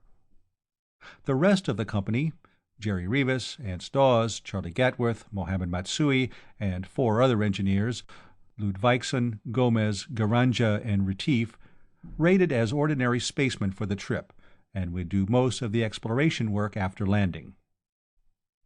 They got the controls put up. They would work in either position. The engines were lifted in and placed. Conn finished the robopilot and the astrogational computers and saw them installed. The air and water recycling system went in. The collapsium armor went on. In the news screen, they saw the spaceship in Storasenda still far from half finished, with swarms of heavy-duty lifters and contragravity machiners around it, and a set of landing stands on which the second ship was to be built in the process of construction. A tramp hyperspace freighter landed at Storasenda, the Andromeda, 5 months from Terra, with a cargo of general merchandise. Rodney Maxwell and Wade Lucas had assembled a cargo of medicines and hospital equipment which they thought could be sold profitably. They began dickering with the owner-captain of the hypership. A farm tramp down in the tobacco country in the south, evidently ignorant that the former commander of the Third Force was still alive, had proclaimed himself to be the reincarnation of Fox Travis, and was forbidding everybody, on pain of court-martial and firing squad, from meddling with Merlin. And an evangelist in the West was declaring that Merlin was really Satan in mechanical shape. The Harriet barn was finished. The first test, lifting her to 300 miles, turning her bow up, and taking her another 1,000 miles, had been a success. They brought her back and set her down in the middle of the crater, and began getting the supplies aboard. Kurt Fawsey, Clem Zareff, Judge Ledoux, Franz Veltrin, and the others flew in from Force Command. Sylvie Jackmont came from Litchfield, and so did Wade Lucas, Morgan Gatworth, Lester Dawes, Lorenzo Menardis, and a number of others. Neither Conn's mother nor sister came. "I don't know what's the matter with those two," Sylvie told him. "They always seem to be scrapping with each other now, and the only thing they can agree on is that you and your father ought to stop whatever you're doing, right away. Your mother can't adjust to your father being a big Storasenda businessman, and she says he'll lose every centisol he has, and both of you will probably go to jail. And then she's afraid you will find Merlin, and Flora's sure you and your father are swindling everybody on the planet." "Sylvie, I had no idea things could be like that," he told her contritely. "I wish I hadn't suggested that you stay there now." "Oh, it isn't so bad, so far. Your mother and I get along all right when Flora isn't there, and Flora and I get along when your mother isn't around. Meal times aren't much fun, though." His father came out from Storasenda, looked the ship over, and seemed relieved. "I'm glad you're ready to get off," he said. "You know, this hyperspace freighter, the Andromeda, some private group in Storasenda has chartered her. She's loading supplies now. I have a private detective agency, Barton Massara, trying to find out where she's going. I think you better get this ship off right away." "We have everything aboard, all the supplies and everything," Jackmont told him. "We can lift off tonight." End of chapters 11 and 12.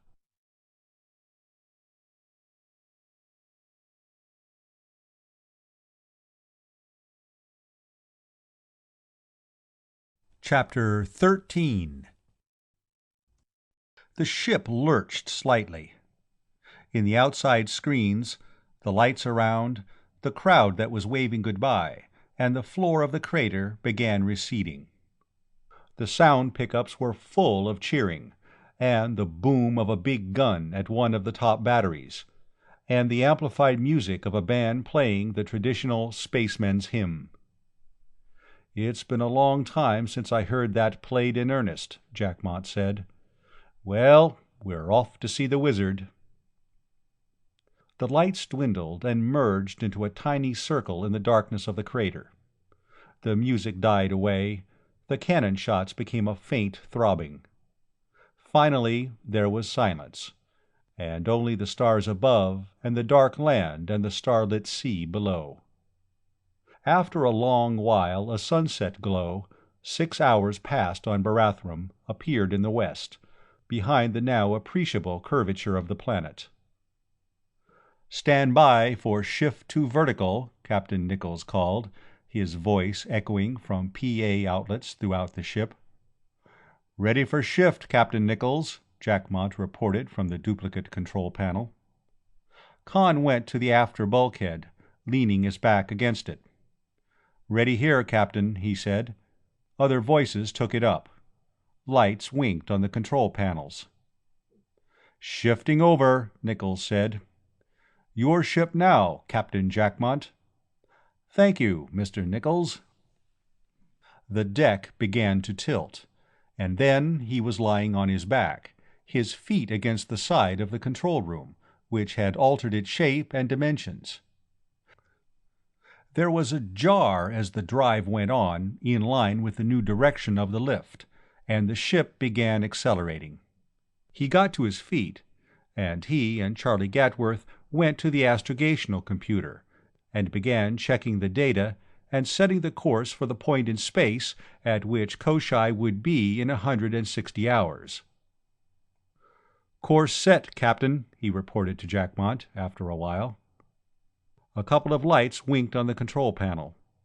There was nothing more to do but watch Poictesme dwindle behind, and listen to newscasts, and take turns talking to friends on the planet. They approached the halfway point. The acceleration rate decreased, and the gravity indicator dropped, little by little. Everybody was enjoying the new sense of lightness, romping and skylarking like newly landed tourists on Luna. It was fun, as long as they landed on their feet at each jump, and the food and liquids stayed on plates and in glasses and cups. Eves Jackmont began posting signs in conspicuous places. "Weight is what you lift. Mass is what hurts when it hits you. Weight depends on gravity. Mass is always constant." His father came on screen from his office in Storsenda. By then there was a 30-second time lag in communication between the ship and Poictesme. "My private detectives found out about the Andromeda," he said. "She's going to Panurge, in the Gamma system. They have a couple of computer men with them, one they hired from the stock exchange, and one they practically shanghaied away from the government. And some of the people who chartered the ship are members of a family that were interested in a positronic equipment plant on Panurge at the time of the war." "That's all right, then. We don't need to worry about that anymore. They're just hunting for Merlin." Some of his companions were looking at him curiously. A little later, Piet Ludvigsen, the electromagnetics engineer, said, "I thought you were looking for Merlin, Conn." "Not on Koshai. We're looking for something to build a hypership out of. If I had Merlin in my hip pocket right now, I'd trade it for one good ship like the city of Asgard, or the city of Nefertiti, and give it a keg of brandy and a box of cigars to boot. If we had a ship of our own, we'd be selling lots of both, and not for Storsenda spaceport prices either." "But don't you think Merlin's important?" Charlie Gadworth, who had overheard him, asked. "Sure. If we find Merlin, we can run it for president. It would make a better one than Jake Vykoven." He let it go at that. Plenty of opportunities later to expand the theme. The gravitation gauge dropped to 0. Now they were in free fall, and it lasted twice as long as Eve's Jackmot had predicted. There were a few misadventures, none serious, and most of them comic. For example, when Jerry Revis opened a bottle of beer, everybody was chasing the amber globules and catching them in cups, and those who were splashed were glad it hadn't been hot coffee. They made their second 180-degree turnover while weightless.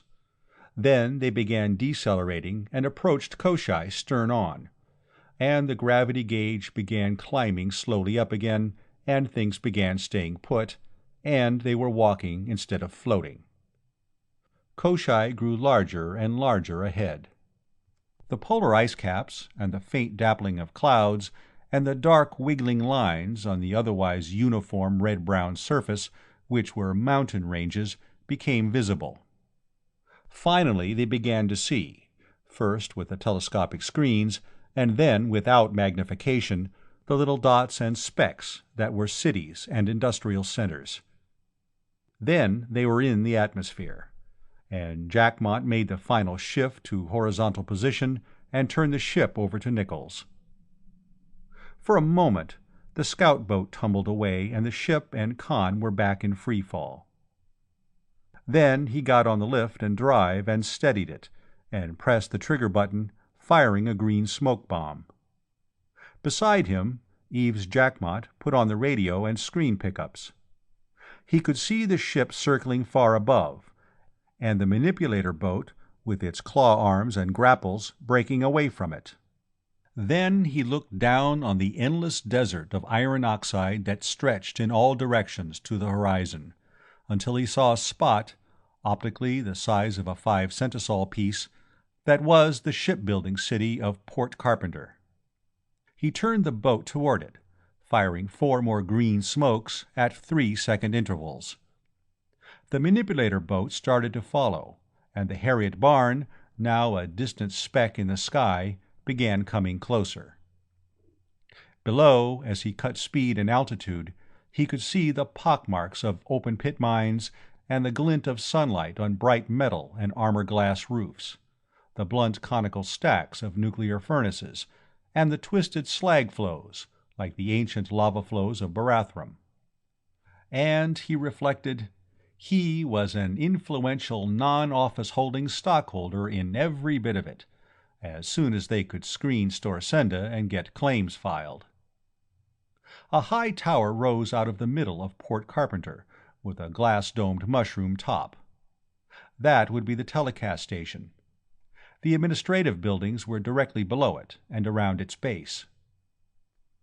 He came in slowly over the city, above a spaceport with its empty landing pits in a double circle around a traffic control building, and airship docks and warehouses beyond.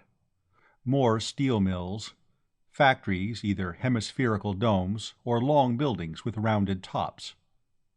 Ship construction yards and docks, for the most part, these were empty, but on some of them the landing stands of spaceships, like 8- and 10-legged spiders, waited for 40 years for hulls to be built on them.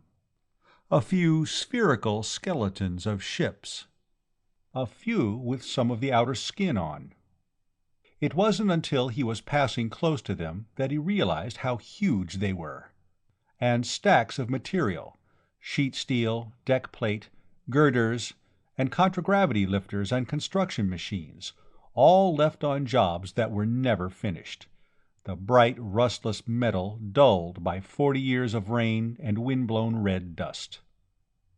They must have been working here right to the very last, and then, when the evacuation elsewhere was completed, they had dropped whatever they were doing, piled into such ships as were completed, and lifted away. The mushroom-top tower rose from the middle of a circular building piled level on level, almost half a mile across. He circled over it, saw an airship dock, and called the Harriet barn while Jackmot talked to Jerry Rivas, piloting the manipulator boat. Rivas came in and joined them in the air. They hovered over the dock and helped the ship down when she came in, nudging her into place. By the time Conn and Jackmot and Rivas and Ance Dawes and Rodell and Yutsko and Karanja were out on the dock in oxygen helmets, the ship's airlock was opening, and Nichols and Vibart and the others were coming out, towing a couple of small lifters loaded with equipment. The airlock door into the building, at the end of the dock, was closed. When somebody pulled the handle, it refused to open. That meant it was powered from the central power unit, wherever that was. There was a plug socket beside it, and the required voltage marked over it. They used an extension line from a power unit on one of the lifters to get it open, and did the same with the inner door. When it was open, they passed into a dim room that stretched away ahead of them and on either side. It looked like a freight shipping room. There were a few piles of boxes and cases here and there, and a litter of packing material everywhere. A long counter desk and a bank of robo-clerks behind it. According to the air analyzer, the oxygen content inside was safely high. They all pulled off their fishbowl helmets and slung them. "Well, we can bunk inside here tonight," somebody said. "It won't be so crowded here." "We'll bunk here after we find the power plant and get the ventilator fans going," Jackmot said. Ance Dawes held up the cigarette he had lighted. That was all the air analyzer he needed. "That looks like enough oxygen," he said. "Yes, it makes its own ventilation, convection," Jackmot said. "But you go to sleep in here, and you'll smother in a big puddle of your own exhaled CO2. Just watch what the smoke from that cigarette's doing." The smoke was hanging motionless a few inches from the hot ash on the end of the cigarette. "We'll have to find the power plant then," Matsui, the power engineer, said.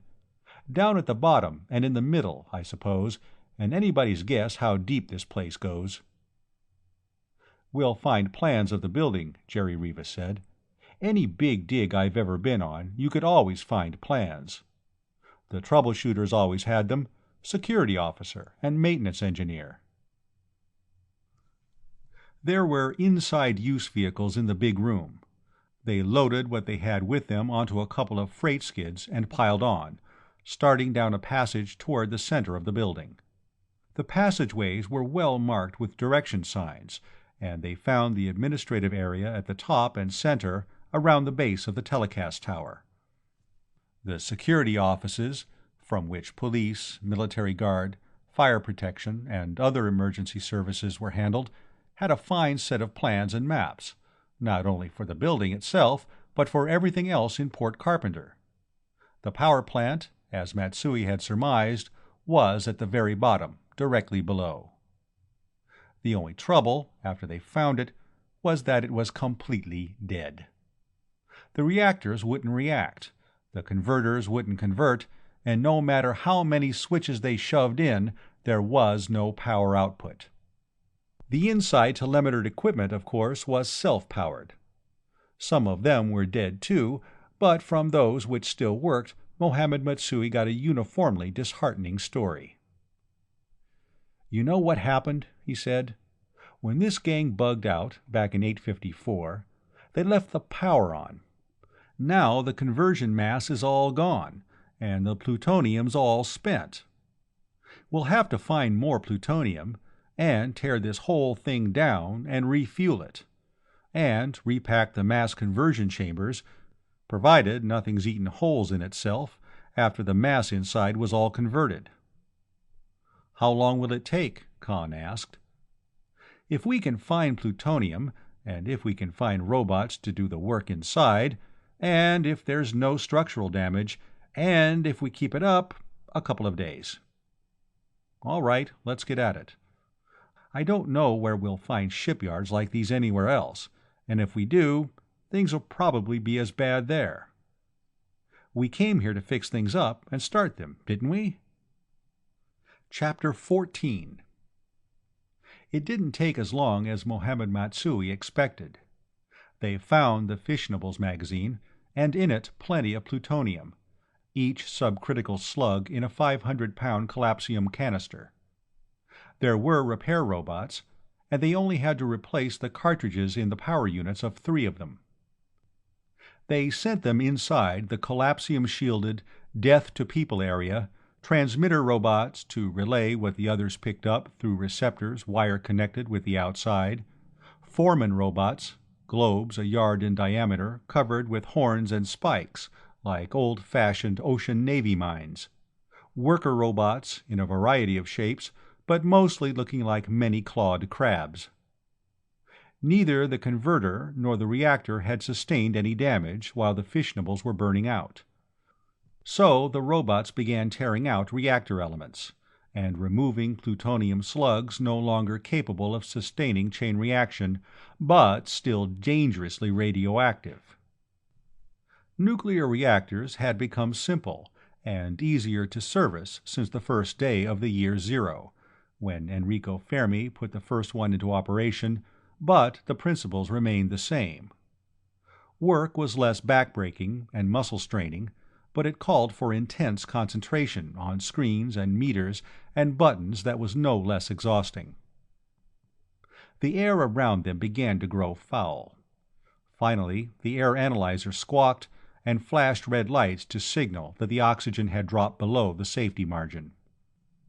They had no mobile fan equipment or time to hunt any. They put on their fishbowl helmets and went back to work.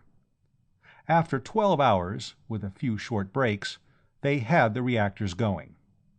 Jerry Rivas and a couple of others took a heavy-duty lifter and went looking for conversion mass. They brought back a couple of tons of scrap iron and fed it to the converters. A few seconds after it was in, the pilot lights began coming on all over the panels. They took 2 more hours to get the oxygen separator and the ventilator fans going, and, for good measure, they started the water pumps and the heating system. Then they all went outside to the ship to sleep. The sun was just coming up. It was sunset when they rose and returned to the building. The airlocks opened at a touch on the operating handles. Inside, the air was fresh and sweet. The temperature was a pleasantly uniform 75 degrees Fahrenheit. The fans were humming softly, and there was running hot and cold water everywhere.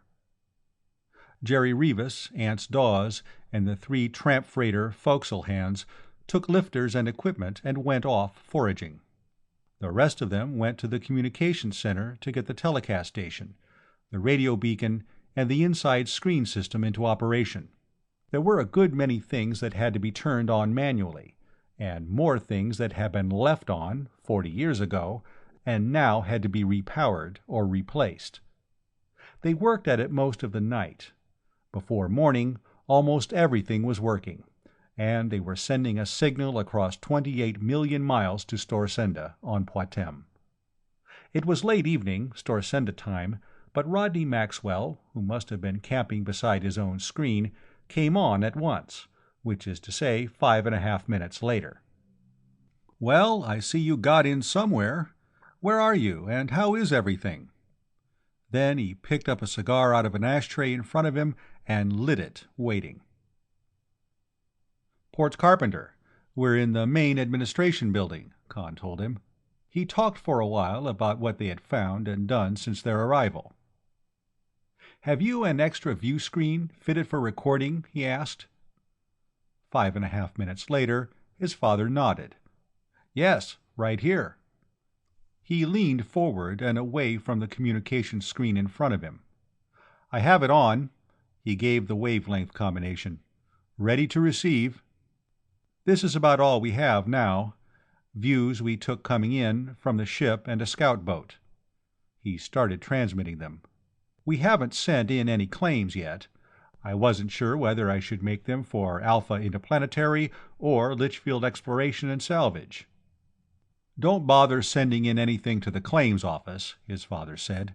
"Send anything you want to claim in here to me, and I'll have Sturber, Flynn, and Chen Wang file them. They'll be made for a new company we're organizing." "What? Another one?" His father nodded, grinning. "Koshai Exploitation and Development.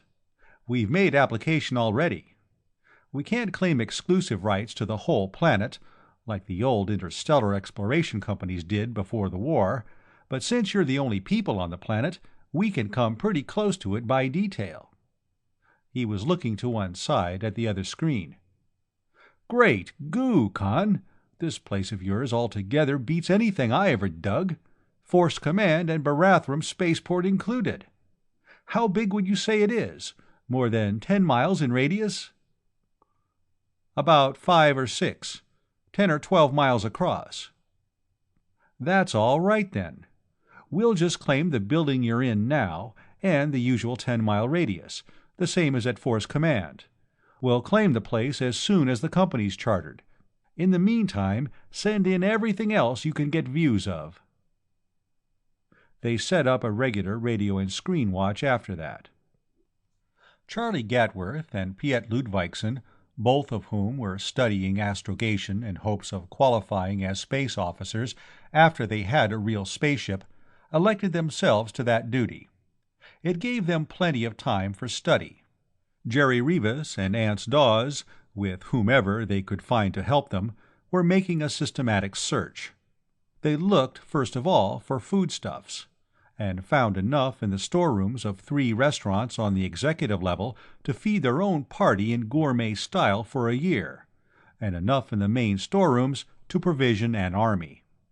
They even found refrigerators and freeze bins full of meat and vegetables fresh after 40 years. That surprised everybody, for the power units had gone dead long ago. Then it was noticed that they were covered with collapsium. Anything that would stop cosmic rays was 100% efficient as a heat insulator. Coming in the first day, Conn had seen an almost completed hypership bulking above the domes and roofs of Port Carpenter in the distance. He saw it again on screen from a pickup atop the central tower. As soon as the party was comfortably settled in the executive apartments on the upper levels, he and Eves Jackmont and Mac Vibart and Jacques Retief, the construction engineer, found an air car in one of the hangars and went to have a closer look at her. She had all her collapsium on, except for a 100-foot circle at the top and a number of rectangular openings around the sides. Eves Jackmont said that that would be where the airlocks would go. They always put them on last. But don't be surprised at anything you find or don't find inside. As soon as the skeleton's up, they put the armor on, and then build the rest of the ship out from the middle. It might be slower getting material in through the airlock openings, but it holds things together while they're working. They put on the car's lights, lifted to the top, and let down through the upper opening. It was like entering a huge globular spider's web, globe within globe of interlaced girders and struts and braces, extending from the center to the outer shell. Even the spider was home, a 300-foot ball of collapsium, looking tiny at the very middle. "Why, this isn't a ship," Vibart cried in disgust. "This is just the outside of a ship. They haven't done a thing inside." "Oh, yes, they have," Jackmont contradicted, aiming a spotlight toward the shimmering ball in the middle. "They have all the engines in. Abbott lift and drive, Dillingham hyperdrives, pseudograv, power reactors, converters, everything. They wouldn't have put on the shielding if they hadn't. They did that as soon as they had the outside armor on." "Wonder why they didn't finish her if they got that far," Retief said. "They didn't need her. They'd had it. They wanted to go home." "Well, we're not going to finish her, not with any 15 men," Retief said. "One man has only 2 hands, 2 feet, and 1 brain. He can only handle so much robo-equipment at a time." "I never expected we'd build a ship ourselves," Conn said. "We came to look the place over and get a few claims staked. When we've done that, we'll go back and get a real gang together." "I don't know where you'll find them," Jackmont commented. "We'll need a couple of hundred, and they ought all to be graduate engineers. We can't do this job with farm tramps." "You made some good shipyard men out of farm tramps on Barathrum." "And what'll you do for supervisors?" "You're one. General Superintendent. Mac, you, and Shock are a couple of others. You just keep a day ahead of your men in learning the job, you'll do all right." Vibart turned to Jackmont. "You know Eves, he'll do it," he said. "He doesn't know how impossible this is, and when we try to tell him, he won't believe us. You can't stop a guy like that. All right, Conn, deal me in." "I won't let anybody be any crazier than I am," Jackmont declared, and then looked around the vastness of the empty ship with its lacework of steel. "All you need is about 10 million square feet of decks and bulkheads, an air and water system, hydroponic tanks and carniculture vats, astrogation and robo-pilot equipment, about which I know very little, a hyperspace pilot system, about which I know nothing at all. Conn, why don't you just build a new Merlin? It would be simpler." "I don't want a new Merlin. I'm not even interested in the original Merlin. This is what I want, right here." He told his father, by screen, about the ship. "I believe we can finish her, but not with the gang that's here. We'll need a couple of hundred men. Now, with the supplies we've found, we can stay here indefinitely. Should we do more exploring and claim some more of these places? Or should we come home right away and start recruiting, and then come back with a large party, start work on the ship, and explore and make further claims as we have time?" he asked. "Better come back as soon as possible. Just explore Port Carpenter. Find out what's going to be needed to finish the ship, and what facilities you have to produce it, and get things cleaned up a little so that you can start work as soon as you have people to do it. I'm organizing another company. Don't laugh now, I've only started promotioneering, which I think we will call Tri-System and Interstellar Space Lines. Get me all the views you can of the ship herself, and of the steel mills and that sort of thing that will produce material for finishing her. I want to use them in promotion. By the way, has she a name?" "Only a shipyard construction number." "Then suppose you call her Ouroboros, after Genji Gartner's old ship, the one that discovered the Tri-System." "Ouroboros 2. That's fine. Will do." "Good. I'll have Sturber, Flynn, and Chen Wang make application for a charter right away. We'll have to make Alpha Interplanetary one of the stockholding companies, and also Koshai Exploitation and Development, and of course Litchfield Exploration and Salvage."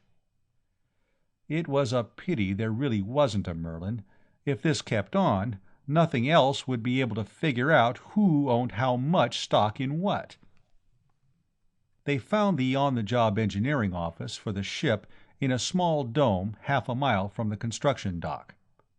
Eves Jackmont and Mac Vibart and Shock Retief moved in and buried themselves to the ears in specifications and blueprints. The others formed into parties of 3 or 4, and began looking about production facilities for material. There was a steel mill a mile from the construction site. It was almost fully robotic. Iron ore went in at one end, and finished sheet steel and girders and deck plates came out at the other. And a dozen men could handle the whole thing. There was a collapsium plant. There were machine shops and forging shops. Every time they finished inspecting one, Eves Jackmont would have a list of half a dozen more plants that he wanted found and examined yesterday morning at the latest. Some of them were in a frightful mess. Work had been suspended and everybody had gone away, leaving everything as it was. Some were in perfect order, ready to go into operation again as soon as power was put on. It had depended, apparently, upon the personal character of whoever had been in charge in the end. The nuclear electric power unit plant was in the latter class. The man in charge of it evidently hadn't believed in leaving messes behind, even if he didn't expect to come back. It was built in the shape of a T. One side of the cross-stroke contained the cartridge case plant, where presses formed sheet steel cylinders, some as small as a round of pistol ammunition, and some the size of 10-gallon kegs. They moved toward the center on a production line, finally reaching a matter collapser where they were plated with collapsium. From the other side, radioactive isotopes, mostly reactor waste, came in through evacuated and collapsium-shielded chambers, were sorted, and finally, where the cross arm of the T joined the downstroke, packed in collapsium cases. The production line continued at right angles down the long building, in which the apparatus which converted nuclear energy to electric current was assembled and packed. At the end, the finished power cartridges came off, big ones for heavy machines and tiny ones for things like hand tools and pocket lighters and razors. There were stacks of them, in all sizes, loaded on skids and ready to move out. Except for the minute and unavoidable leakage of current, they were as good as the day they were assembled, and would be for another century.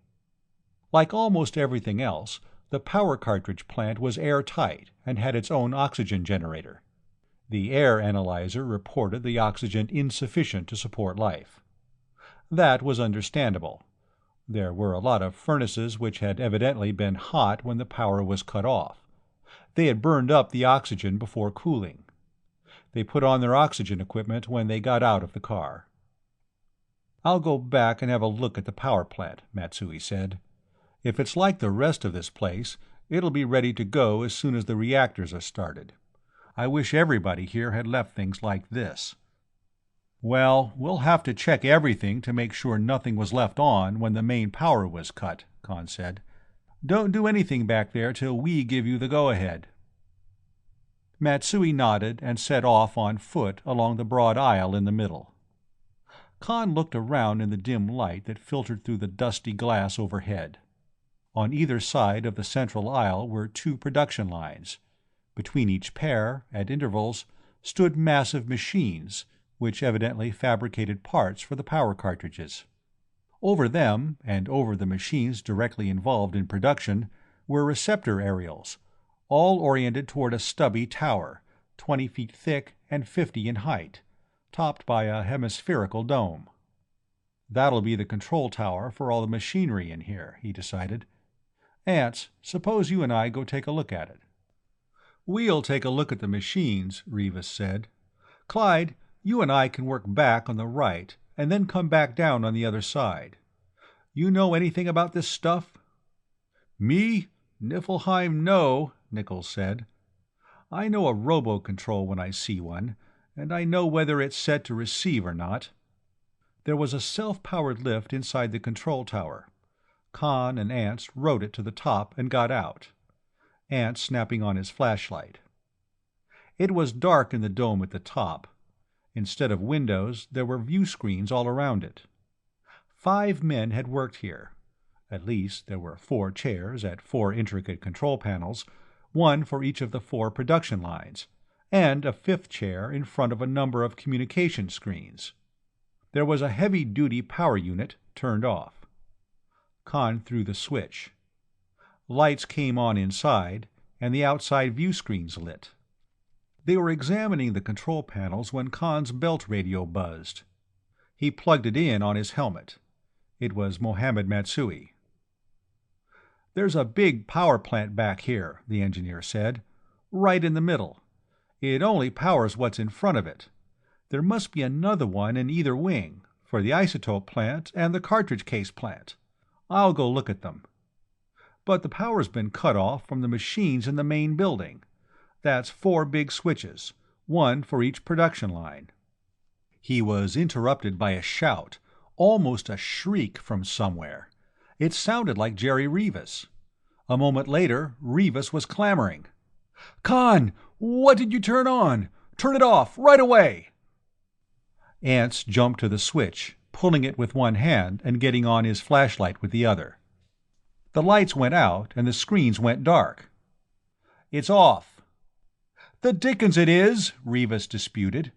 "There are a couple of big supervisor robots circling around, and a flock of workers." At the same time, Clyde Nichols began cursing. Or maybe he was praying. It was hard to be certain. "But we pulled the switch. It was only the lights and view screens in here anyhow." "It didn't do any good. Pull another one." Matsui, back at the power plant, was wanting to know what was wrong. Captain Nichols stopped cursing, or praying, and said, "Mutiny, that's what! The robots have turned on us!" He knew what had happened, or was almost sure he did. A radio impulse had gone out, somehow, from the control tower. Something they hadn't checked that had been left on. There was just enough current leakage from the units in the robots to keep the receptors active for 40 years. The supervisor robots had gone active, and they had activated the rest. Once on, cutting the current from the control tower wouldn't turn them off again. "Put the switch in again, Ants. The damage is done, and you won't make it any worse." When the screens came on, he looked around from one to another. The two supervisors, big ovoid things, like the small round ones they had used in repairing the power reactors the first day, were circling aimlessly near the roof, one clockwise and the other counterclockwise, dodging obstructions and getting politely out of each other's way. At lower altitude, a dozen assorted worker robots were moving about, and more were emerging from cells at the end of the building. Sweepers, with rotary brooms and rakes, crab-like all-purpose handling robots, a couple of vacuum-cleaning robots, each with a flexible, funnel-tipped proboscis and a bulging dust sack. One thing, a sort of special job designed to get into otherwise inaccessible places, had a 20-foot, many-jointed, claw-tipped arm in front.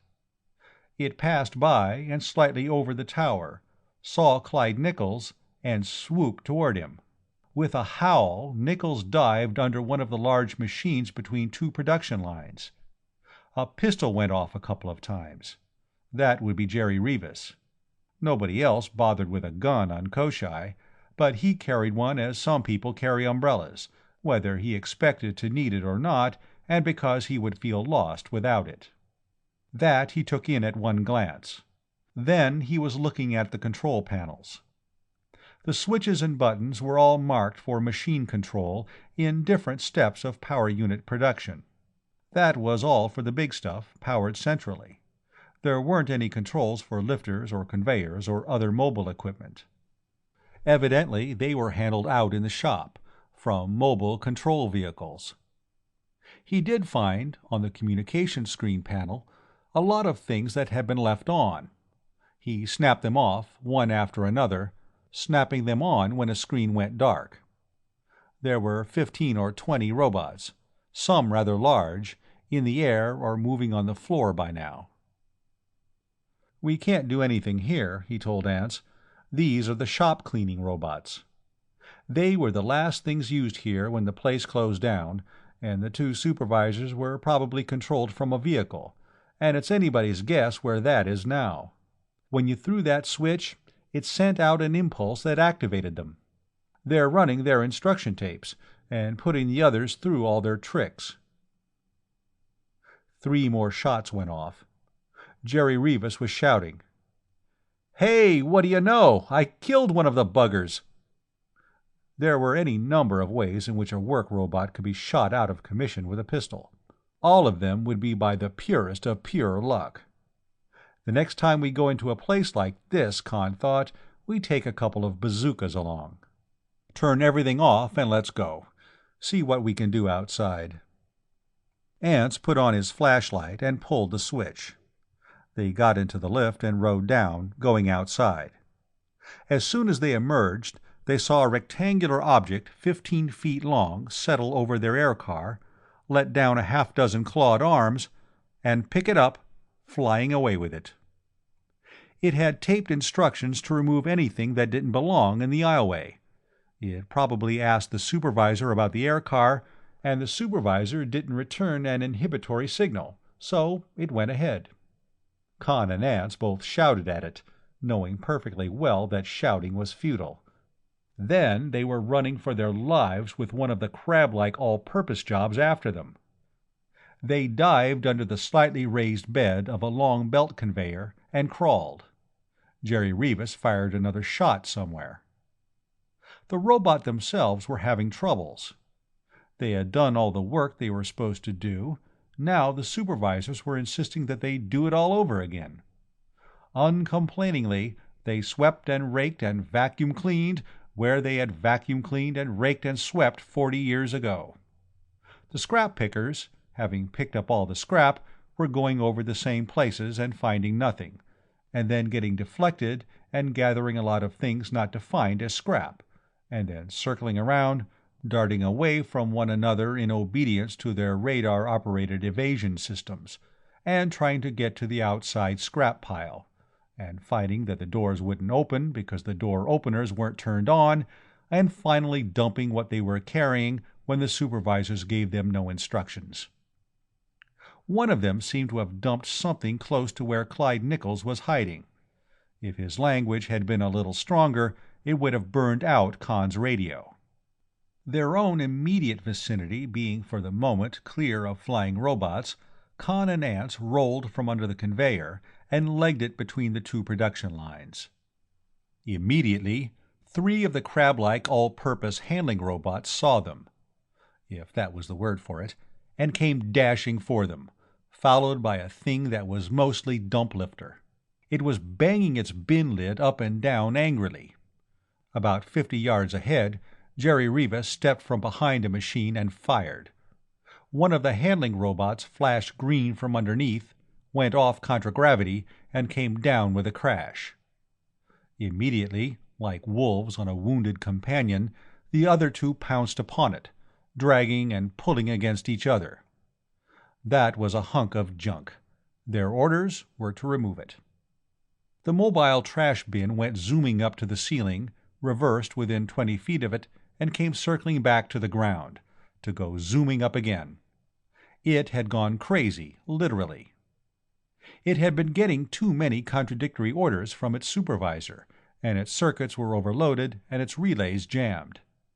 Rats in mazes, and human-type people in financial difficulties, go psychotic in very much the same way. The 2 surviving all-purpose robots were also headed for a padded repair shop. They had come close enough to each other to activate their anti-collision safeties. Immediately, they flew apart.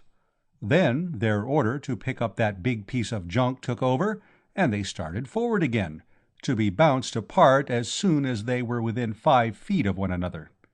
If left alone, their power units would run down in a year or so. Until then, they would keep on trying. Soulless intelligences, indeed.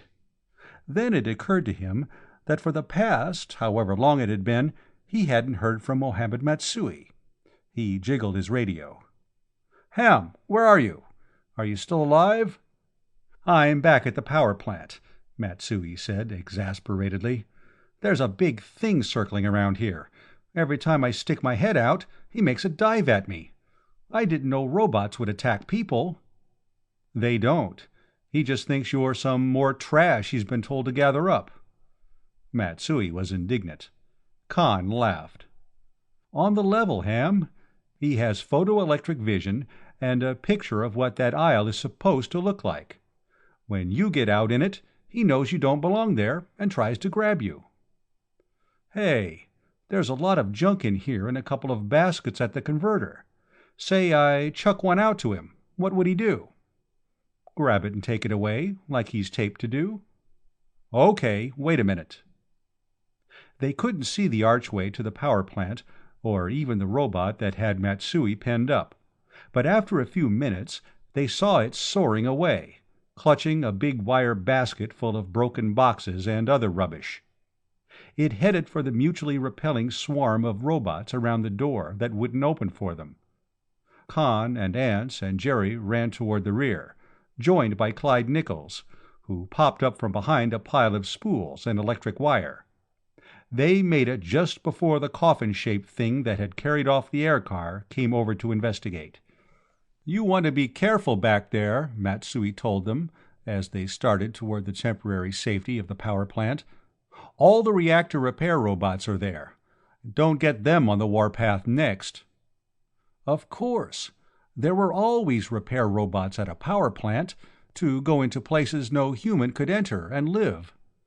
Behind the collapsium shielding, they wouldn't have been activated. Let's have a look at them. What kind? Standard reactor servicers, the same we used at the administration center. Matsui opened the door, and they went into the power plant. Conn and Matsui put on the service power and activated the two supervisors. They, in turn, activated their workers. It was tricky work, getting them all outside the collapsium-walled power plant area. Each worker had to be passed through by the supervisor inside, under Matsui's control.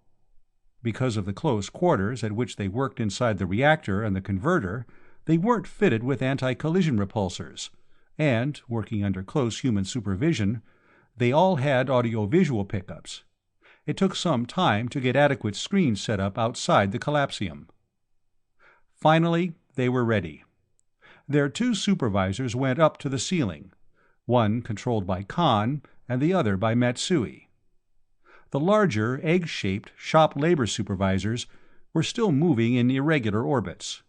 Those of the workers still able to receive signals were trying to obey them, and the rest were jamming in a swarm at the other end. First one and then the other of the labor boss robots were captured. They were by now at the end of what might loosely be called their wits. They weren't used to operating without orders, and had been sending out commands largely at random. Now they came to a stop, and then began moving in tight, guided circles.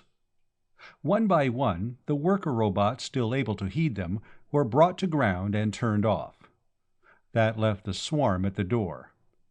The worker robots under the direct control of the power plant supervisors went after them, grappling them and hauling them down to where Ants and Jerry Rivas and Captain Nichols could turn them off manually. The air car was a hopeless wreck, but its radio was still functioning. Conn called Charlie Gatworth, who called a gang under Gomez, working not far away. They came with another car.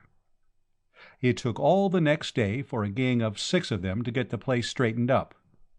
Neither Conn nor Gomez, who was a roboticist himself, would trust any of the workers or the two supervisors. Their experiences out of control had rendered them unreliable. They took out their power units and left them to be torn down and repaired later.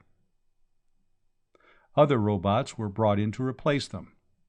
When they were through, the power unit cartridge plant was ready for operation. Jerry Rivas wanted to start production immediately. "We'll have to go back to Poictesme pretty soon," he said. "We don't want to go back empty." "Well, I know that no matter what we dug up and what we could sell or couldn't sell, there's always a market for power unit cartridges. Electric light units, household appliance units, air car and airboat units, any size at all. We run that plant at full capacity for a few days, and we can load the Harriet barn full, and I'll bet the whole cargo will be sold in a week after we get in." End of chapters 13 and 14.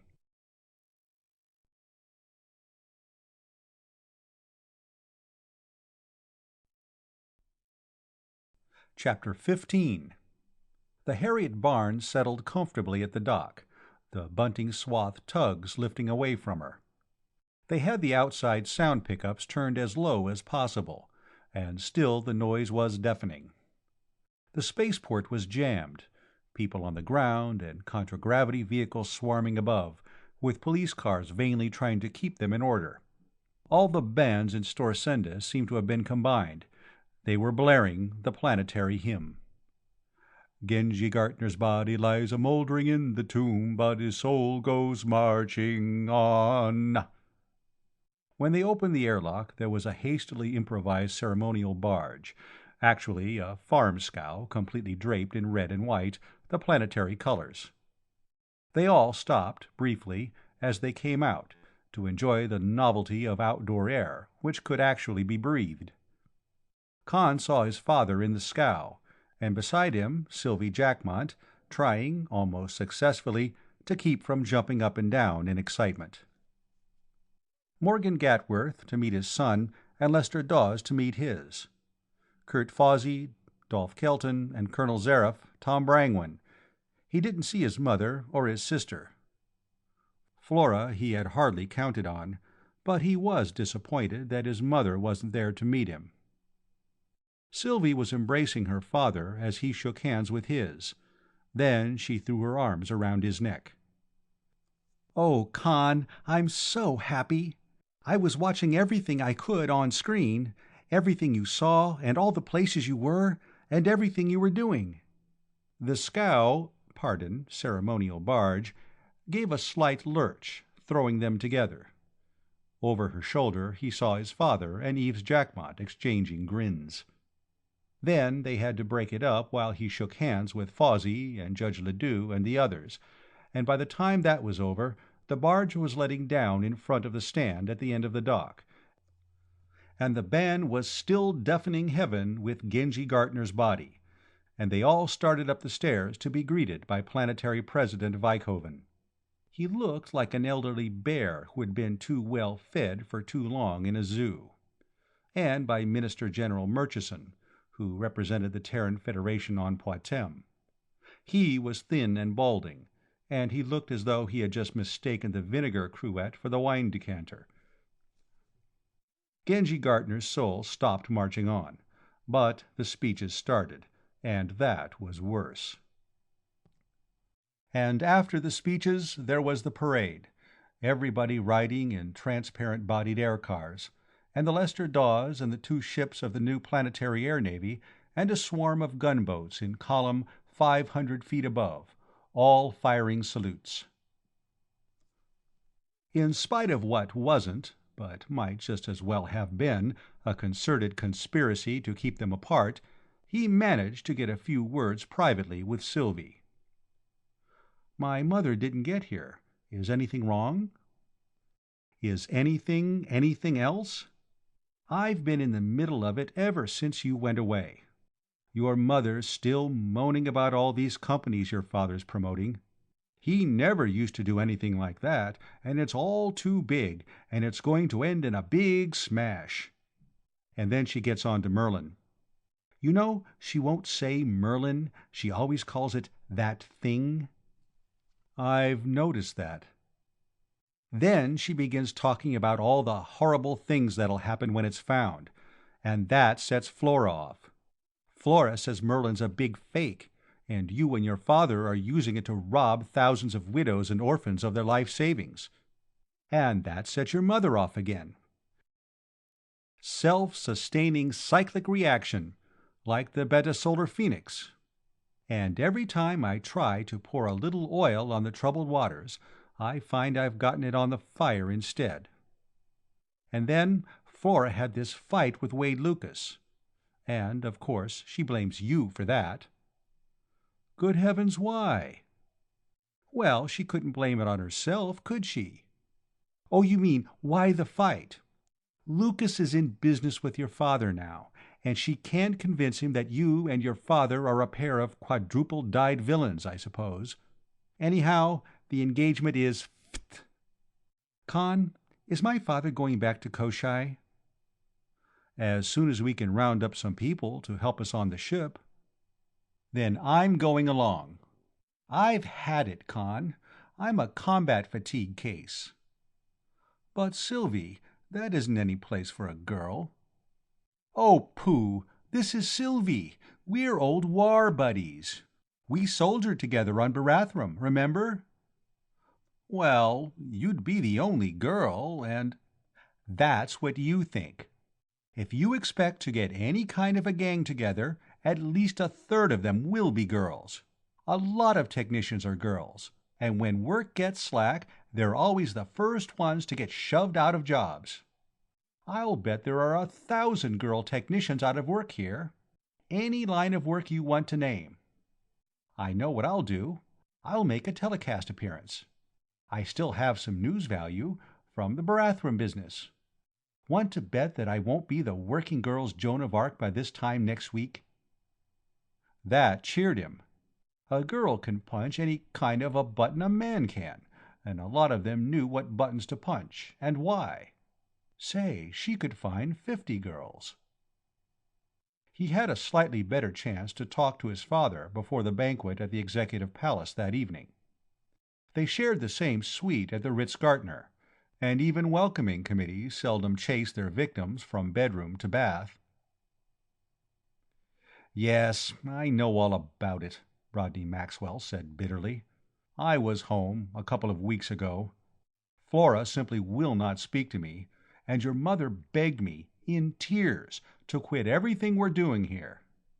I tried to give her some idea of what would happen if I dropped this. Even supposing I could, she wouldn't listen to me." He finished putting the studs in his shirt. "You still think this is worth what it's costing us?" "You saw the views we sent back. There's work on Koshai for 1,000,000 people, at least. Why, even these 2 makeshift ships they're putting together here at Storsenda are giving work, one way or another, to almost 1,000. Think what things will be like a year from now, if this keeps on." Rodney Maxwell gave a wry laugh. "Didn't know I had a real Simon Pure altruist for a son. Partner, when you call me that, smile." "I am smiling, with some slight difficulty." He didn't think well of the banquet. Back in Litchfield, Senta would have fired half her human help and taken a sledgehammer to her robo-chef for a meal like that. Even his father's camp cook would have been ashamed of it. And there were more speeches. President Vikhoven managed to get hold of him and Eves Jackmont afterward, and steered them into his private study. "Have you any real reason for thinking that Merlin might be on Koshai?" the planetary president asked. "Great goo, no. We weren't looking for Merlin, Mr. President. We were looking for a hypership. We have one, too. Calling her Ouroboros II, 2,500-footer. We expect to have her in space in a few months. I surely don't need to tell you what that will do toward restoring planetary prosperity." "No, of course not. A hypership of our own. But—" he looked from one to the other of them. "But I understand that this Mr. Kurt Fawsey was saying—" "Mr. Fawsey is looking for Merlin here on Poictesme. If anybody finds it, that's where it'll be found. I'm interested in getting business started again. If Merlin is found, it would help, of course." He shrugged. "Don't look at me," Jackmont said. "Mr. Maxwell, both of them, father and son, want some spaceships. They hired me to help build them. That's all I have in it." Then he relit the cigar the president had given him and leaned back in his chair, staring at the stuffed Alsacoid head with the 7-foot horn spread above the fireplace. Conn described the interview to his father after they were back at the hotel. "I hope you convinced him. You know, he's afraid of Merlin. A lot of people have been saying that if Merlin's found, it should be used to determine government policy. A few extremists are beginning to say that Merlin ought to be the government, and Jake Vikhoven and his cronies ought to be dumped. Into the handiest mass energy converter, preferably. You know, if anybody found Merlin and started it auditing the planetary treasury, Jake Vikhoven would be the one who'd be wanting a hypership." Tom Brangwyn ran him down the next morning in the dining room. "Conn, I wish you'd come along with me," he said. "Some of us are up in Kurt's suite. We'd all like to talk to you." Somehow he was acting as though he were making an arrest. That might have been nothing but professional habit. Conn went up to Fawsey's suite, and found Fawsey and Judge Ledoux and Dolph Kelton, and close to a dozen others there. "I'm glad you could come, Conn," the judge greeted him. Now that the defendant had arrived, the trial could begin. "I wish your father could have gotten here. I asked him to come, but he had a prior engagement. A meeting with some of the financial people here, about some company he's interested in." "That's right. Tri-System and Interstellar Spacelines." "Interstellar!" Kurt Fawsey almost howled. "Great goo! Now it isn't enough to go out to Koshai, he wants to go clear out of the Tri-System. That's what we wanted to talk about, all this nonsense you and your father are in. Merlin's right here on Poictesme. It's right at Force Command, and if your father hadn't robbed us of all our best men, like Jerry Rivas and Anse Dawes, we'd have found it by now. I don't think you and your father care a hoot if we ever find Merlin or not." "Kurt, that's a dreadful thing to say," Dolph Kelton objected in a shocked voice. "It's a dreadful thing to have to say," Fawsey replied. "But you tell me what Conn Maxwell or Rodney Maxwell are doing to help find it." "Who showed you where the Force Command was?" Clem Zaref asked. Nobody could think of any good quick comeback to that. Conn took advantage of the pause to ask, "Why do you want to find Merlin?" "Why do we—" Fawsey sputtered in dignity. "If you don't know—" "I know why I do. I want to see if you do. Do you?" "Merlin would answer so many questions," Dolph Kelton told him gently. "Questions I can't answer for myself." "With Merlin we could set up a legal code and a system of jurisprudence that would give everybody absolute justice," Judge Ledoux said. As if absolute justice wasn't the last thing anybody in his right senses would want. A robot judge would have the whole planet in jail inside a month. "We have a man who joined us after you went off to Koshai, Conn," Franz Veltrin said. "A Mr. Carl Liebert. He's some kind of a clergyman, from over Morven way. He says that Merlin could formulate an entirely new religion, which would regenerate humanity." "Well, I don't have such lofty ideas," Fawsey said. "I just want Merlin to show us how to get some prosperity here, bring things back to what they were before Poictesme went broke." "And that's what Father and I are trying to do. You're going into the woods with a book on how to chop down a tree, and no axe." Fawsey looked at him in surprise, started to say something, and thought better of it. "If we want prosperity, we need tools. Our problem is loss of markets. If we find Merlin, and tape it with everything that's happened in the 40 years since it was shut down, Merlin will tell us where to find new markets. But the markets won't come to us. We'll have to do our own exporting, and we'll need ships.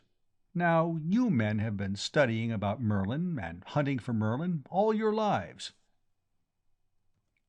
I can't add anything to what you know, and neither can my father. You find Merlin, and we'll have the ships ready when you do find it."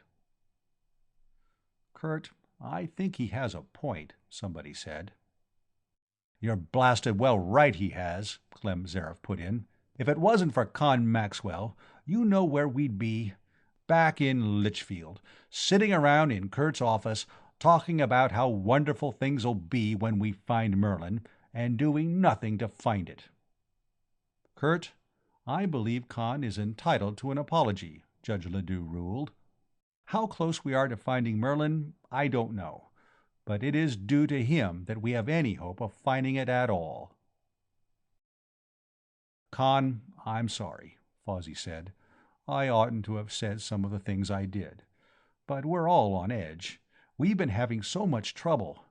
Conn, it's right there at Force Command. I know it is. We've been all over the place. We have shafts sunk at each of the corners.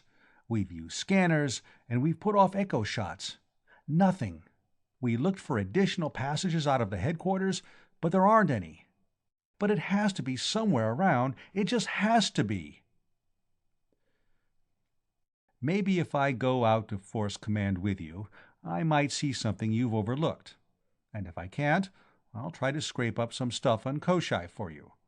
Deep vein scanners, that sort of thing, from the mines." They took the Lester Dawes out at a little past noon, and turned south and east. Everybody aboard was happy, except Conn Maxwell.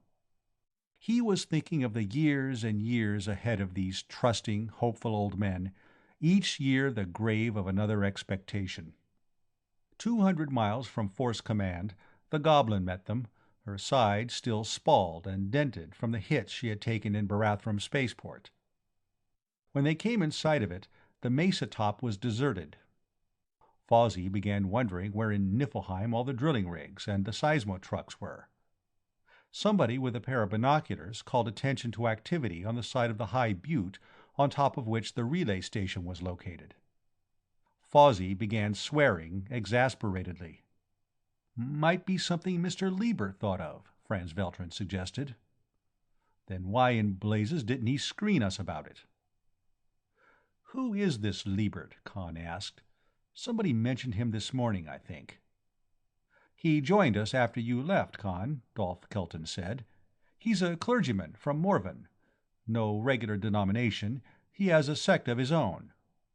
"Yeah, he would," Clem Zaref rumbled. "Pious fraud." "He's really a good man, Conn. Clem's prejudiced. He says we ought to use Merlin to show us the true nature of God, and how to live in accordance with the divine will. He says Merlin can teach us a new religion."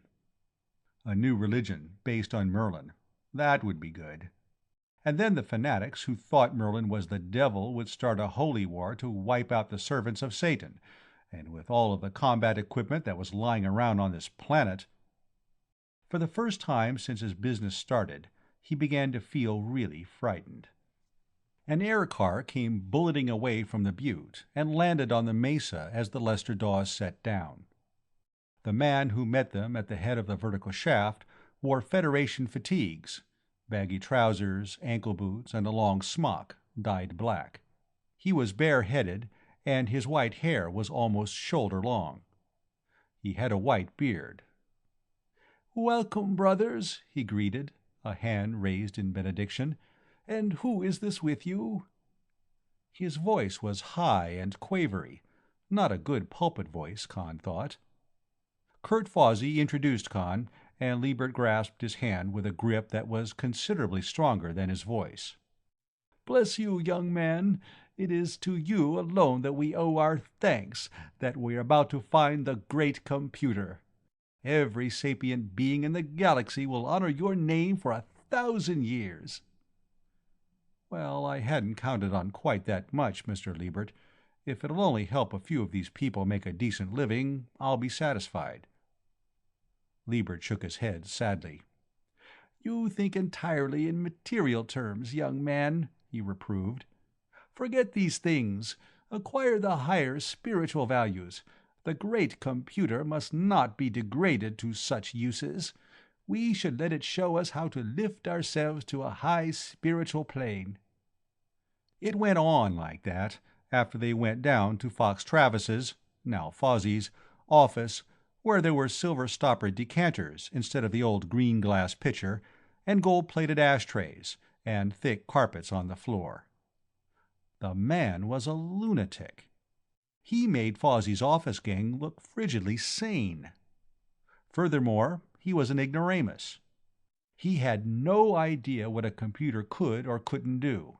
Anybody who could build a computer of the sort he thought Merlin was wouldn't need it. He would be God. As he talked, Conn began to be nagged by an odd sense of recognition. He'd seen this Carl Liebert before, somewhere, and somehow he was sure that the long white hair and the untrimmed beard weren't part of the picture. That puzzled him. He doubted if he'd have remembered Liebert from 6 years ago, almost 7 now, though a lot of itinerant evangelists showed up in Litchfield. That might have been it. "I tell you, the great computer is there, in the heart of the butte," Liebert was insisting now. "It has been revealed to me in a dream. It is completely buried. After it was made, no human touched it. The men who were here and used it in the war communicated with it only by radio." That could be so. There were fully robotic computers, intended for use in places where no human could go and live. There was a big one on Niflheim, armored against the fluorine atmosphere and the hydrofluoric acid rains. But there was no point in that here. The things were enormously complicated, and military engineering of any sort emphasize simplicity. Ugh! Was he beginning to believe this balderdash himself? Clem Zera fell in with him as they were going to dinner. "Revealed in a dream," the old rebel snorted. "One thing you can always get away with lying about is what you dream." "You think he's lying? I think he's just crazy." "That's what he wants you to think. Look, Conn, he knows Merlin is here. He's trying to keep us from it. That's why he shifted all that equipment over on the Butte. He's working for Sam Murchison." "I thought your theory was that the Federation had lost Merlin." "It was, at first. It doesn't look that way to me now. It's right here at Force Command somewhere. They don't want it found, and they're going to do everything they can to stop us. I oughtn't to have left this fellow Liebert here alone. Well, I won't do that again. Get Tom Brangwyn to help me." Chapter 16. The voyage back to Koshai had been a week-long nightmare.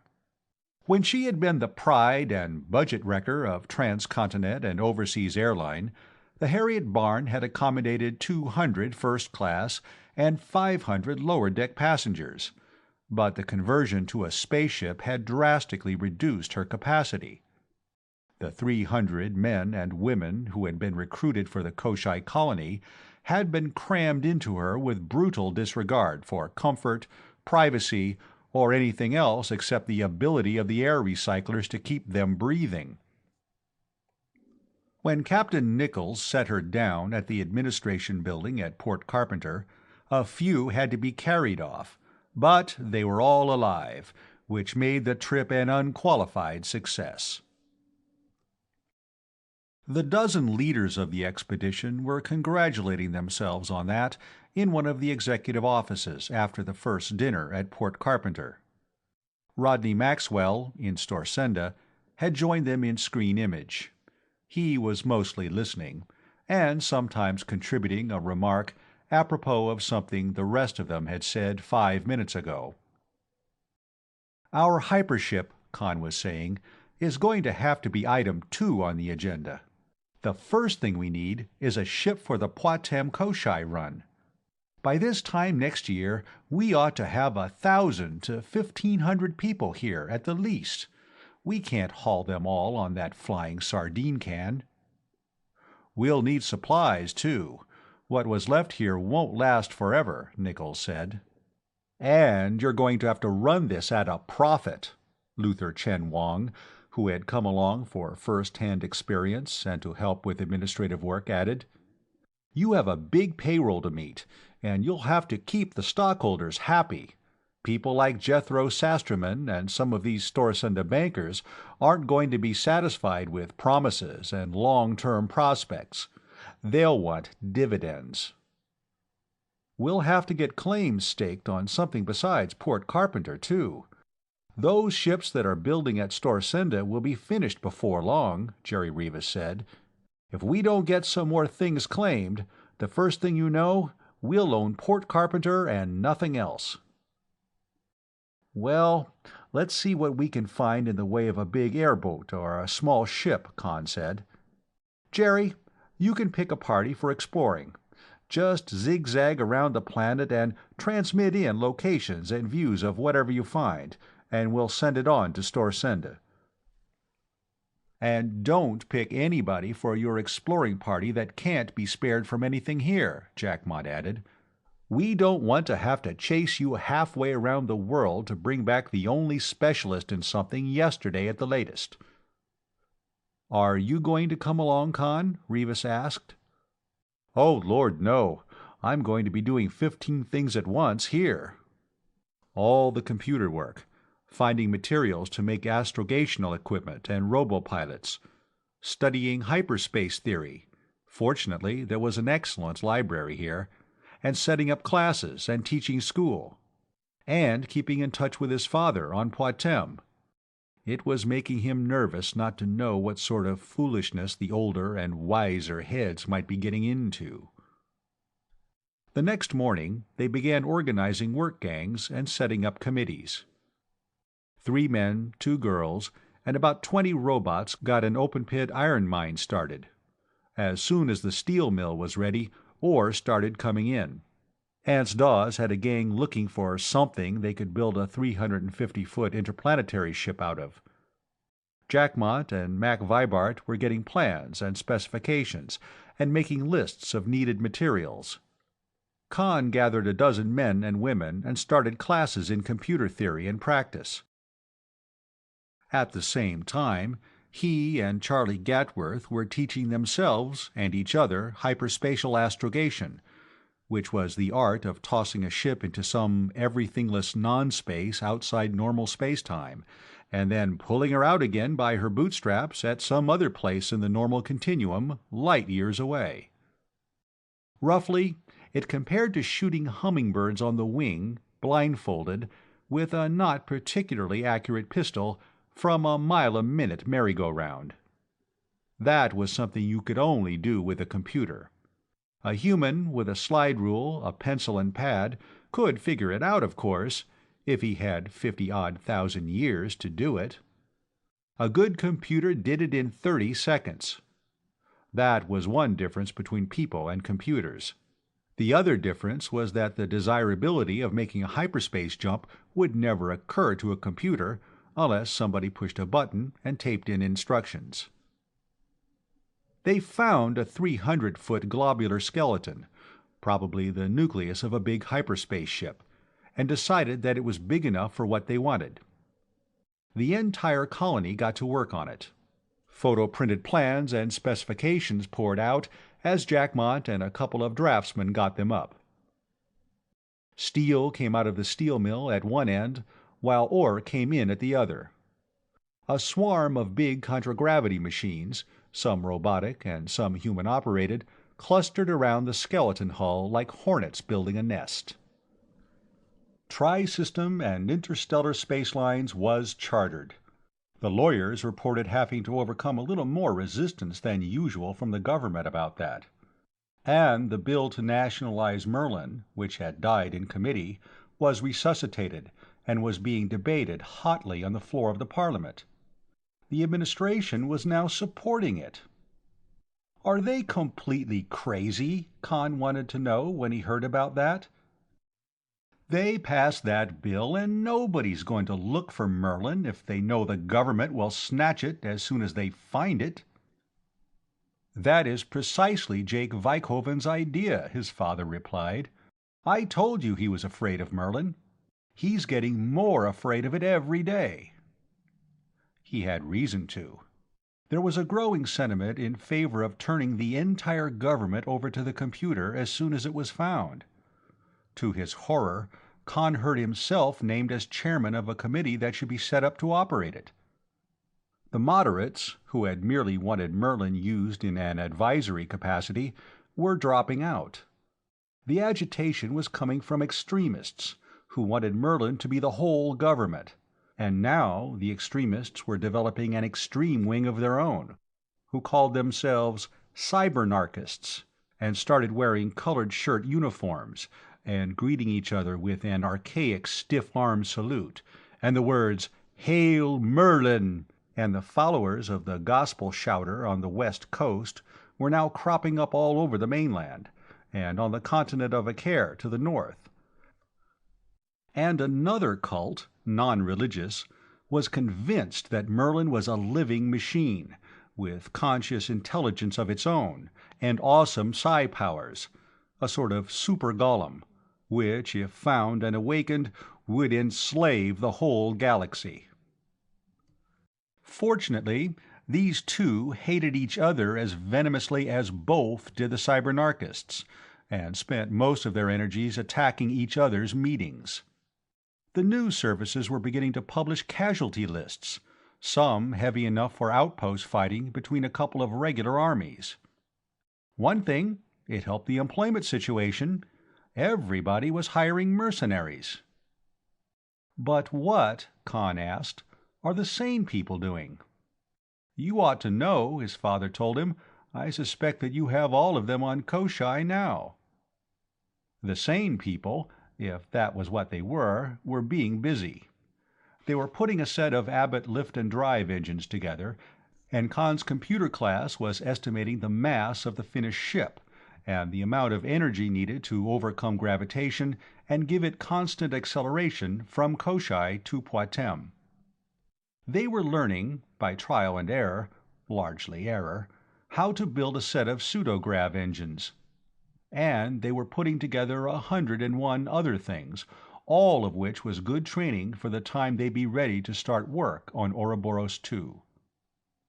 Jerry Rivas had found a contragravity craft, which seemed to have been used by some top official for business and inspection trips, had gathered a crew of non-specialists who weren't urgently needed at Port Carpenter, and set out to circumnavigate the planet. It worked just the reverse of expectation. He found a big uranium mine, with an isotope separation plant and a battery of plutonium breeders. That meant that Mohammed Matsui and a half-dozen other nuclear power people had to get into another boat and speed after them to see what he had really found. As soon as they landed, Rivas took off again to discover a copper mine and a complex of smelters and processing plants. That took a few more experts, or reasonable facsimiles, away from Port Carpenter. He then found a whole city that manufactured nothing but computers and robo-controls and things like that. Conn loaded his whole computer theory class onto a freight scow and took them there. By the time he landed, his father was screening him from Storsenda. "When are you going to get the ship finished?" he was asking. "Kurt Fozzie's pestering the daylights out of me. He wants that equipment you promised him."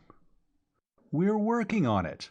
What's happened? Has Carl Liebert had another revelation?" "I don't know about that. Kurt's sure Merlin is directly under Force command. And speaking about Liebert, Clem Zareff's been after me about him. You know I've contracted for the full-time and exclusive services of this Barton Massara detective agency. Well, Clem wants me to put them to work investigating Liebert." "Yes, I know. Liebert's a Terran Federation spy. Why do you need the full-time services of the biggest private detective agency on Poictesme?" "There have been some odd things happening. People have been trying to bribe and intimidate some of my office help. I have found microphones and screen pickups planted around. I caught one of our clerks trying to make copies of voice tapes. I think it's some of these other Merlin-chasing companies trying to find out how close we are to it. Clem Zareff is recruiting more guards. But how soon are you going to get that ship built?" "We're working on it. That's all I know now." He went back to work getting a classroom ready for his students. If he'd accepted that instructorship at Montevideo, he wouldn't be a full professor now, but none of the rest of this would be happening either. That night he had the dream about starting the big machine and not being able to stop it again. There was street fighting in Storsenda between the cybernarchists and government troops.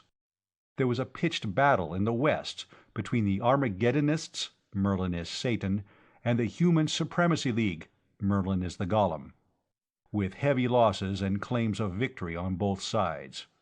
President Weikhoven proclaimed planet-wide martial law, and then discovered he had nothing to enforce it with. Luther Chen Wang screened him from Port Carpenter. His voice was almost inaudibly low at first. "Conn, I just got a call from Jerry and Clyde. I think we can knock off work on that ship we're building now. We won't need it." "Have they found a ship?" "If they had, it would be the first one anybody had found. Where?" "They haven't found a ship, Conn. They've found all of them. All the ships in the Alpha system except the Harriet Barn and the two we're building at Storsenda. The place is marked on the map as Sickle Mountain Naval Observatory. It's just a bitty little dot, but the map was made before the evacuation started. It's where most of the troops in the system were embarked on hyperships, I think. Wait till I show you the views." Conn put on another screen. The first view was from an altitude of 5 miles. He didn't need Luther's voice to identify Sickle Mountains, a long curve with a spur at right angles to one end. The name must have suggested itself to whoever saw it first. The observatory had been built where the handle of the sickle joined the blade. As the ship from which the view had been taken had approached, the details grew plainer. At the same time, it became evident that the plane inside the curve of the sickle was powdered with tiny sparkles, like tinsel dust on a red-brown velvet. "Great goo! Are those all ships?" "That's right. Look at this one now." The view changed. The aircraft was down now, below the crest of the mountain, circling slowly above the plain. Hundreds, no, over 1,000 of them, 2 and 3 and 500-footers, and here and there a 1,000-footer that could have been converted into a hypership if anybody had wanted to take the trouble. The view changed again, this time from an air car dropped from the ship, he supposed. It was down almost to the tops of the ships, and he could read names and home ports. Pixie, Chloris, Helen O'Loy, Anitis. They were from Jurgen. Sky Rover, Port Saunders. She was from Horvendale. Ships from Storsenda and Yellowmarsh on Janico, and... Now we know where they all went. It was logical, of course. Most of the hyperships used in the evacuation had been built here. It had been less trouble to lead the troops and the civilian workers from Poictesme and the other planets onto small normal spaceships and bring them here than to take the big ships away on short interplanetary runs to the other planets. "Have you screened my father yet?" "Yes. This is going to knock the bottom out of the companies that are building those ships at Storsenda, I'm afraid." "They're tough luck." "It could be everybody's tough luck. Both these companies have been issuing stock, and there's been a lot of speculation in it. This market's so inflated now that a puncture at one place might blow the whole thing out." He knew that. He shrugged. "Father will have to think of something. Tell him I'll screen him from Sickle Mountain." Then he went back to his classroom. "All right. Class dismissed," he said. "You have 20 minutes to get your bags packed. We're going to work for real now." Airboats and airships flocked to Sickle Mountain. Some of them hastened back to Port Carpenter for loads of food, for there was none in the storehouses at the embarkation camp. They inspected ship after ship, and chose 2 300-footers. They sent airships and freight scows to the dozen-odd cities and industrial centers that had been already explored, to gather cargo, as far as possible the items in shortest supply on Poictesme. "Don't worry about a market smash," his father told him. "We have that taken care of. Tri-System Investments has just bought up a lot of stock in both of those companies, and we've set up agreements with them, informally of course, we'll have to get them voted on by our own companies, to sell them ships from Koshai. In return, the company that's building the ship out of 4 air freighters will go to Janico. And the company that's building a ship out of the old Lightsenring building will go to Jurgen, and they'll both stay off Koshai. Sturber Flynn and Chen Wang will probably be defending antitrust suits till the end of time. The planetary government has stopped liking us, you know. Then we'll have to get one that will like us. There'll be an election about this time next year, won't there?" His father nodded. "To use one of your expressions, we're working on it." "How soon can you get your ships in?"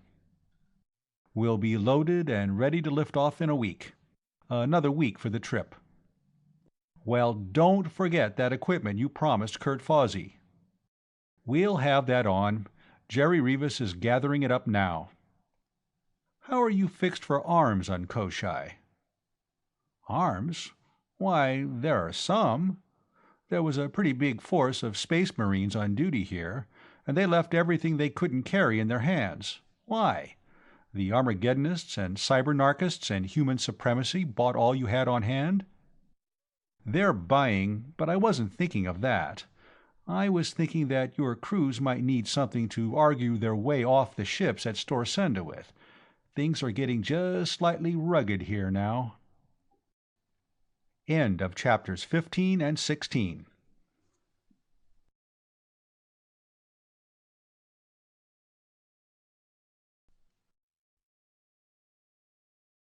Chapter 17. There were no bands or speeches when they came in this time. A lot of contragravity vehicles circled widely around the spaceport, but except for a few news service cars, the police were keeping them back of a 2-mile radius around the landing pits. A couple of gunboats were making tight circles above, and on the dock were more vehicles and a horde of police guards. When Rodney Maxwell came across the bridge from the dock after they opened the airlocks, he was followed by a dozen Barton Massara private police, as villainous-looking a collection of ruffians as Conn had ever seen. He was wearing a new suit, with a waist-length jacket instead of the long coat he usually wore, and there was a holstered automatic on each hip. In Litchfield, he never carried more than one pistol, and Storsenda was supposed to be an orderly place where nobody needed to go armed. More than anything else, that told Conn approximately what had been going on while he had been on Koshai. "Ship guard," his father told Eves Jackmont. "All your crew can come off. They'll take care of things. Get your people in that troop carrier over there. Everybody will stay at Interplanetary Building. None of the hotels are safe, not even the Ritz-Gartner. And be sure everybody's well armed when they come off the ship." Jackmont nodded. "I know the drill. I've been in Podo-Berth on Venus and Skorvan on Loki. Any law we want, we make for ourselves." "That's about it. I'll see you there. Conn, I wish you'd come with me. Somebody here wants to talk to you." He wondered if his mother, or Flora, had come to Storsenda. When he asked his father as they crossed onto the dock, there was a brief twinge of pain in Rodney Maxwell's face. "No, they're not having anything to do—" "Duck, quick!" Then his father was diving under a lifter truck that stood empty on the dock. The private police were scattering for cover, and an autocannon began pom-pomming. Conn took one quick look in the direction in which it was firing, saw an air car that had broken through the police line and was rushing toward them, and dived under the lifter after his father. As he did, he saw a missile flash out from one of the gunboats like a thrown knife. Then he huddled beside his father and put his arms over his head. He felt the heat and shock of the explosion, and, an instant later, heard the roar. When nothing immediately disastrous happened after he had counted 15 seconds, he stuck his head out and looked up. The gunboat was struggling to regain her equilibrium, and the air car had vanished in a fireball. They both emerged, straightening. His father was brushing himself with his hands and saying something about always having to duck under something when he had a new suit on. Robot control, probably. Could have been launched from anywhere in town. "Why, no. Your mother and Flora aren't speaking to either of us anymore. Pity, of course, but I'm glad they're in Litchfield. It's a little healthier there." They walked to the slim recon car and climbed in, pulling the door shut after them. Wade Lucas was waiting for them at the controls. "There, you see," he began as soon as he had the car lifting, "what I've been telling you? We'll have to stop this. Conn, meet our new partner. I told him everything you told me, out on the mall, the day you came home. I had to." His father hastened to add, "He'd figured most of it out for himself. The only thing to do was admit him to the lodge and give him the oath." "I didn't know about General Travis. I didn't even know he was still alive," Lucas said. "But the rest of it was pretty obvious, once I stopped jumping to conclusions and did a little thinking. You know, ever since I came here, I've been preaching to these people to stop looking for Merlin and do something to help themselves. You're smarter than I am, Conn. Instead of opposing them, you're guiding them." "Did you tell Flora?" Lucas shook his head. "I tried to explain what you're trying to do, but she wouldn't listen. She just told me I'd gotten to be as big a crook as you two." He had the car up 50,000, putting it into a wide circle around the city. He locked the controls and got out his cigarettes. "Rod, we've got to stop this. You were just lucky this time. Some of these days your luck's going to run out." "How can we stop?" Conn demanded. "Tell them the truth? They'd lynch us and then go hunting for Merlin." "Worse than that. It'd be a smash worse than the one when the war ended. I was only 10 then, but I can remember that very plainly. We can't stop it, and we wouldn't dare stop it if we could." "What's been going on here in the last month?" Conn asked. "I've been too busy to keep in touch. I know there's been rioting, and these crackpot sects, but—" "I think this is personal to us. There have been some ugly things happening. There were 4 attempts to burglarize our offices. I told you about some of the other stuff, the microphones we found and so on. The worst thing was Lucy Nocero, my secretary. She just vanished a couple of weeks ago. 3 days later, the police found her wandering in a park, a complete imbecile. Somebody who either didn't know how to use one, or didn't care what happened, had used a mind probe on her. It's 20 to 1 she'll never recover." "It's this Storacenda financial crowd," Wade Lucas said. "They had things all their own way, till Alpha Interplanetary was organized. Now they're getting shoved into the background, and they don't like it." "They're making more money than they ever did, and they just love it," Rodney Maxwell said. "I'd think it was either Jake Vikhoven or Sam Murchison." "Murchison!" Lucas hooted. "Why, he's nobody. Federation Minister General, all the authority of the Terran Federation and nothing to enforce it with. He doesn't have a position here. He has a disease. Sleeping sickness." "He certainly doesn't believe there is a Merlin, does he?" Conn asked.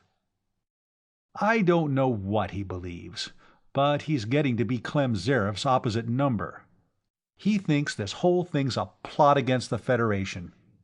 It's a good thing Clem didn't get around to repainting his combat vehicles black and green, the way he did the Home Guard stuff at Litchfield. I'd be more likely to think it was Vikhoven." "Could be. Or it could be the Armageddonists, or human supremacy. I'm ashamed to say that this Heil Merlin cybernarchist gang are friendly to us. Or it could be some of the banking crowd, or some of these rival space companies. Barton Massara is trying to find out. Well, we have some of Wade's pet suspects at Interplanetary Building now. There's been a meeting going on for the last week to partition the Alpha Gartner system." The Interplanetary Building had been a medium-class residence hotel at the time of the war. Junior staff officers and civilian technicians and their families had lived there. It had been vacant ever since the disastrous outbreak of peace.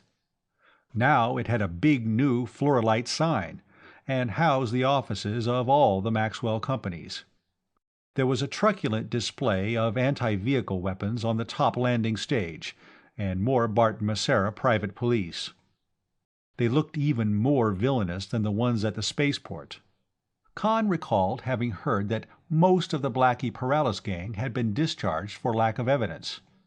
He wondered how many of them had been hired with Barton Massara. The meeting was in a big conference room 6 floors down. It had been going on uninterrupted for days, with all the interested companies' representatives standing watch and watch around the clock. Lester Dawes and Morgan Gatworth and Lorenzo Minardis were there for LE&S. Transcontinent and Overseas was represented. There were people from Alpha Interplanetary, and bankers and financiers, and people from the companies building the 2 ships at the spaceport. And J. Fitzwilliam Sturber, the lawyer. And reporters, phoning stories in and getting audiovisual interviews of anybody who would hold still long enough. They converged in a rush as Conn and his father and Lucas came in. "No statement, gentlemen," Rodney Maxwell shouted above the babble of their questions. "When we have anything to release, it will be released to all of you." Jackmont and Nichols had already arrived. Lucas went to them and began talking about stevedores and lifters to get off the cargoes from the ships. Conn hastened to join them. "The scanning and mining equipment aboard the Helen O'Loy," he said. "That shouldn't be unloaded here. We'll take the ship out to Force Command and unload it there." Out of the corner of his eye, he saw a lurking reporter snatch the handphone off his radio and begin talking. It would be stated authoritatively that Merlin was at Force Command and would be uncovered as soon as special equipment from Koshai arrived. Everybody at the long table was shouting at everybody else. The Jurgen and Janico companies wanted to buy ships from Koshai Exploitation and Development. The Alpha Interplanetary Director, who was also a vice president of Transcontinent and Overseas, opposed that. Another director of AI, who was also board chairman of Koshai Exploitation and Development, wanted to sell ships to anybody who had the price. The Transcontinent and Overseas man was calling him a traitor to the company. And one of the stockbrokers, who was also a vice president of Tri-System Investments and a director of Tri-System and Interstellar Space Lines, was wanting to know which company. And a banker who was stockholder in all the companies was shouting that they were all a gang of crooks. And J. Fitzwilliam Sturber was declaring that anybody who called him a crook could continue the discussion through seconds. Conn suddenly realized that dueling had never been illegal on Poictesme.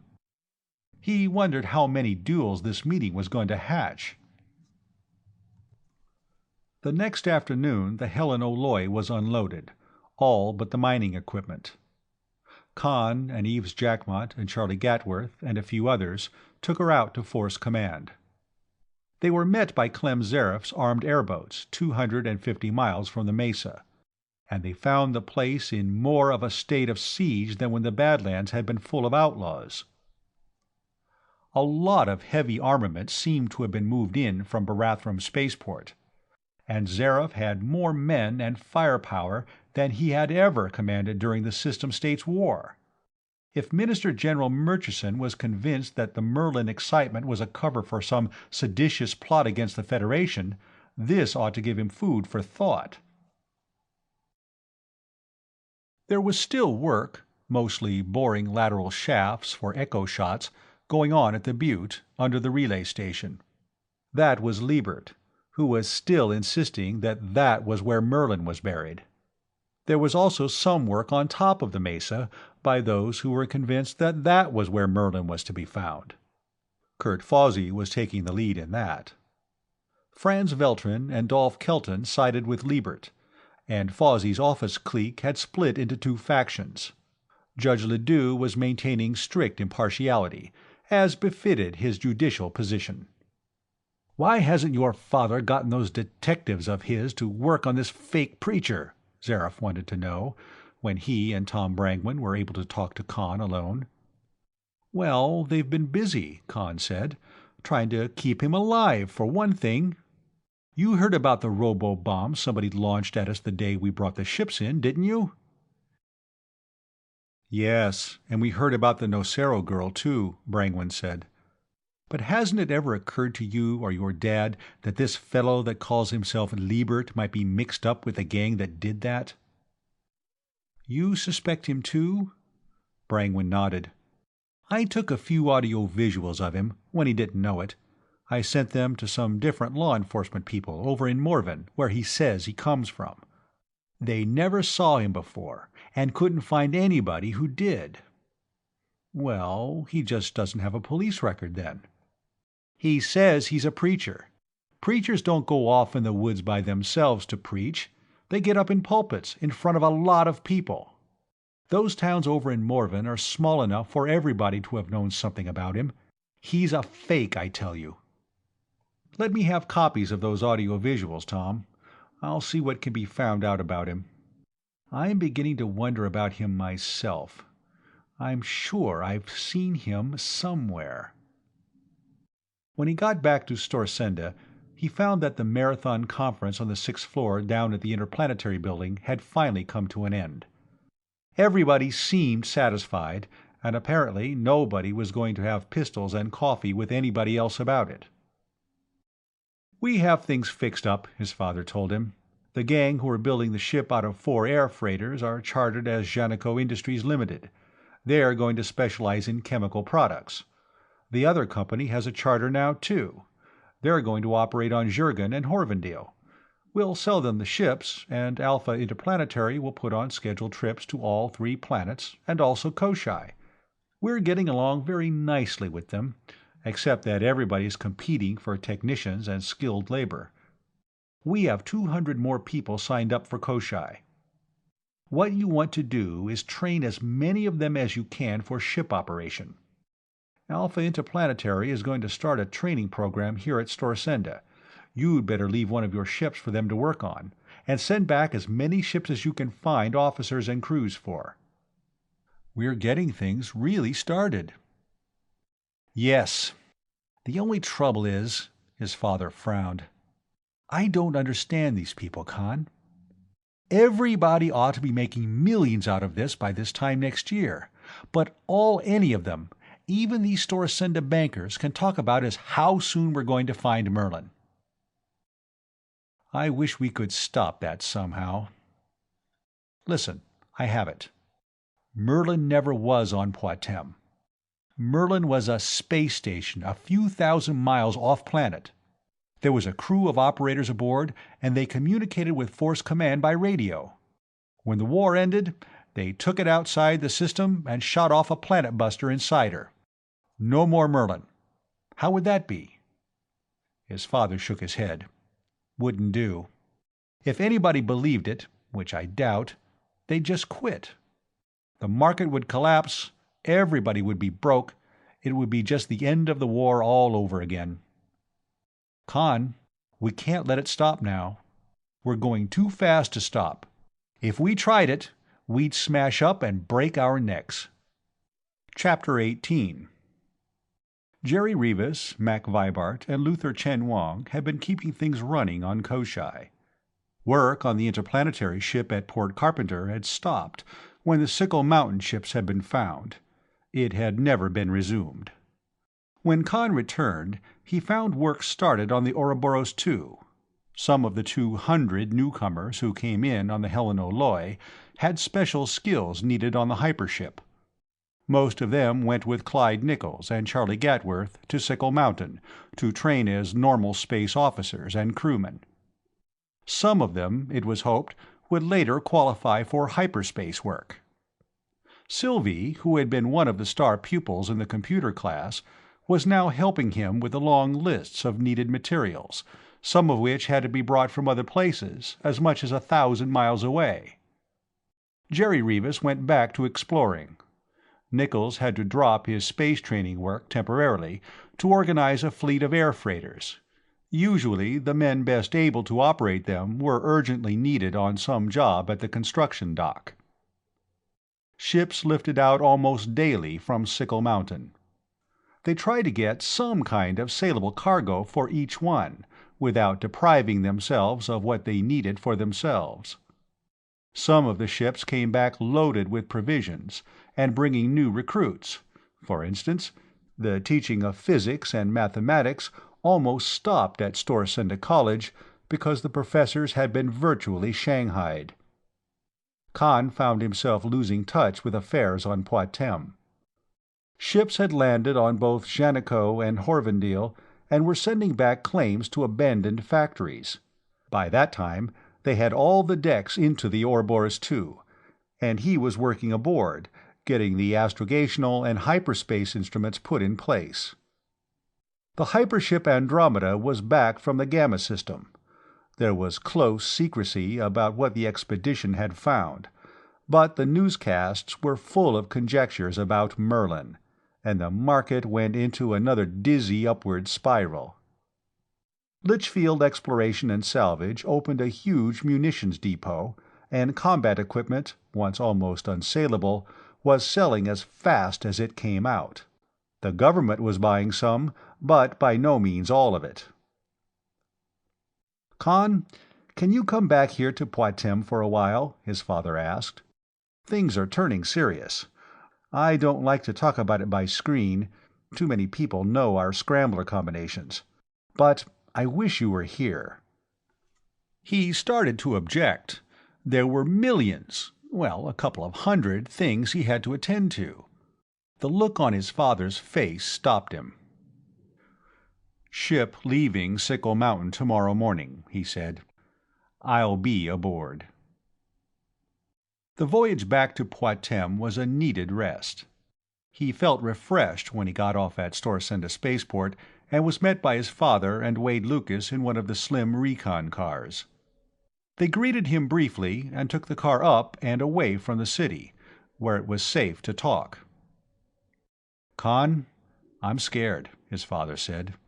"I'm beginning to think there really is a Merlin after all." "Oh, come off it. I know it's contagious, but I thought you'd been vaccinated." "I'm beginning to think so too," Lucas said. "I don't like it at all." "You know what that gang who took the Andromeda to Panurge found?" "They were looking for the plant that fabricated the elements for Merlin, weren't they?" "Yes, they found it. My Barton Massara operatives got to some of the crew.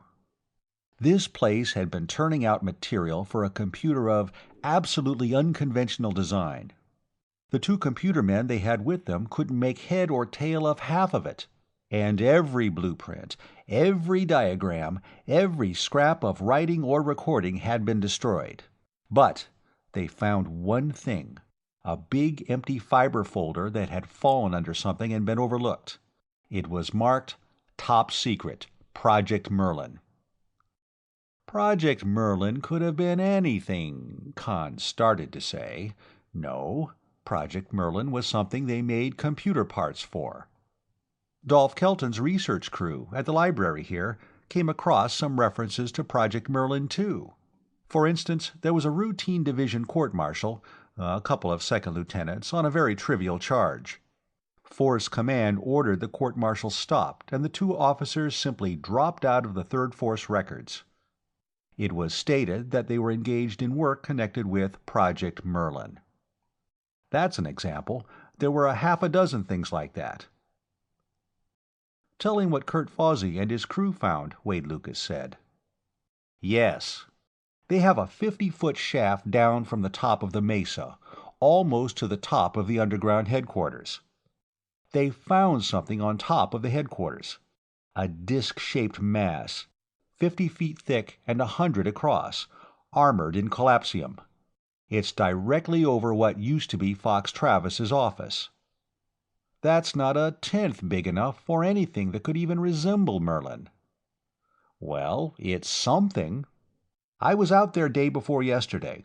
They're down to the collapsium on top of this thing. I rode down the shaft in a jeep and looked at it. Look, Conn, we don't know what this Project Merlin was. All this lore about Merlin that's grown up since the war is pure supposition. But Fox Travis told me, categorically, that there was no Merlin project, Conn said. The war's been over 40 years. It's not a military secret any longer. Why would he lie to me? Why did you lie to Kurt Fawsey and the others and tell them there was a Merlin? You lied because telling the truth would hurt them. Maybe Travis had the same reason for lying to you. Maybe Merlin's too dangerous for anybody to be allowed to find. Great goo! Are you beginning to think Merlin is the devil or Frankenstein's monster? It might be something just as bad, maybe worse.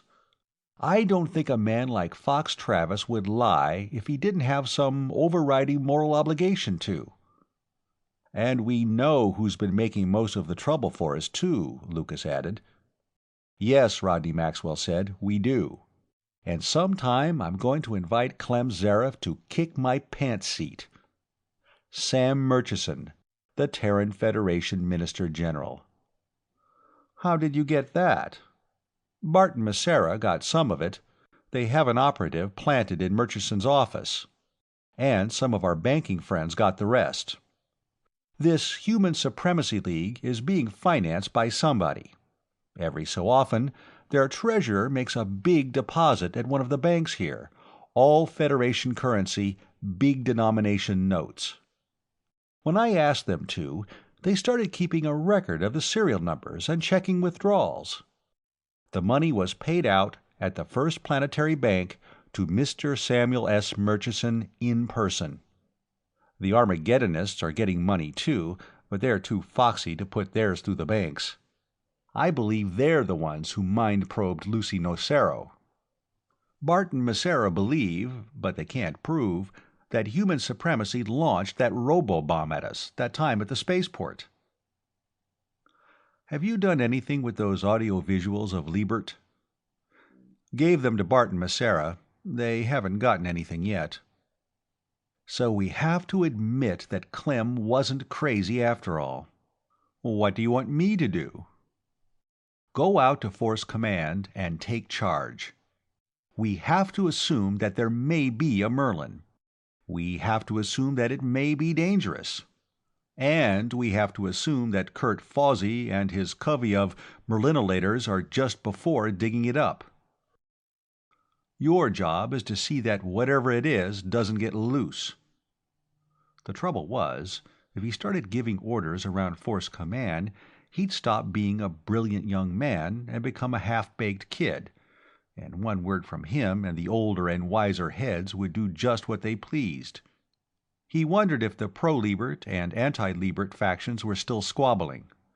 Maybe if he went out of his way to antagonize one side, he'd make allies of the other. He took the precaution of screening in first. Kurt Fawsey, with whom he talked, was almost incoherent with excitement. At least he was reasonably sure that none of Clem Zareff's trigger-happy mercenaries would shoot him down coming in. The well, 50 feet in diameter, went straight down from the top of the mesa. As the headquarters had been buried under loose rubble, they'd had to vitrify the sides going down. He let down into the hole in a jeep, and stood on the collapsing roof of whatever it was they had found. It wasn't the top of the headquarters itself. The micro-ray scanning showed that. It was a drum-shaped superstructure, a sort of underground penthouse.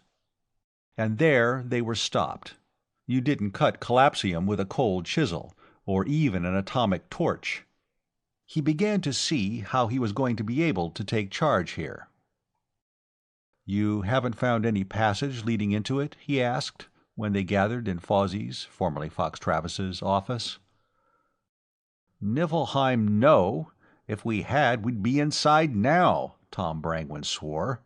"And we've been all over the ceiling in here, and we can't find anything but vitrified rock and then the collapsium shielding." "Sure. There are collapsium cutters at Port Carpenter on Koshai. They do it with cosmic rays." "But collapsium will stop cosmic rays," Zareff objected. "Stop them from penetrating, yes. A collapsium cutter doesn't penetrate, it abrades. It throws out a rotary beam and then works like a grinding wheel or a buzzsaw." "Well, could you get one down that hole?" Judge Ledoux asked. He laughed. "No. The thing is rather too large. In the first place, there's a full-sized power reactor and a mass-energy converter.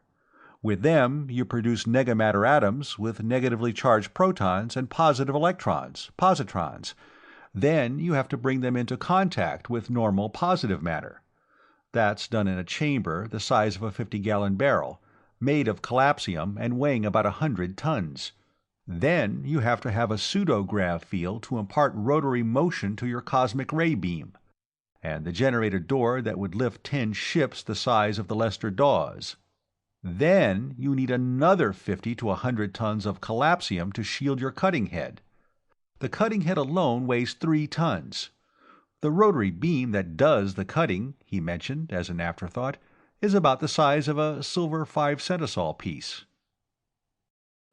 Nobody said anything for a few seconds.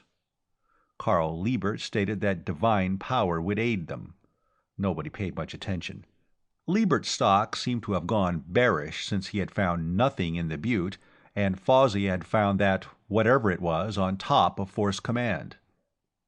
"Means we're going to dig the whole blasted top off, clear down to where that thing is," Zareth said. "That'll take a year." "Oh no, maybe a couple of weeks after we get started," Conn told them. "It'll take longer to get the stuff loaded on a ship and hauled here than it will to get that thing uncovered and opened." He told them about the machines they used in the iron mines on Koshai, and as he talked, he stopped worrying about how he was going to take charge here. He had just been unanimously elected indispensable man. "Bless you, young man," Carl Liebert cried. "At last, the great computer. Those who come after will reckon this the year zero of the age of regeneration. I will go to my chamber and return thanks in prayer." "He's been doing a lot of praying lately," Tom Brangwyn remarked after Liebert had gone out. "He's moved into the chaplain's quarters, back of the pan-denominational chapel on the 4th level down. Always keeps his door locked, too." "Well, if he wants privacy for his devotions, that's his business. Maybe we could all do with a little prayer," Veltrin said. "Probably praying to Sam Murchison by radio," Clem Zareth retorted. "I'd like to see inside those rooms of his." He called Eves Jackmott at Port Carpenter after dinner. When he told Jackmott what he wanted and why, the engineer remarked that it was a pity screens couldn't be fitted with olfactory sensors, so he could smell Conn's breath. "I am not drunk, I am not crazy, and I am not exercising my sense of humor. I don't know what Fawsey and his gang have here, but if it isn't Merlin, it's something just as hot. We want at it soonest, and we'll have to dig a couple of 100 feet of rock off it and open a collapsium can." "How are we going to get that stuff on a ship? Anything been done to that normal space job we started since I saw it last? Can you find engines for it? And is there anything about those mining machines or the cutter that would be damaged by space radiation or re-entry heat?" Eves Jackmott was silent for a good deal longer than the interplanetary time lag warranted. Finally he nodded. "I get it, Conn. We won't put the things in a ship. We'll build a ship around them. No, that stuff can all be hauled open to space.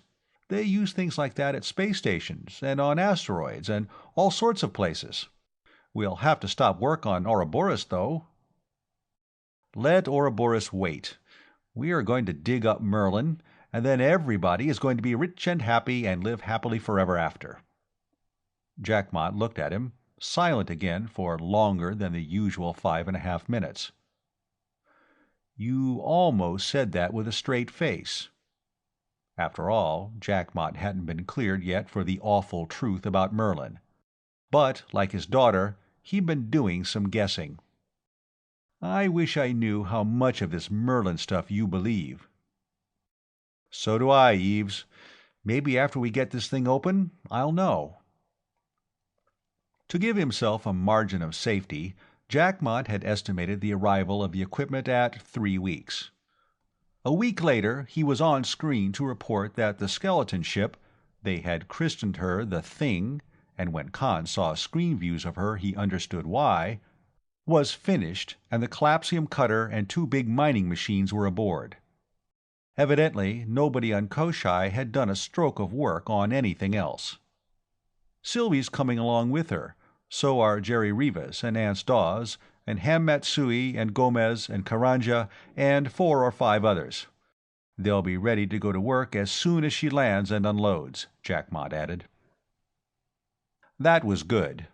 They were all his own people, unconnected with any of the Merlin-hunting factions at Force Command.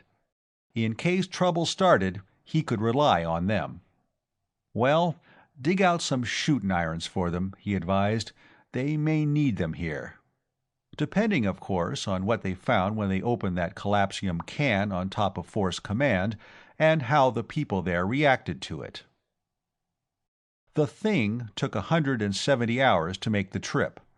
Conditions in the small shielded living quarters and control cabin were apparently worse than on the Harriet barn on her second trip to Koshai. Everybody at Force Command was anxious and excited. Carl Liebert kept to his quarters most of the time, as though he had to pray the ship across space. At the same time, reports of the near completion of Ouroboros II were monopolizing the newscasts, to distract public attention from what was happening at Force Command. Cargo was being collected for her.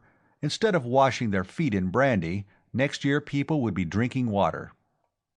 Lorenzo Menardis had emptied his warehouse of everything over a year old. So had most of the other distillers up and down the Gordon Valley. Melon and tobacco planters were talking about breaking new ground and increasing their cultivated acreage for the next year. Agricultural machinery was in demand and bringing high prices. So were stills and tobacco factory machinery. It began to look as though the Maxwell plan was really getting started. It was decided to send the hypership to Baldur on her first voyage. That was Wade Lucas's suggestion. He was going with her himself, to recruit scientific and technical graduates from his alma mater, the University of Paris-on-Baldur, and from the other schools there. Conn was enthusiastic about that, remembering the so-called engineers on Koshai, running around with a monkey wrench in one hand and a textbook in the other, trying to find out what they were supposed to do while they were doing it. Poictesme had been living for too long on the leavings of wartime production. Too few people had bothered learning how to produce anything. The thing finally settled onto the mesa top. It looked like something from an old picture of the construction work on one of the Terran space stations in the 1st century. Immediately, every piece of contragravity equipment in the place converged on her. Men dangled on safety lines hundreds of feet above the ground, cutting away beams and braces with torches. The two giant mining machines, one after the other, floated free on their own contragravity and settled into place. The thing lifted, still carrying the collapsium cutting equipment, and came to rest on the brush-grown flat beyond, out of the way. If Eve's jackmot had overestimated the time required to get the equipment loaded and lifted off from Koshai, Conn had been over-optimistic about the speed with which the top of the mesa could be stripped off. Digging away the rubble with which the pit had been filled, and even the solid rock around it, was easier than getting the stuff out of the way. Farm scows came in from all over, as fast as they and pilots for them could be found. The rush to get brandy and tobacco to Storsenda had caused an acute shortage of vehicles. One by one, the members of the old Fozzie's office gang came drifting in. Lorenzo Menardis, Morgan Gatworth, Lester Dawes. None of them had any skills to contribute, but they brought plenty of enthusiasm. Rodney Maxwell came whizzing out from Storsenda now and then to watch the progress of the work. Of all the crowd, he and Conn watched the two steel giants strip away the tableland with apprehension instead of hope. No, there was a third. Carl Liebert had stopped secluding himself in his quarters. He still talked rapturously about the miracles Merlin would work, but now and then Conn saw him when he thought he was unobserved. His face was the face of a condemned man. The Ouroboros II was finished. The whole planet saw, by screen, the ship lift out, watched from the ship the dwindling away of Koshai, and saw Poictesme grow ahead of her. 12 hours before she landed, work at Force Command stopped.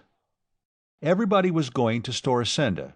Sylvie, whose father would command her on her voyage to Baldur, Morgan Gatworth, whose son would be first officer and astrogator, everybody. Except Carl Liebert.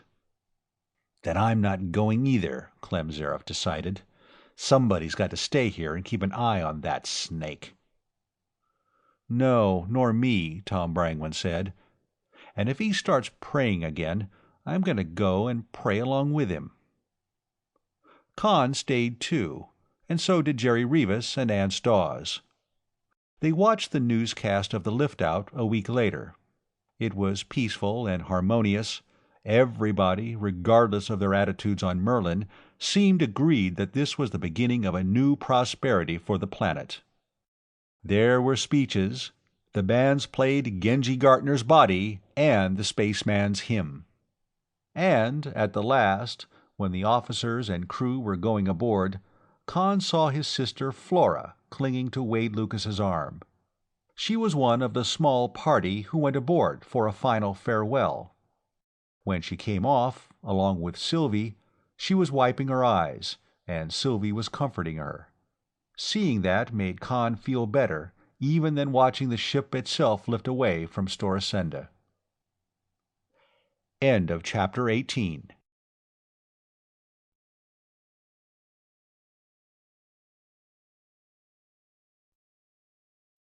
Chapter 19. When Sylvie returned from Storasenda, she had Flora with her. Conn's sister greeted him embarrassedly. Sylvie led both of them out of the crowd and over to the edge of the excavation. "Go ahead, Flora," she urged. "Make up with Conn. It won't be any harder than making up with Wade was." "How did that happen, by the way?" Conn asked. "Your girlfriend," Flora said. "She came to the house and practically forced me into a car and flew me into Storasenda, and then made me keep quiet and listen while Wade told me the truth." "I wasn't completely sure what the truth was myself, till Wade opened up," Sylvie admitted. "I had a pretty good idea, though." "I always hated that Merlin thing," Flora burst out. "All those old men in Fozzie's office, dreaming about the wonderful things Merlin was going to do, with everything crumbling around them and everybody getting poorer every day, and doing nothing, nothing. And when you were coming home, I was expecting you to tell them there was no Merlin, and go to work and do something for yourselves. But you didn't, and I couldn't see what you were trying to do. And then, when Wade joined you and Father, I thought he was either helping you to put over some kind of a swindle, or else he'd started believing in Merlin himself. I should have seen what you were trying to do from the beginning. At least, from when you talked them into cleaning the town up, and fixing the escalators, and getting the fountains going again."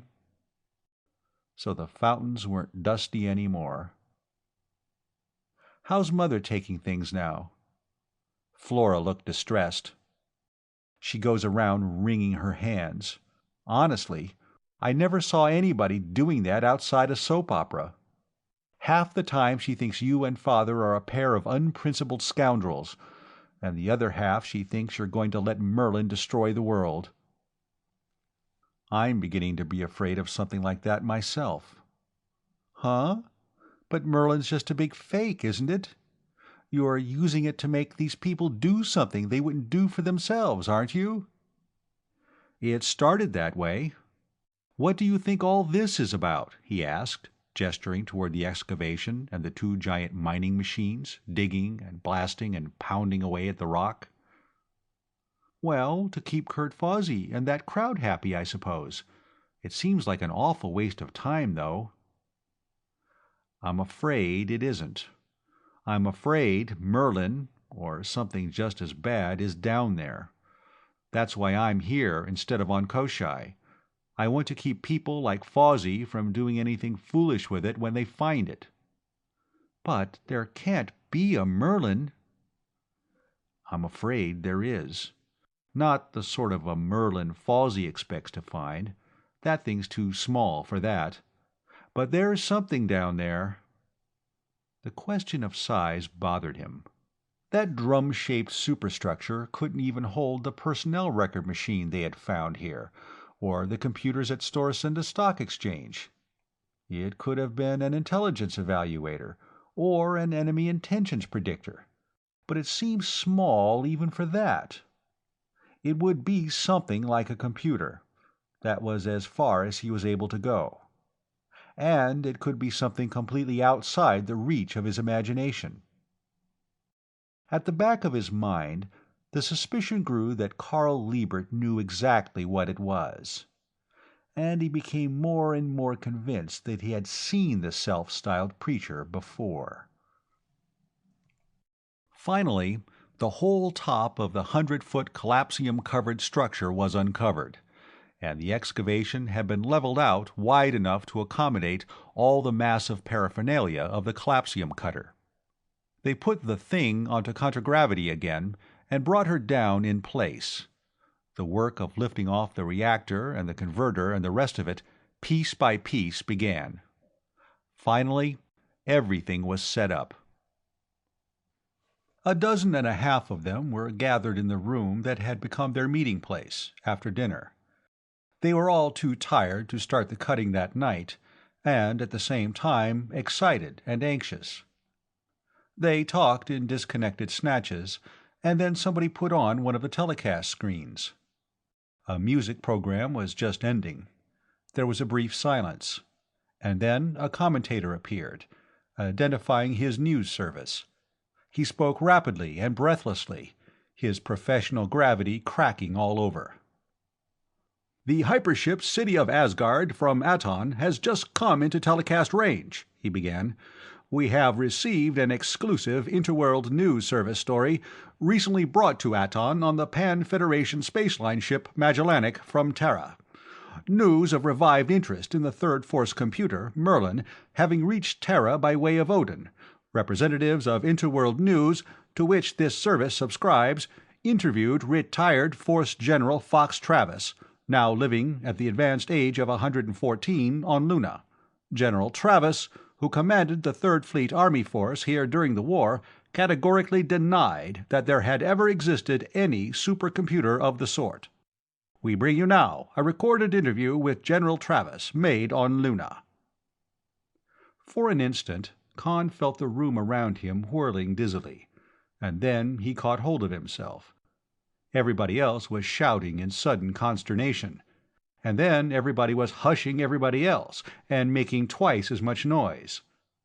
The screen flickered, the commentator vanished, and instead, seated in the deep cushioned chair, was the thin and frail old man with whom Conn had talked 2 years before, and through an open segment of dome roof behind him the full earth shone, the contents of the western hemisphere plainly distinguishable.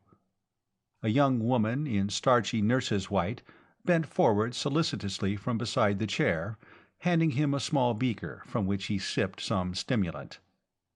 He looked much as he had when Conn talked to him, but there was something missing. Oh, yes, the comparative youngster of 70-some. Mike Shanley, my aide-de-camp on Poictesme. Now he thinks he's my keeper. He wasn't in evidence, and he should be. Then Conn knew where and when he had seen the man who claimed to be a preacher named Carl Liebert. "There is absolutely no truth in it, gentlemen," Travis was saying. "There never was any such computer. I only wish there had been. It would have shortened the war by years. We did, of course, use computers of all sorts, but they were all the conventional types used by business organizations." The rest was lost in a new outburst of shouting. General Travis, in the screen, continued in dumb show. The only thing Conn could distinguish was Liebert's Shanley's voice, screaming, "Can it be a lie? Is there no great computer?" Then Kurt Fawsey was pounding on the top of the desk and bellowing, "Shut up! Listen!"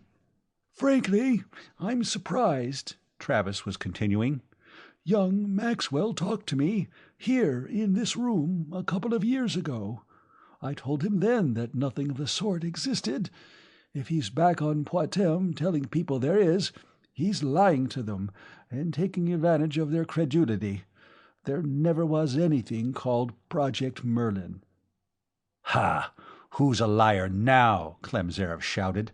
"Dolph, what did your people find in the library?" "Why, that's right," Professor Kelton exclaimed. "My students did find a dozen references to Project Merlin. He couldn't be ignorant of anything like that."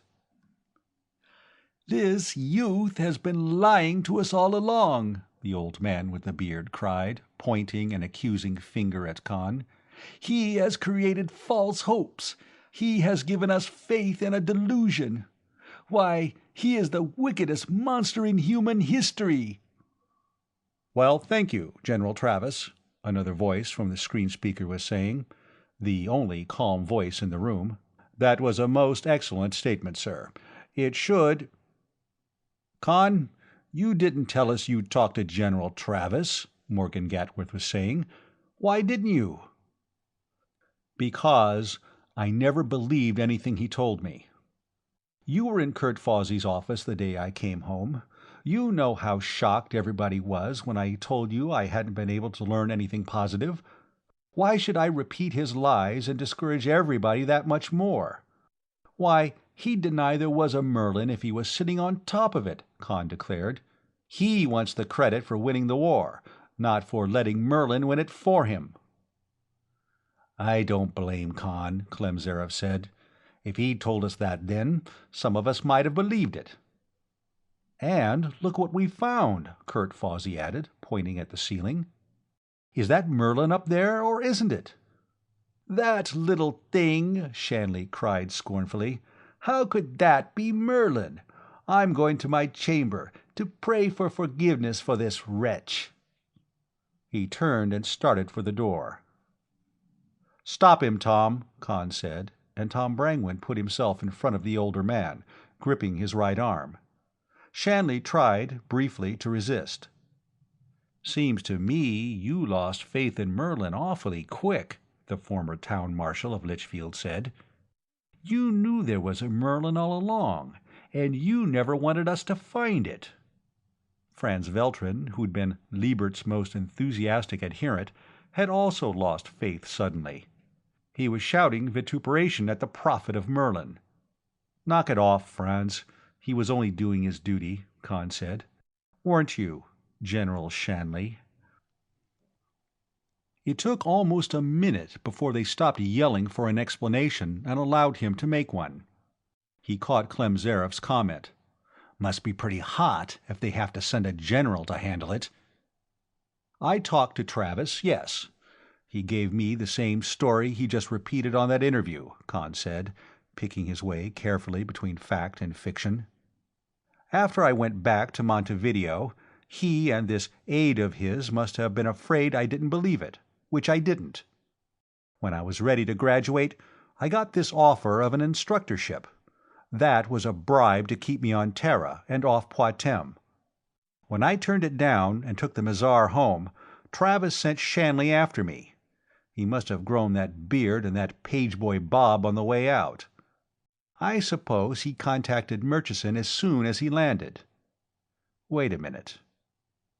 He went to the communications screen and punched out a combination. A girl appeared and sing-songed, "Barton Massara, Investigation and Protection." "Conn Maxwell here. We gave you some audio visuals of a man with a white beard, alias Carl Liebert," he began. "Just a sec, Mr. Maxwell." She spoke quickly into a handphone. The screen flickered, and she was replaced by a hard-faced young man in dark clothes. "Hello, Mr. Maxwell. Joe Massara. We haven't found anything on Liebert yet. Are any of the officers of the Andromeda where you can contact them? Let them see those audio visuals. I'll bet that beard was grown aboard ship coming out from Terra." Bedlam broke out suddenly. Shanley, who had been standing passively, his right arm loosely grasped by Tom Brangwyn, came down on Brangwyn's instep with the heel of his left foot and hit Brangwyn under the chin with the heel of his left palm. Wrenching his arm free, he started for the door. Sylvie Jackmott snatched a chair and threw it along the floor. It hit the fleeing man's ankles and brought him down. Half a dozen men piled on top of him, and Brangwyn was yelling to them not to choke him to death till he could answer some questions. "Hey, what's going on?" the detective agency man in the screen was asking. "Need help? We'll start a car right away." "Everything's under control, thank you." Massara hesitated for a moment. "What's the dope on this statement that was on telecast a few minutes ago?" he asked. "Travis doesn't want us to find Merlin. What you just heard was one of his people, planted here at Force Command. We're going to question him when we have time. But there isn't a word of truth in that statement you just heard on the Herald-Guardian newscast. Merlin exists, and we've found it. We'll have it open inside of 30 hours at most." That was the line he was going to take with everybody.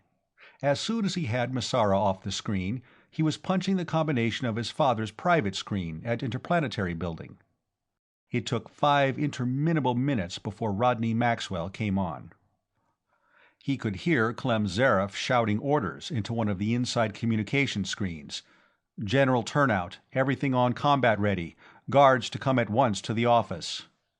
"How close are you to digging that thing out?" his father asked as soon as he appeared. "We're down to it. We can start cutting the collapsium any time now." "Start cutting it 10 minutes ago," his father told him. "And don't leave Force Command till you have it open. How many men and vehicles does Clem have for defense? You'll need all of them in a couple of hours. Everybody here is stunned now. They'll come out of it inside an hour, and they'll come out fighting. You'd better come out here." He turned, saw Jerry Rivas helping hold Shanley in a chair, and shouted to him, "Jerry, turn out the workmen. Start cutting the can open right away." He turned back to his father. "Clem's just ordered all his force out. Are you coming here?" "I can't. In about an hour, everything's going up with a bang. I have to be here to grab a few of the pieces." "You'll do a lot of good in jail, or on the end of a rope." "Chance I have to take," his father replied. "I think I'll have a couple of hours. If anybody from the press calls you, what are you going to tell them?" Conn repeated the line he had taken already. His father nodded. "All right, I'll call you later, if I can. Just keep things going at your end." A dozen of Clem Zaref's men were crowding into the room. "This man's under close arrest," the old soldier was telling them. "He is very important and very dangerous. Take him out somewhere, search him to the skin, take his clothes away from him and give him a robe. He's to be watched every second. Make sure he hasn't poison or other suicide means. He's to be questioned later." As soon as Rodney Maxwell was off the screen, there was a call signal. It was one of the news services, wanting a statement. "I'll take it," Gatworth said, and began talking. "This statement of General Travis's is completely false. There is a Merlin, and we've found it." They found something that might be good enough Merlin for the next 30 hours. That superstructure was just big enough for the manually operated parts of a computer like Merlin, the input and output, and the programming machines. Chapter 20. Clem Zaref's guardsmen were mercenaries. A little over a year ago they had, at best, been homeless drifters, and not a few had been outlaws. Now they were soldiers, well-fed, clothed, quartered, and equipped, and well and regularly paid. They had a good thing. They were willing to fight to keep it, Merlin or no Merlin. Conn left them to their commander. He did gather the workmen for a short harangue, but that wasn't really necessary. They had a good thing too, and most of them realized that they were working toward a better thing. They could be depended upon too. They came crowding out and manned lifters. They got the heavy collapsium cutter maneuvered into place and the shielding down around the cutting head. After that, there were only 4 men who could work, each in his own heavily shielded cabin. In spite of the shielding that covered the actual work, there was an awesome display of multicolored light. It was like being in the middle of an aurora borealis. What was going on where that tiny rotating beam of cosmic rays was grinding at the collapsium simply couldn't have been imagined. Conn would have liked to stay outside. He could not.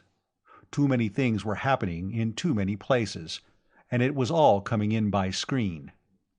Rioting had broken out in Storsenda and a dozen other places. He saw, on a news screen, a mob raging in front of the executive palace. Yellow-shirted cybernarchists were battling with city police and planetary troops. Armageddonists and human supremacy leaguers were fighting both and one another. Above all the confused noise of shouting and shooting, an amplifier was braying, "It's a lie! It's a lie! Merlin has been found!" Newsmen began arriving. Zareff's men had orders to pass them through the cordon that had been put up around Force Command, and they took up his time. It was worth it, though. They could tell him what was going on. J. Fitzwilliam Sturber called. Rodney Maxwell had been arrested, on a farrago of fraud charges. I don't know who he's supposed to have defrauded. The planetary government is the sole complainant. And bail was being illegally denied. Sturber's lawyerly soul was outraged, but he was grimly elated. "You wait till things quiet down a little. We're going to start a false arrest suit." "If you're alive to." Apparently Sturber hadn't thought of that. "What do you think's going to happen when the stock exchange opens?" "It's going to be bad. But don't worry. Your father must have foreseen something like this. He gave me instructions, and instructed a few more people." He named some of the Tri-System Investments people and some of the bankers. "We're going to try and brace the market as long as we can. Nobody who keeps his head is going to lose anything in the long run." Luther Chen Wang called from Port Carpenter, on Koshai. He and Clyde Nichols and a young mathematics professor named Simon McQuart had been running the colony in Conn's absence, and since Eves Jackmot had gone to space in the Ouroboros II. "Well, they caught up with you," he said. Evidently he had figured out what the search for Merlin was all about, too. "What do we do about it?" "Well, we are just before finding Merlin here. I hope we find it before things get too bad." He told Luther the situation of the moment. "Have you people started on another hypership yet?" "We're getting organized to. I don't suppose it's advisable to send any more ships into Storsenda for a while. Are you sure this thing you found is Merlin?" "I don't know what it is. It's only big enough for the apparatus they need to operate a thing like Merlin." "Yes, Luther, I'm sure we have found Merlin." Chen Wang looked at him curiously. "I hope so. I can't think of anything else that can stop this business." Tom Brangwyn was in the room when he turned from the screen. "We searched Liebert's, Shanley's rooms," he said. "We found a bomb." "What kind of bomb?" "Vest pocket thermonuclear. He seems to have gotten the fissionables by taking apart a couple of light tactical missiles. The whole thing's packed inside a 100-pound power cartridge case. It was in a traveling bag under his bed. And you know how it was to be fired? With a regular 40mm flare pistol welded into the end of the bomb. The flare powder had been taken out of the cartridge, and it had been reloaded with a big charge of rifle powder. I suppose it would blow one subcritical mass into another, but the only way he could have fired the bomb would have been by pulling the trigger. And blowing himself up along with it. He must have wanted Merlin destroyed pretty badly." "Have you questioned him yet?" "Not yet. I wanted to tell you about it first." He looked at his watch. Only 4 hours had passed since the newscast. Why, that seemed like months ago now. "All right, Tom. We'll go talk to him. Where's the colonel?" Zareff was surrounded by a dozen screens, keeping in touch with the Lester Dawes and the gunboats and combat cars, and the gun positions with which he had ringed Force Command. It was only a little army, maybe, but he was a busy commander-in-chief. "You take care of it. Tell me what you get from him. I can't leave now. There's a report of a number of aircraft approaching from the west now." They found Judge Ledoux and Kurt Fawsey and Dolph Kelton, who were just sitting around wishing there was something to do to help. They gave Franz Veltrin and Sylvie Jackmot the job of keeping the representatives of the press amused. Then they went down to the room in which General Mike Shanley was held under guard. Shanley, wearing a bathrobe and nothing else, was lying on a cot, sleeping peacefully. 3 of Zareff's men were sitting on chairs, watching him narrowly. "All right, you can go," Conn told them. "We'll take care of him." Shanley woke instantly. He sat up and swung his legs over the edge of the cot. "You can have my name and rank," he said, and his voice no longer quavered. "My serial number is—" he receded a string of figures. "And that's all you're getting out of me." "We'll get anything we want out of you," Conn told him. "You know what a mind probe is? You should. Your accomplices used one on my father's secretary. She's a hopeless imbecile now. You'll be too, when we're through with you. But before then, you'll have given us everything you know." Kelton began to protest. "Conn, you can't do a thing like that." "A mind probe is utterly illegal. Why, it's a capital offense," Ledoux exclaimed. "Conn, I forbid you." "Judge, don't make me call those guards and have you removed," Conn said. "You can stop bluffing," Shanley told him. "Where would you get a mind probe?" "Out of the Chief of Intelligence's office, here in his headquarters. I should imagine it was to be used in interrogating Alliance prisoners during the war. I think Colonel Zareff would enjoy helping to use it on you. He used to be an Alliance officer." Shanley was silent. Conn sat down in one of the chairs at the small table.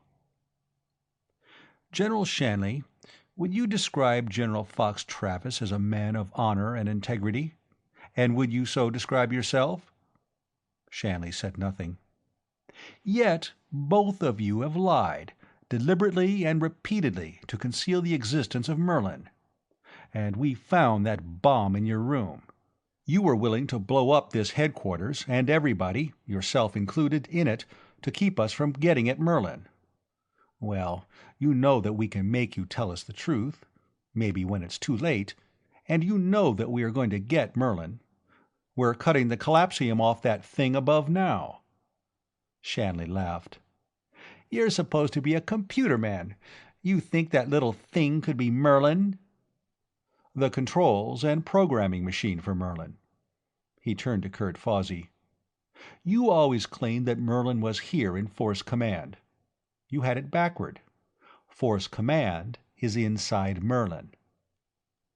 "What do you mean, Conn?" "The walls. The 50-foot walls, shielded inside and out.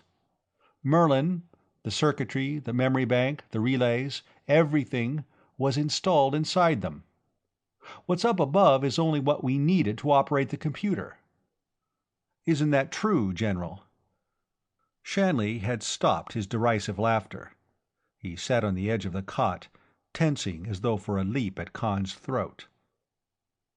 "That won't help either. If you try it, we won't shoot you. We'll just overpower you and start mind probing right away. Now, you feel that suppressing Merlin was worth any sacrifice. We're not unreasonable, if you can convince us that Merlin ought not to be brought to light. Well, you can't do any harm by talking, and you may do some good. You may even accomplish your mission." "He can't talk us out of it," Kurt Fawsey seemed determined to spoil things by saying. "Conn, I'm coming around to Clem's way of thinking. They just don't want anybody else to have it." "No, we don't," Shanley said. "We don't want the whole Federation breaking up into bloody anarchy, and that's what'll happen if you dig that thing up and put it into operation." Nobody said anything except Fawsey, who began an indignant contradiction and then subsided. Tom Brangwyn lit a cigarette. "Would you mind letting me have one of those?" Shanley said. "I haven't had a smoke since I came here. It wouldn't have been in character." Brangwyn took one out of the pack, lit it at the tip of his own, and gave it to Shanley with his left hand, his right ready to strike. Shanley laughed in real amusement. "Oh, brother," he reproved in his former pious tones, "you distrust your fellow man. That is a sin." He rose slowly, the bathrobe flapping at his bare shins, and sat down across the table from Conn. "All right," he said. "I'll tell you about it. I'll tell you the truth, which will be something of a novelty all around."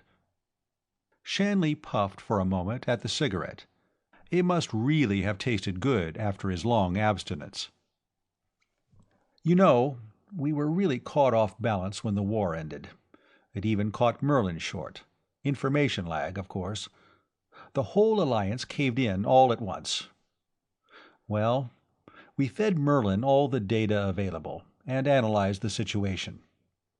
Then we did something we really weren't called upon to do, because that was policy planning and wasn't our province.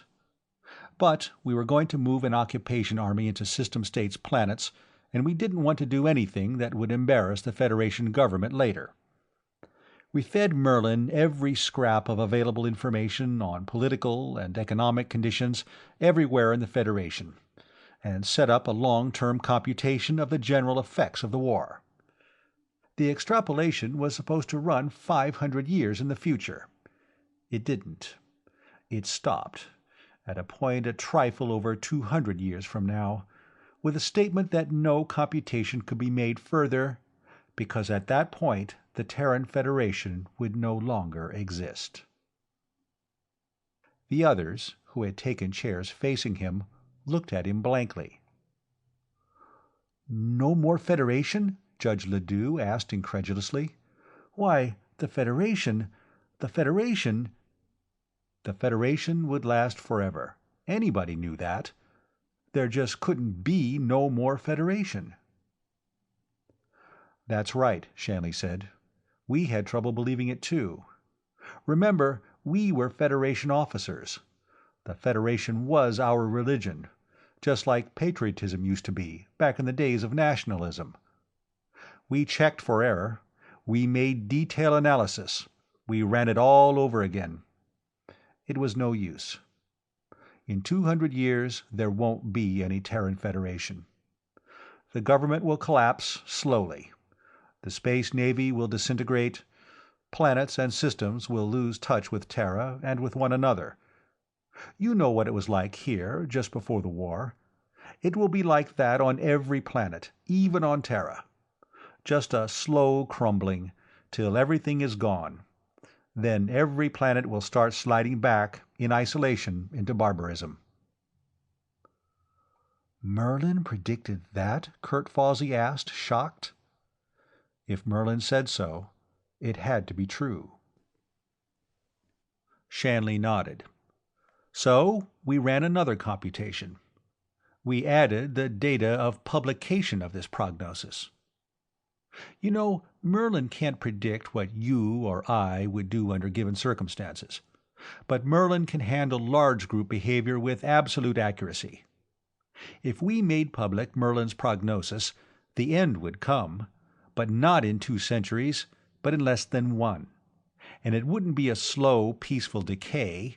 It would be a bomb-type reaction. Rebellions, overthrow of Federation authority, and then revolt and counter-revolt against planetary authority.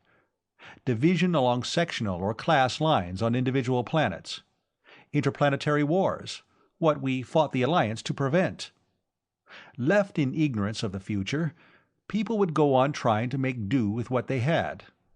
But if they found out that the Federation was doomed, everybody would be trying to snatch what they could, and end by smashing everything.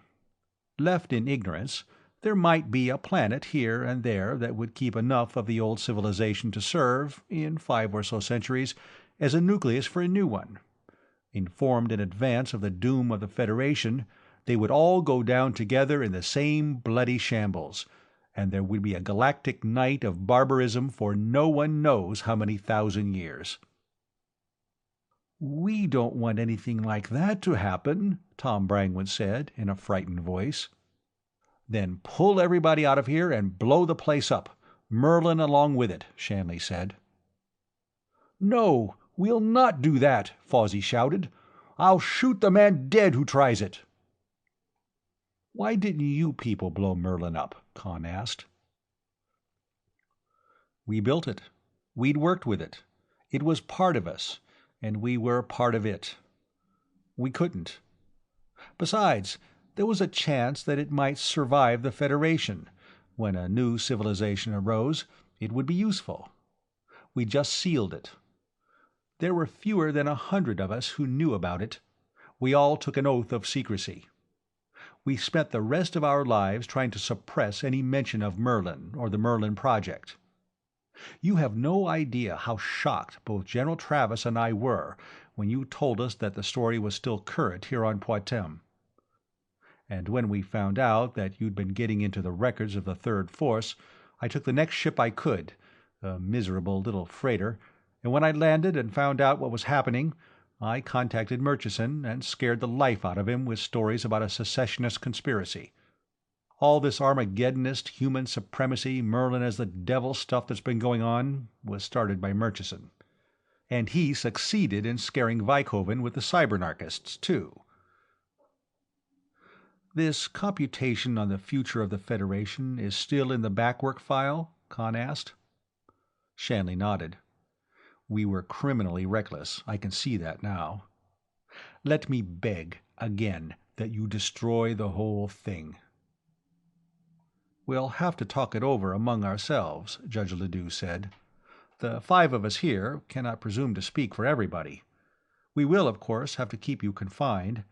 I hope you will understand we cannot accept your parole. Is there anything you want in the meantime? Conn asked. I would like something to smoke, and some clothes, General Shanley said, and a shave and a haircut. End of Chapter 20.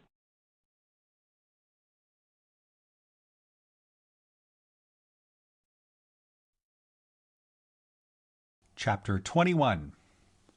All through the night, a shifting blaze of many-colored light rose and dimmed the stars above the mesa.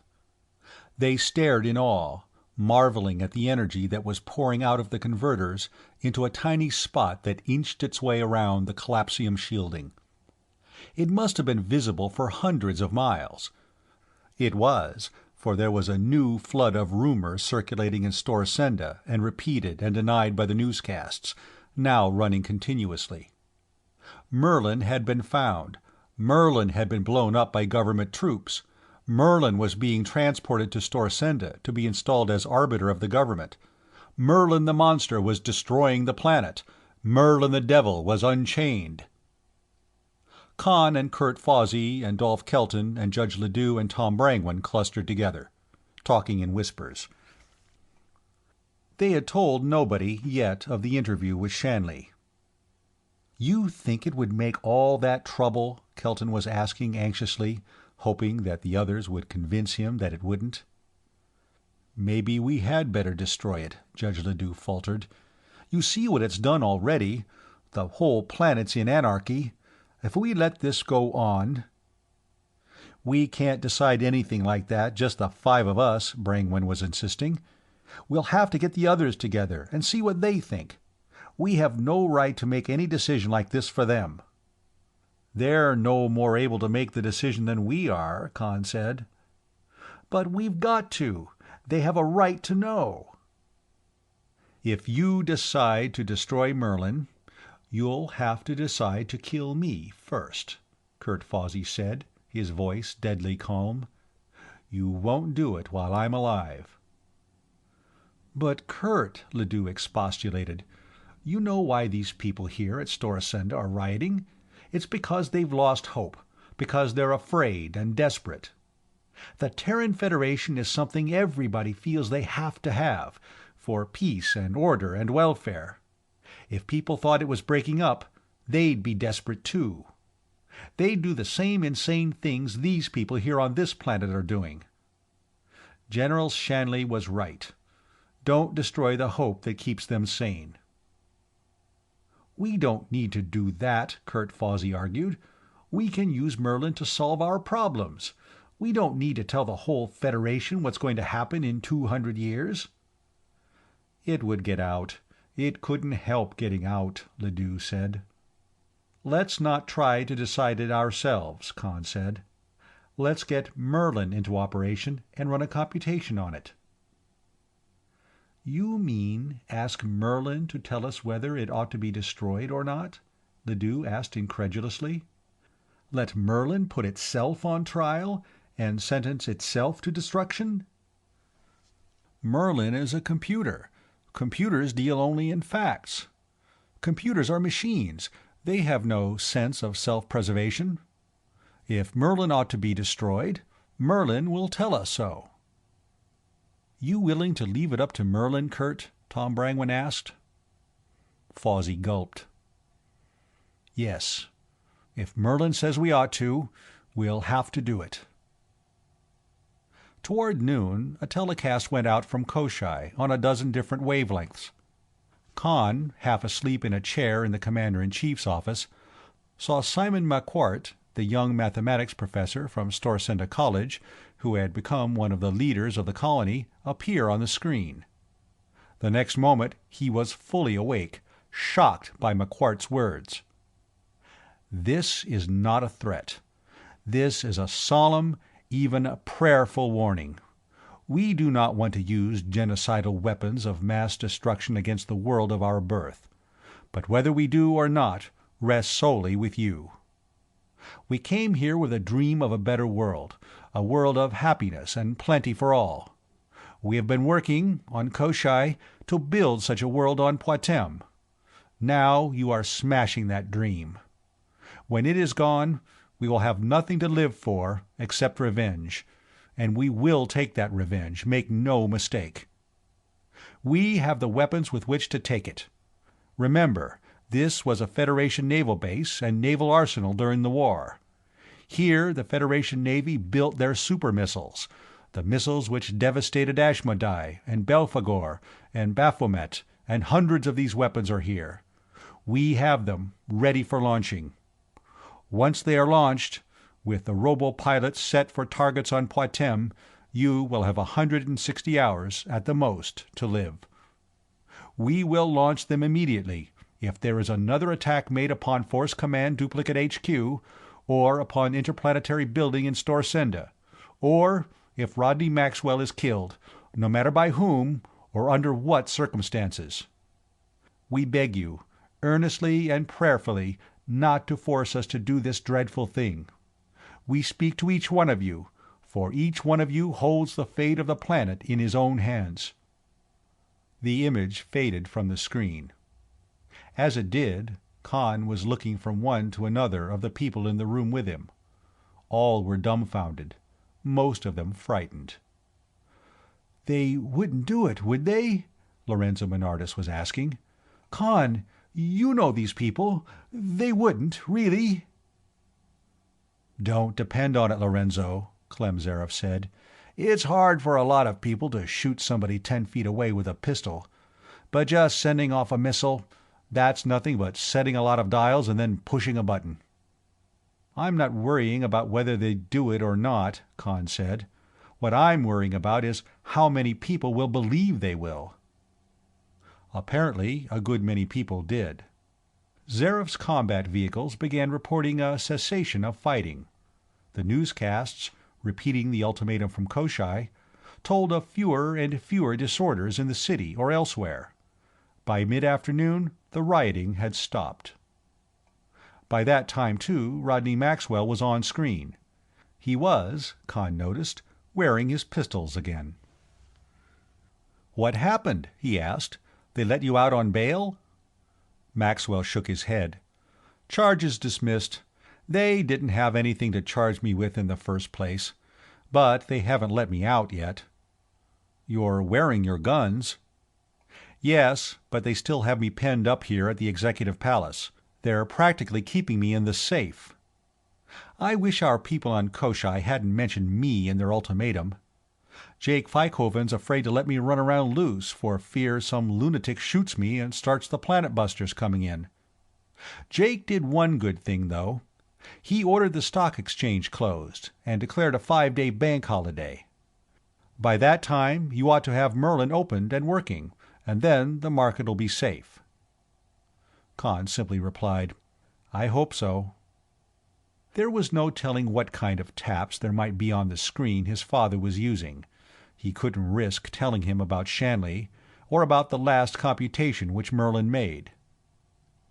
"If we sent the Lester Dawes in, do you think you might talk them into letting you come out here?" "I can try." Flora arrived at Force Command that afternoon. "I would have come sooner," she said, "but Mother's had a complete collapse. It happened last evening. She's in the hospital. I was with her until just an hour and a half ago. She's still unconscious." "You mean she's in danger?" "I don't know. They think she's all right, except for the shock. It was the Travis statement that did it." "Think I ought to go to her?" Flora shook her head. "Just keep on with what you're doing here. There isn't anything you can do for her now." "The best thing you can do for her, Conn, is prove that you weren't lying about Merlin," Sylvie told him. The Lester Dawes didn't make it from Force Command to Storsenda and back until after dark, and the green and white and red and orange lights were rising in folds and waves. Rodney Maxwell had heard about his wife's condition. It was the first thing he spoke of when Conn and Flora and Sylvie met him as he got off the ship.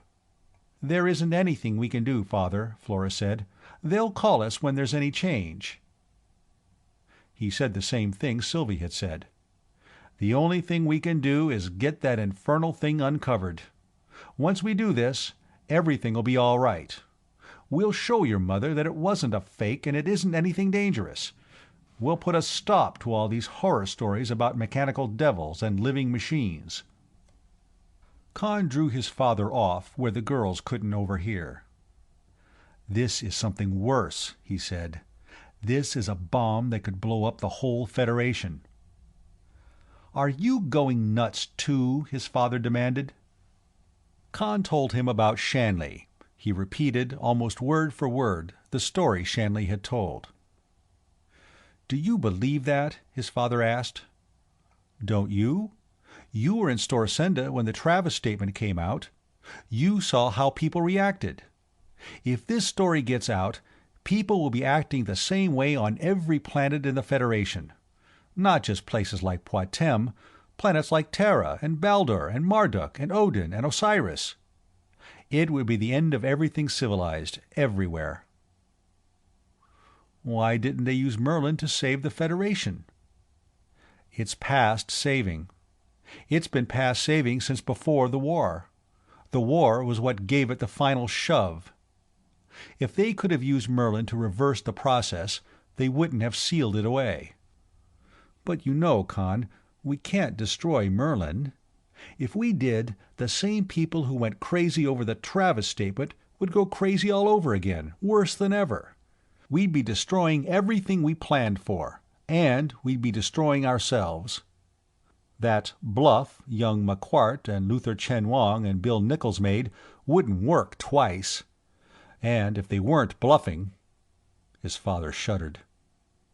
"And if we don't, how long do you think civilization will last here, if it blows up all over the rest of the Federation?" The big machine cut on, a little spot of raw energy grinding away the collapsium, inch by inch. The undulating curtains of colored light illuminated the Badlands for miles around.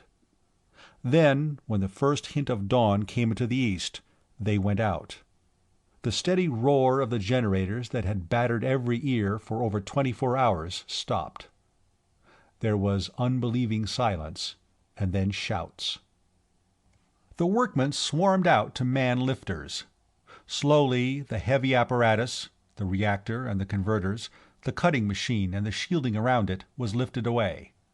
Finally, a lone lifter came in, and men in radiation suits went down to hook on grapples, and it lifted away, carrying with it a 10-foot square sheet of thin steel that weighed almost 30 tons. When they had battered a hole in the vitrified rock underneath, guards brought up General Shanley. Somebody, almost up to professional standards, had given him a haircut. The beard was gone, too. A Federation Army officer's uniform had been found reasonably close to his size, and somebody had even provided him with the 4 stars of his retirement rank. He was, again, the man Conn had seen in the dome house on Luna. "Well, you got it open," he said, climbing down from the air jeep that had brought him. "Now, what are you going to do with it?" "We can't make up our minds," Conn said. "We're going to let the computer tell us what to do with it." Shanley looked at him, startled. "You mean you're going to have Merlin judge itself and decide its own fate?" he asked. "You'll get the same result we did." They let a ladder down the hole and descended. Conn and his father, Kurt Fawsey, Jerry Rivas, then Shanley and his 2 guards, then others, until a score of them were crowded in the room at the bottom, their flashlights illuminating the circular chamber, revealing ceiling-high metal cabinets, banks of button and dial-studded control panels, big keyboards. It was Shanley who found the lights and put them on. "Powered from the central plant down below," he said. "The main cables are disguised as the grounding outlet. If this thing had been on when you put on the power, you'd have had an awful lot of power going nowhere, apparently." Rodney Maxwell was disappointed. "I know this stuff looks awfully complex, but I'd have expected there to be more of it." "Oh, I didn't get a chance to tell you about that. This is only the operating end," Conn said, and then asked Shanley if there were inspection screens. When Shanley indicated them, he began putting them on. "This is the real computer." They all gave the same view, with minor differences: long corridors 10 feet wide, between solid banks of steel cabinets on either side. Conn explained where they were, and added, "Kurt and the rest of them were sitting here all this time wondering where Merlin was. It was all around them." "Well, how did you get up here?" Fawsey asked. "We couldn't find anything from below." "No, you couldn't." Shanley was amused. "Watch this." It was so simple that nobody had ever guessed it. Below, back of the Commander-in-Chief's office, there was a closet, 15 feet by 20. They had found it empty, except for some bits of discarded office gear, and had used it as a catch-all for everything they wanted out of the way. Shanley went to where 4 thick steel columns rose from floor to ceiling in a rectangle around a heavy-duty lifter, pressing a button on a control box on one of them. The lifter, and the floor under it, rose, with a thick mass of vitrified rock underneath. The closet, full of the junk that had been thrown into it, followed. "That's it," he said. "We just tore out the controls inside that and patched it up a little. There's a sheet of collapsium plate under the floor. Your scanner simply couldn't detect anything from below." Confident that Merlin would decree its own destruction, Shanley gave his parole. The others accepted it. The newsmen were admitted to the circular operating room and encouraged to send out views and descriptions of everything. Then the lift controls were reinstalled, the lid was put back on top, and the only access to the room was through the office below. The entrance to this was always guarded by Zarif's soldiers or Brangwen's police. There were only a score of them who could be let in on the actual facts. For the most part, they were the same men who had been in Fawsey's office on the afternoon of Conn's return, a year and a half ago. A few others, Ance Dawes, Jerry Rivas, and 5 computer men Conn had trained on Koshai, had to be trusted. Conn insisted on letting Sylvie Jackmont in on the revised, awful truth about Merlin. They spent a lot of their time together, in Travis's office, for the most part sunk in dejection. They had finally found Merlin. Now they must lose it. They were trying to reconcile themselves and take comfort from the achievement, empty as it was. They could see no way out. If Merlin said that Merlin had to be destroyed, that was it. Merlin was infallible. Conn hated the thought of destroying that machine with his whole being, not because it was an infallible oracle, but because it was the climactic masterpiece of the science he had spent years studying. To destroy it was an even worse sacrilege to him than it was to the Merlinolators. And Rodney Maxwell was thinking of the public effects. What the Travis statement had started would be nothing by comparison. "You know, we can keep the destruction of Merlin a secret," Conn said. "It'll take some work down at the power plant, but we can overload all the circuits and burn everything out at once." He turned to Shanley.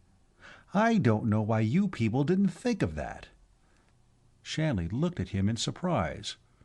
"Why, now that you mention it, neither do I," he admitted. "We just didn't." "Then," Conn continued, "we can tinker up something in the operating room that'll turn out what will look like computation results. As far as anybody outside ourselves will know, Merlin will still be solving everybody's problems. We'll do like any fortune-teller, tell the customer what he wants to believe and keep him happy." More lies, lies without end. And now he'd have a machine to do his lying for him, a dummy computer that wouldn't compute anything. And all he'd wanted, to begin with, had been a ship to haul some brandy to where they could get a fair price for it. Peace had returned. At first it had been a frightened and uneasy peace. The bluff, he hoped that was what it had been, by the Koshai colonists had shocked everybody into momentary inaction. In the 24 hours that had followed, the forces of sanity and order had gotten control again. Merlin existed and had been found. As for Travis's statement, the old general had been bound by a wartime oath of secrecy to deny Merlin's existence. The majority relaxed, ashamed of their hysterical reaction. As for the cybernarchists and Armageddonists and human supremacy leaguers, the government and private police, vastly augmented by volunteers, speedily rounded up the leaders. Their followers dispersed, realizing that Merlin was nothing but a lot of dials and buttons, and interestedly watching the broadcast views of it. The banks were still closed, but discreet backdoor withdrawals were permitted to keep business going. So was the stock exchange, but word was going around the brokerage offices that Tri-System Investments was in the market for a long list of securities. Nobody was willing to do anything that might upset the precarious balance. Everybody was talking about the bright future, when Merlin would guide Poictesme to even greater and more splendid prosperity. Conn's father and sister flew to Litchfield. Flora stayed with her mother, and Rodney Maxwell returned to Force Command, shaking his head gravely. "She's still unconscious, Conn," he said. "She just lies there, barely breathing. The doctors don't know. I wish Wade hadn't gone on the ship." The price of what he had wanted to do was becoming unendurably high for Conn. They ran off the computations Merlin had made 40 years before and rechecked them. There had been no error. The Terran Federation, overextended, had been cracking for a century before the war. The strain of that conflict had started an irreversible breakup. 2 centuries for the Federation as such. At most, another century of irregular trade and occasional war between independent planets. Galaxy full of human-populated planets as poor as Poictesme at its worst. Or, aware of the future, sudden outbursts of desperate violence, then anarchy and barbarism. It took a long time to set up the new computation. 40 years of history for almost 500 planets had to be abstracted and summarized, and translated from verbal symbols to the electromathematical language of computers and fed in. Conn and Sylvie and General Shanley and the 3 men and 2 women Conn had taught on Koshai worked and rested briefly and worked again. Finally, it was finished. "General, you're the oldest Merlin hand," Conn said, gesturing to the red button at the main control panel. "You do it." "You do it, Conn. None of us would be here except for you." "Thank you, General." He pressed the button. They all stood silently watching the output slot. Even a positronic computer does not work instantaneously. Nothing does. Conn took his eyes from the slot from which the tape would come, and watched the second hand of the clock above it. The wait didn't seem like hours to him. It only seemed like 75 seconds that way. Then the bell rang and the tape began coming out. It took another hour and a half of button punching. The Braille-like symbols on the tape had to be retranslated, and even Merlin couldn't do that for itself. Merlin didn't think in human terms. It was the same as before. In ignorance, the peoples of the Federation worlds would go on, striving to keep things running until they wore out, and then sinking into apathetic acceptance. Deprived of hope, they would turn to frantic violence and smash everything they most wanted to preserve. Conn pushed another button. The second information request went in. What is the best course to be followed under these conditions by the people of Poictesme? It had taken some time to phrase that in symbols a computer would find comprehensible. The answer, at great length, emerged in 2 minutes, 8 seconds. Retranslating it took 5 hours. In the beginning, and for the first 10 years, it was, almost item for item, the Maxwell Plan. Export trade, specialized in luxury goods, brandies and wines, tobacco, a long list of other exportable commodities, and optimum markets. Reopening of industrial plants, establishment of new industries, attainment of economic self-sufficiency, cultural self-sufficiency, establishment of universities, institutes of technology, research laboratories. Then the Maxwell Plan became the Merlin Plan. The breakup of the Federation was a fact that entered into the computation. Build-up of military strength to resist aggression by other planetary governments, defense of the Gartner Tri-System, lists of possible aggressor planets, revival of interstellar communications and trade, expeditions, conquest and re-education of natives. "We can't begin to handle this without Merlin," Conn said. "If that means blowing up the Federation, let it blow. We'll start a new one here." "No, if there's a general, violent collapse of the Federation, it'll spread to Poictesme," Shanley told him. "Let's ask Merlin the big question." Merlin took a good 5 minutes to work that one out. The question had to include a full description of Merlin, and a statement of the information which must be kept secret. The answer was even more lengthy, but it was summed up in the first word: falsification. "So Merlin's got to be a liar too, along with the rest of us?" Sylvie cried. "Conn, you've corrupted his morals." The rest of it was false data which must be taped in, and lists of corrections which must be made in evaluating any computation into which such data might enter. There was also a statement that, after 50 years, suppression of the truth and circulation of falsely optimistic statements about the Federation would no longer have any importance. "Well, that's it," Conn said. "Merlin thought himself out of a death sentence." They crowded into the lift and went down to the office below. Everybody who knew what had been going on upstairs was there. Most of them were nursing drinks. Almost everybody was smoking. All of them were silent, until Judge Ledoux took his cigar from his mouth. "Has the jury reached a verdict?" he asked, clinging with courtroom formality to his self-control. "Yes, Your Honor. We find the defendant, Merlin, not guilty as charged." In the uproar his words released, Rodney Maxwell got to his feet and came quickly to Conn. "Flora called just a while ago. Your mother is conscious. She's asking for us. Flora says she seems perfectly normal." "We'll go right away. Take a recon car. General, will you explain things till I get back? Sylvie, do you want to come with us?" Chapter 22.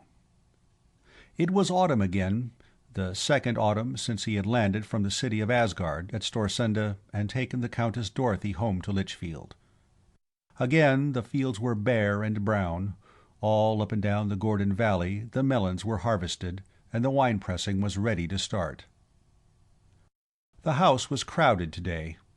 All top-level Litchfield seemed to have turned out, and there were guests from Storsenda, and even a few who had made the trip from Koshai to be there.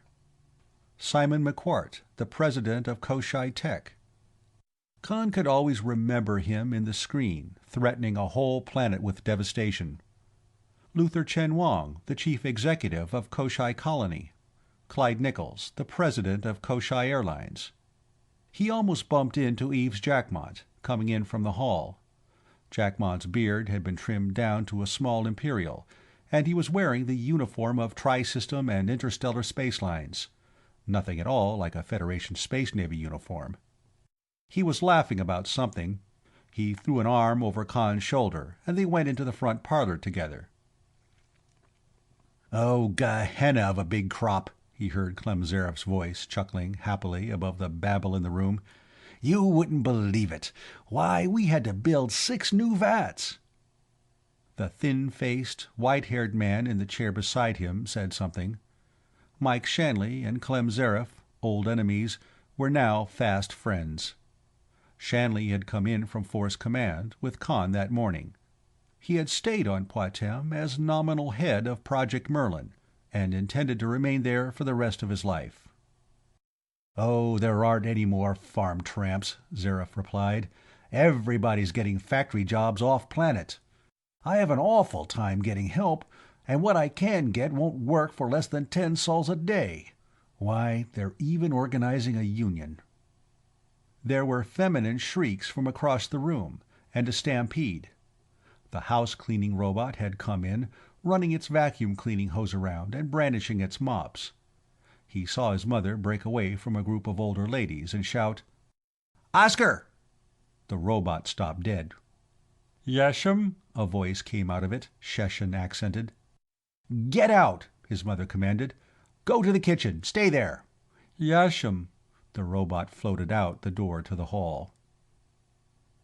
His mother rejoined her friends, probably telling them for the 1000th time that her boy Conn fixed up the sound receptors and voice for Oscar, or harping on how Conn had been telling everybody the truth all along, and people wouldn't believe him. Sylvie came up to him and caught his arm. "Come on, Conn. They're going to start the rehearsal," she said. "They've been going to start it for an hour," her father told her. "Well, they're really going to start it now." "All right, you two run along," Eves Jackmont said. "And you'd better start rehearsing for your own wedding before long. The Genji will be ready to hyper out in another month, and I don't want to be at space when my only daughter gets married." They pushed through the crowd, dragging Conn's mother with them toward the big living room beyond. On the way, Mrs. Maxwell stopped to try to drag Judge Ledoux out of a chair. "Judge, the rehearsal is starting. They can't do it without you." Ledoux clung to his chair. "They daren't do it with me, Mrs. Maxwell. If I get into it, it won't be a rehearsal. They'll be really married, and then there won't be any point in having a wedding tomorrow." "Oh, Morgan," Conn called across the room to Gatworth, "you've just been appointed temporary judge for the wedding rehearsal." There was a big crowd around Wade Lucas in the next room. He was telling them about the voyage to Baldur, from which he had returned, and the one to Irminsul with a cargo of arms, machine tools, and contragravity vehicles on which he and his bride would go for their honeymoon. There was another crowd around Flora. She was telling them about the new fashions on Baldur, which had been brought back on the Ouroboros too. "Where's your father?" his mother was asking him. "He has to rehearse giving the bride away." "Probably in his office. I'll go get him." "You'll get into an argument with somebody and forget to come back," his mother said. "Sylvie, you go with him and bring both of them back." "When'll we have our wedding, Sylvie?" he asked as they went off together. "Well, before Dad goes to Aditya with the Genji. That'll have to be in a month." 2 weeks? That ought to be plenty of time to get ready and let people recover from this one. "Everybody's here now. Let's make it a double wedding tomorrow," she suggested. He hadn't been prepared for that. "Well, I hadn't expected—" "Sure. Good idea," he agreed. There was a crowd in Rodney Maxwell's little office, Fawsey and some others, and some Storsenda people. One of the latter was vociferating, "Jake Ficoven's no good, and he never was any good. Well, you have to admit, if he hadn't ordered the banks and the stock exchange closed that time, we'd have had a horrible panic." "Admit nothing of the kind. Jethro, you were there, and you'll bear me out. About a dozen of us were at Executive Palace for hours, bullying him into that. Why, we almost had to twist one of his arms while he was signing the order with the other. And now he has the gall to run for re-election on the strength of his heroic actions at the time of the Travis hoax." "I know who we want for president," another Storsenda man exclaimed. "He's right here in this room." "Yes!" Rodney Maxwell almost bellowed before the other man could say anything else. "Here he is!" He grabbed Kurt Fawsey by the arm and yanked him to his feet. "Here's the man most responsible for finding Merlin, the man who first suggested sending my son Conn to Terra to school, the man who, more than anyone else, devoted his life to the search for Merlin, the man whose inextinguishable faith and indomitable courage kept that search alive through its darkest hours. Everybody, get a drink. A toast to our next president, Kurt Fawsey." Conn was sure he heard his father add, "Goo, what a narrow escape." Then he and Sylvie began chanting in unison, "We want Fawsey! We want Fawsey!" End of The Cosmic Computer by H. Beam Piper. Read by Mark Nelson.